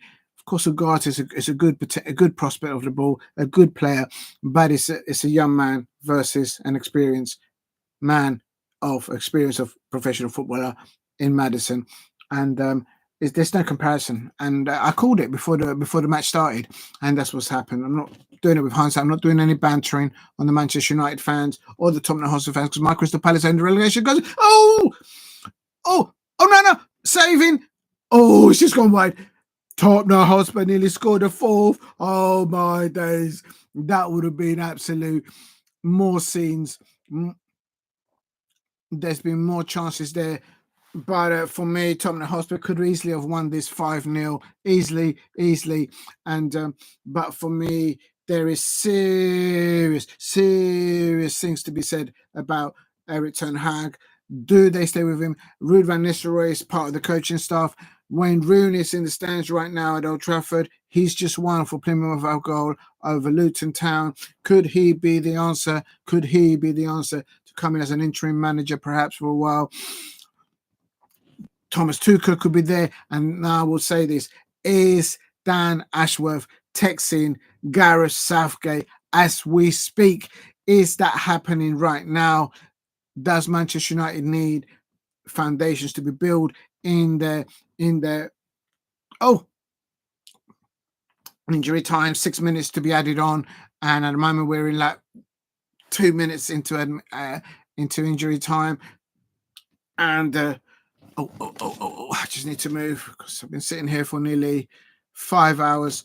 And big up to everyone that's been in the chat. Anyone who's liked and subscribed at Diego C. Palace, please let people know that I'm doing live watch-alongs. I do cover on Crystal Palace women. They won the championship last season, the Barclays Women's Championship. I also do covers for the men as well. My props are even falling down, and it doesn't surprise me given the season that we've had to start with, even with my lucky hat there in display. Now, it is still Aston Villa 2, Tottenham Hotspur women 1, and at Villa Park, Aston Villa have turned that around. I'm not surprised to see that because I saw that match, their first match that they lost against Chelsea women, and they were lucky not to claw it back towards the end. They were just in the last third lacking. But Daly, what an amazing player, Daly, there for Aston Villa and England International.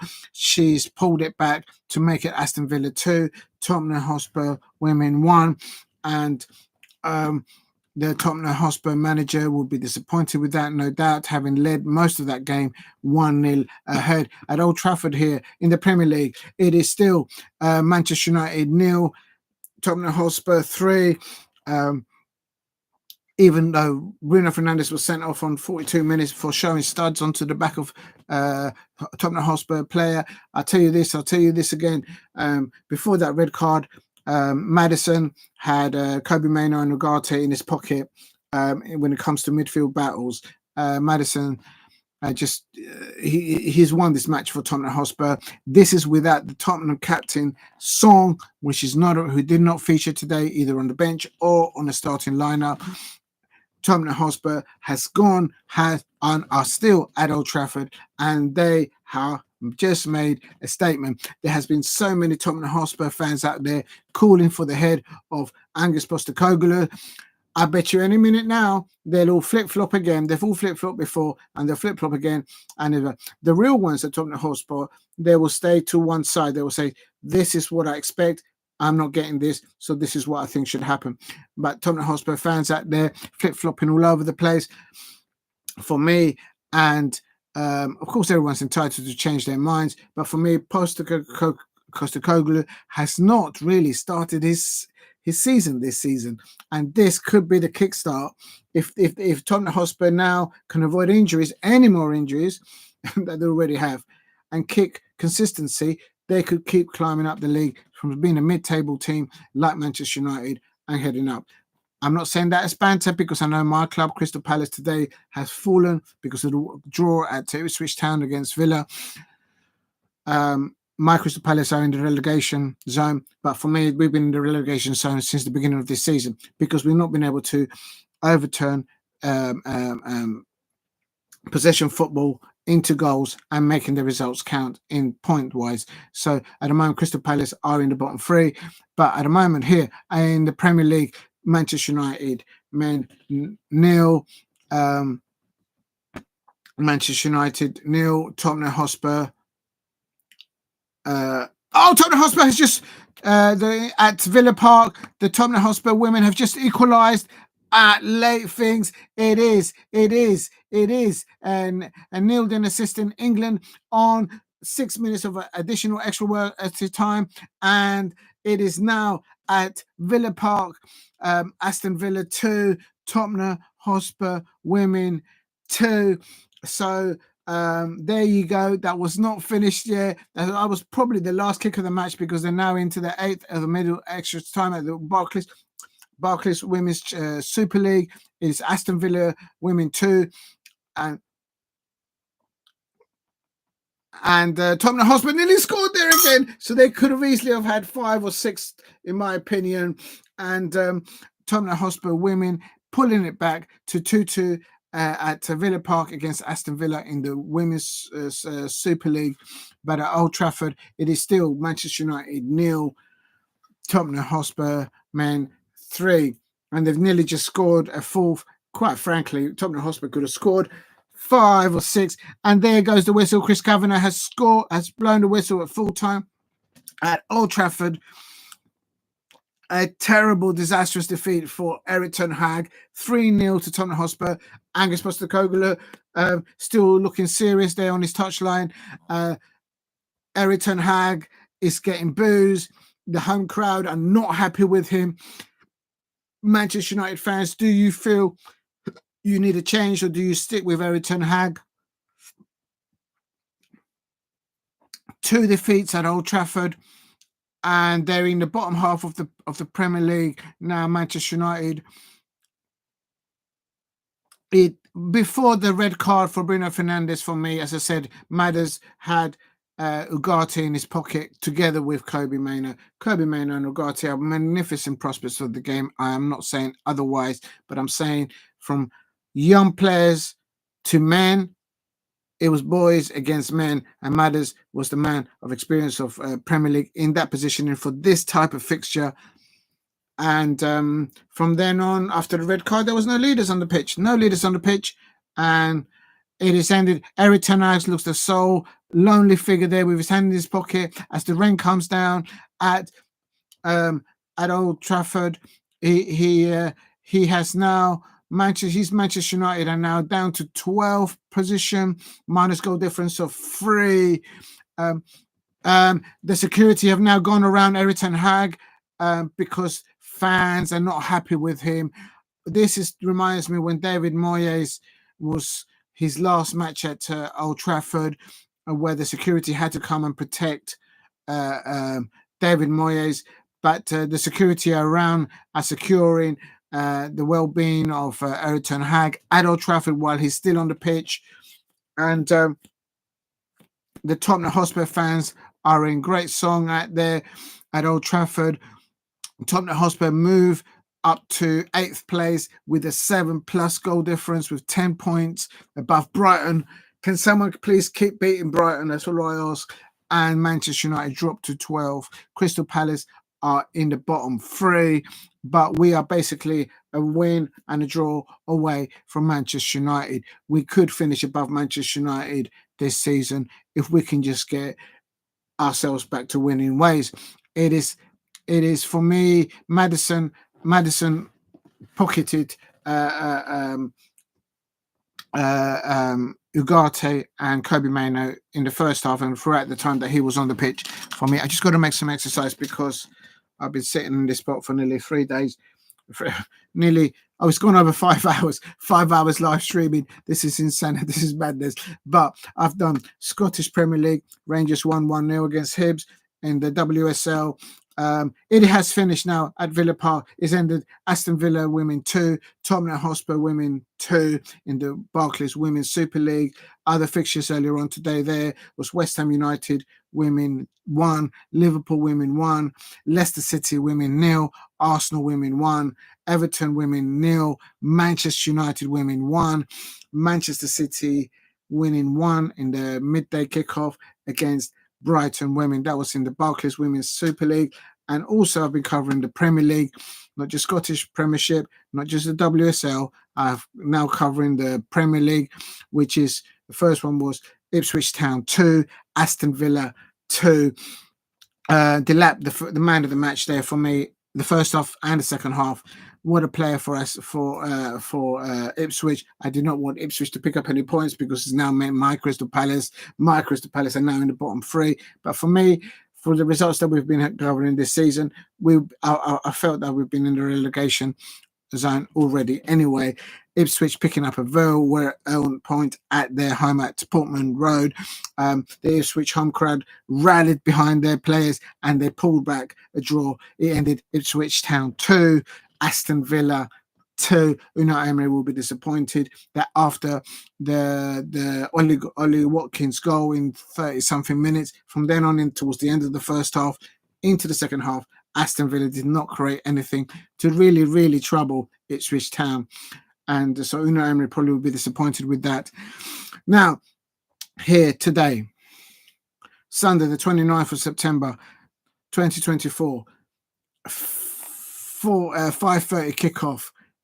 Was it 5:30? I can't remember what time the kickoff here, but it's ended Manchester United at Old Trafford. Manchester United 0, Tottenham Hotspur 3. Before the match started, during this watch along, please play it back. I openly said 2 things. What type of Manchester United team with what spirit is going to actually turn up?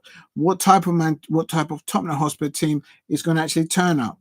I said that. And then the second thing that I said was the most crucial, I think, is midfield. Madison for Tottenham Hotspur in the midfield for Tottenham Hotspur versus the midfield tackles or midfield battles with Ugarte / Kobe Mano.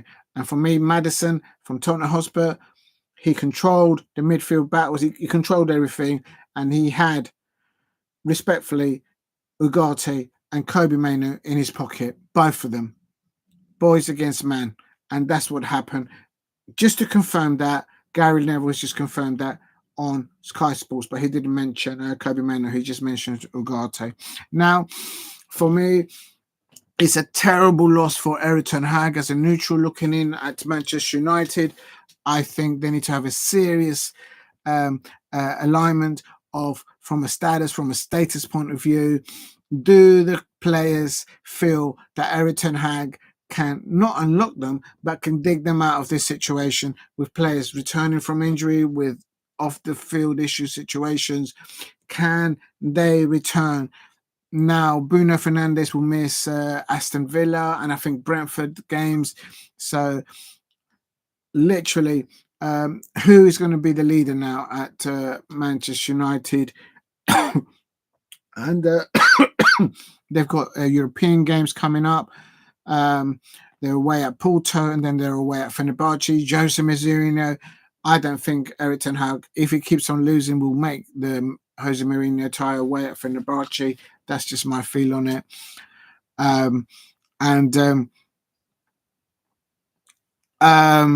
Manchester United fans, if there's any Manchester United fans out there, who and what kind of style of football do you feel you are supposed to play? What are you playing right now? Because I don't see it right now as a neutral looking at you lot. Tottenham Hotspur, I asked the question at the beginning of this match, what Tottenham Hotspur, what kind of Tottenham Hotspur players are going to turn up today? Is it going to be the same side that started against Ugarte, where I predicted it was going to be a 3-0 win for Tottenham Hotspur, man. And it is. Tottenham Hotspur, 3 points. Let me see where they are in their table now. I think I mentioned just a minute ago. Yeah, they're up to 8th.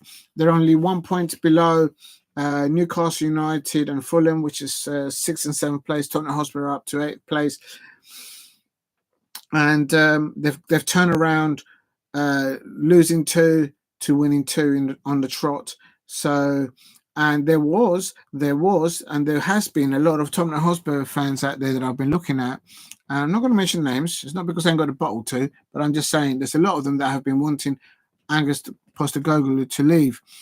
And quite frankly, as a neutral looking in at that football club, I'm thinking to myself, was he backed in the transfer window? Probably not.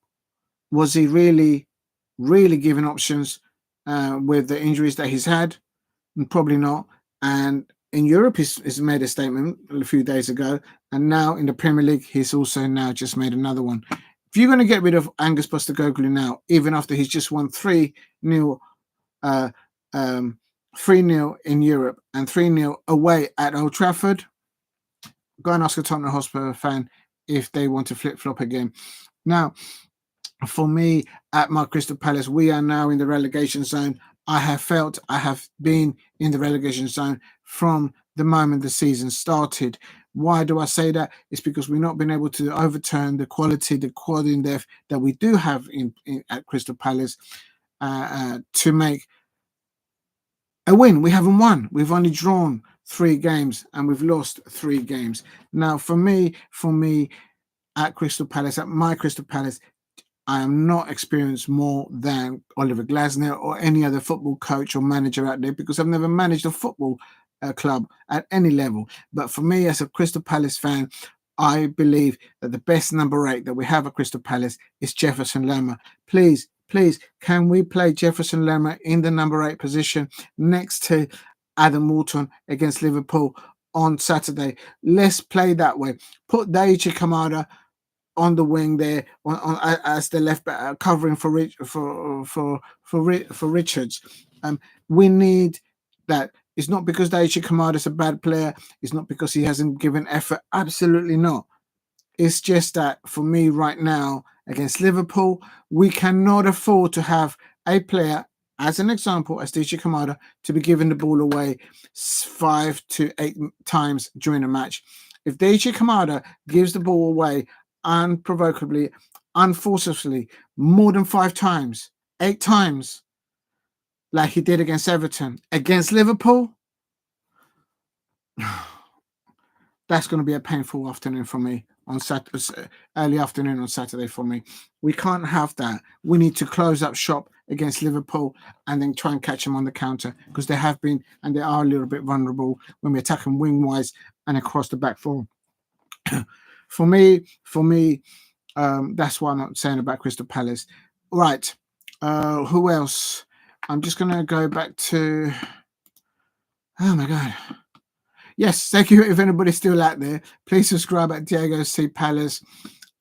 What a day of football. But there's still more football on there. I'm just quickly checking the other scores. Oh, we ended with Swansea City 1, Bristol City 1.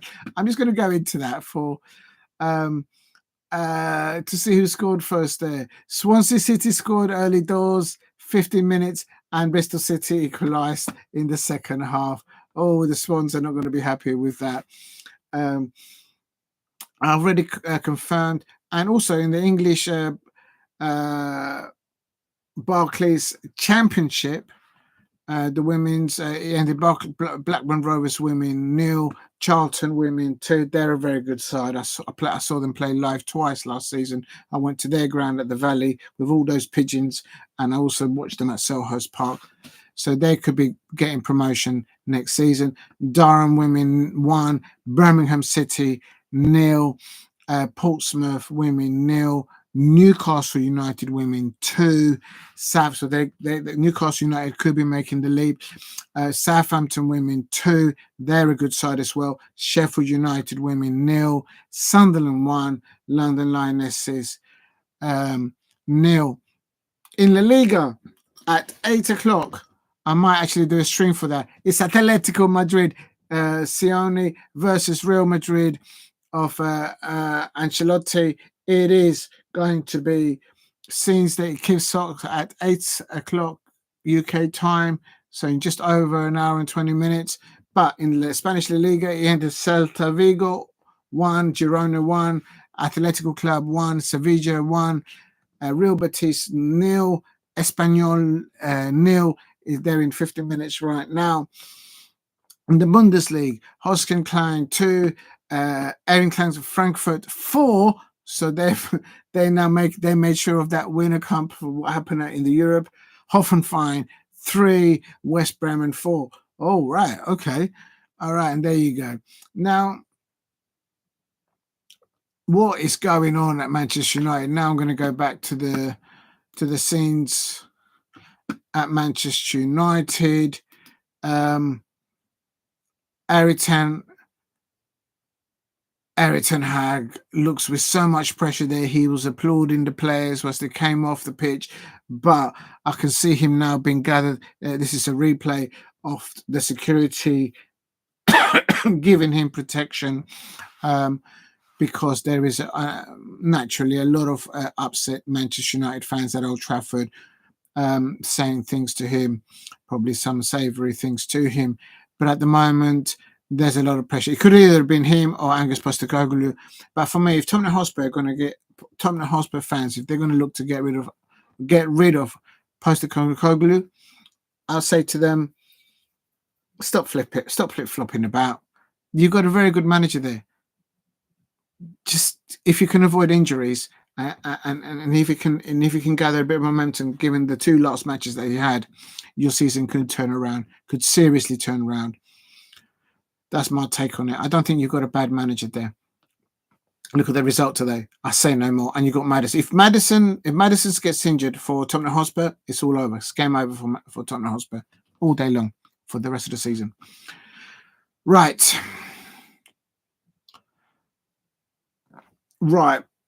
I'm going to end it soon now. Thank you very much, everyone, for watching on the live watch along.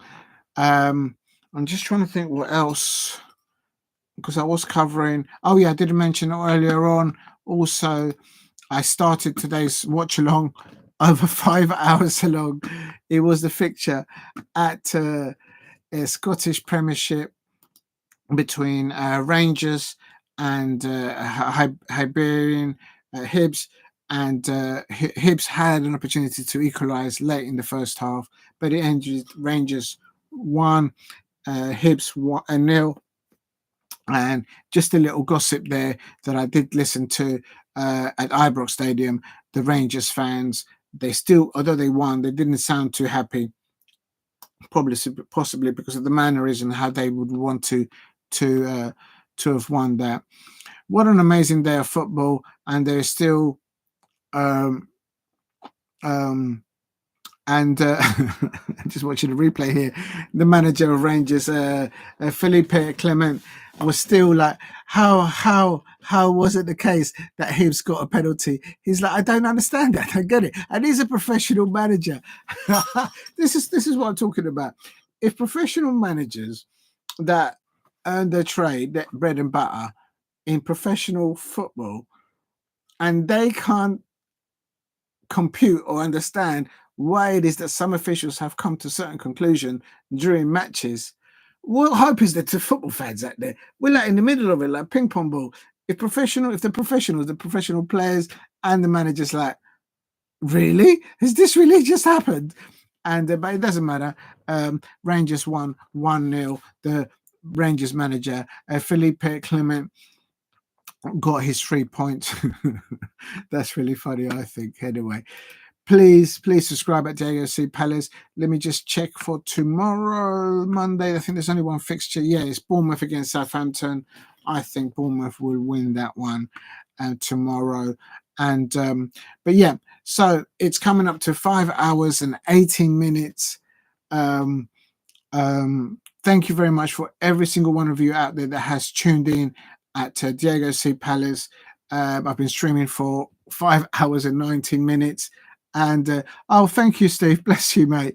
I hope Yeah, I'm going to mention it. I hope Alice is all right. I hope you've been able to send her lots of love up there. Um, she must be absolutely fuming about what is not going right at her football club, and rightly so, because she's pointed out a lot of things correctly in the past. So big up to you, Steve. All right, yeah, you watched that one as well. That's good as well. There, I'll tell you something, Steve.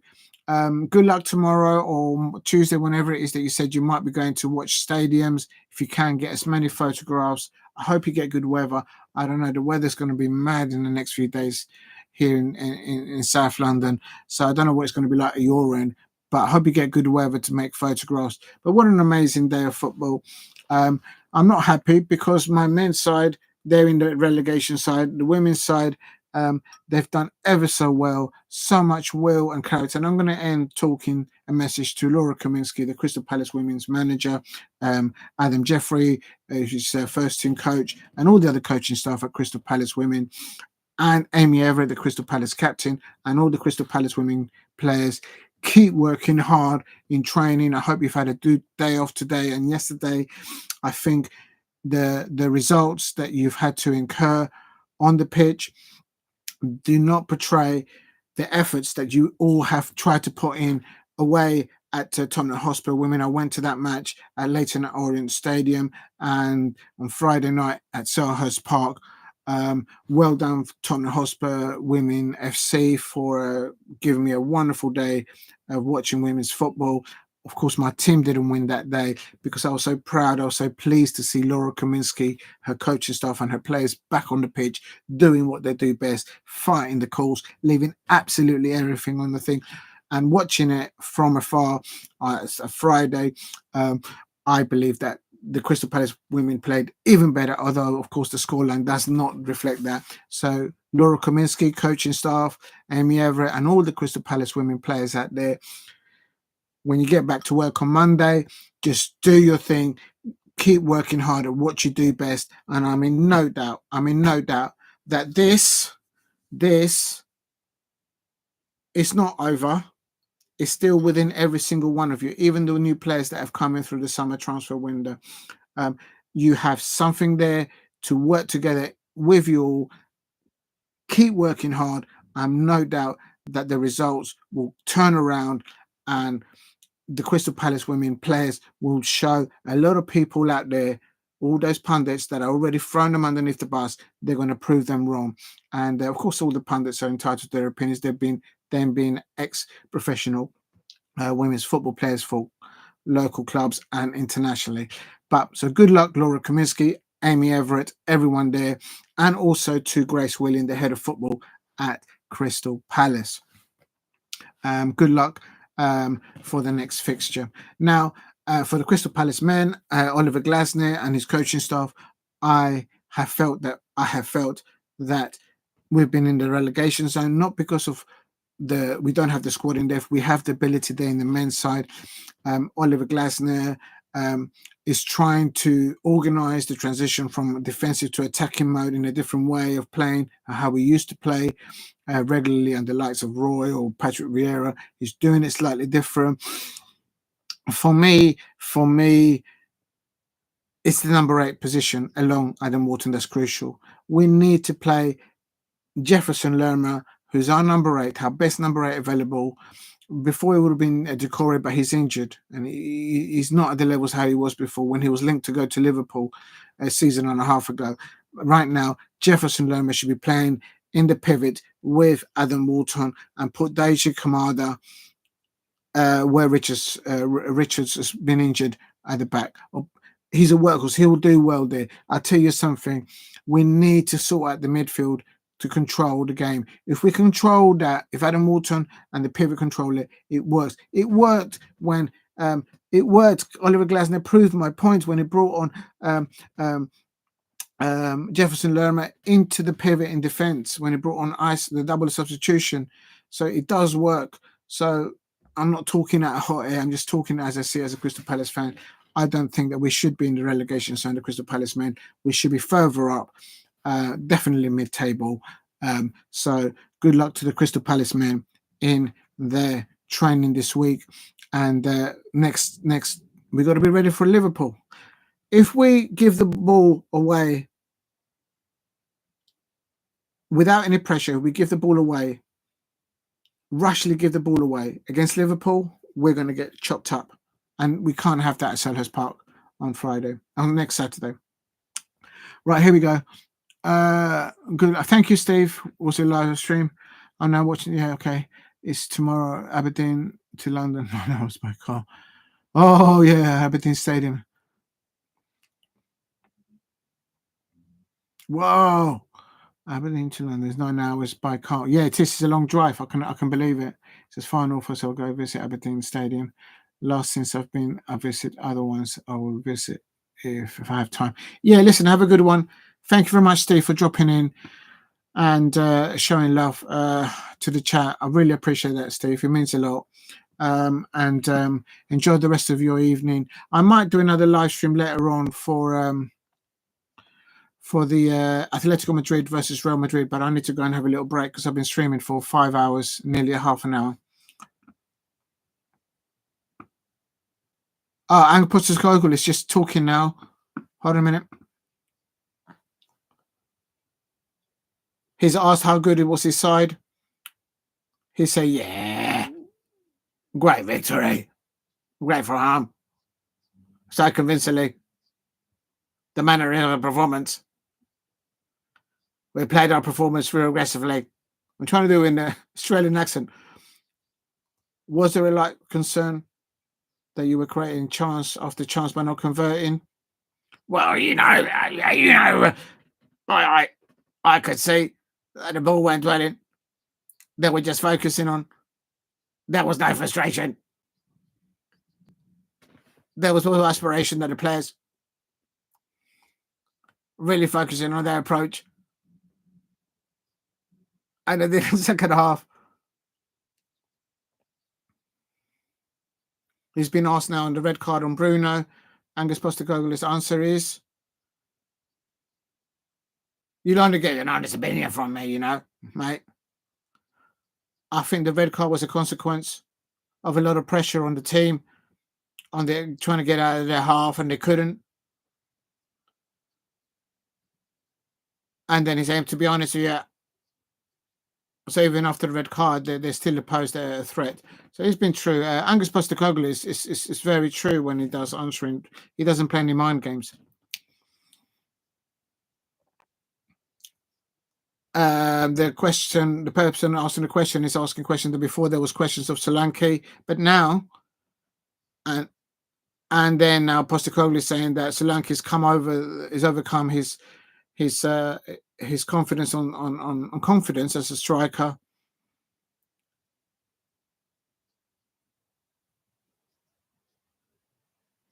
He had no doubt that Solanke would turn the results, and he's working hard for him.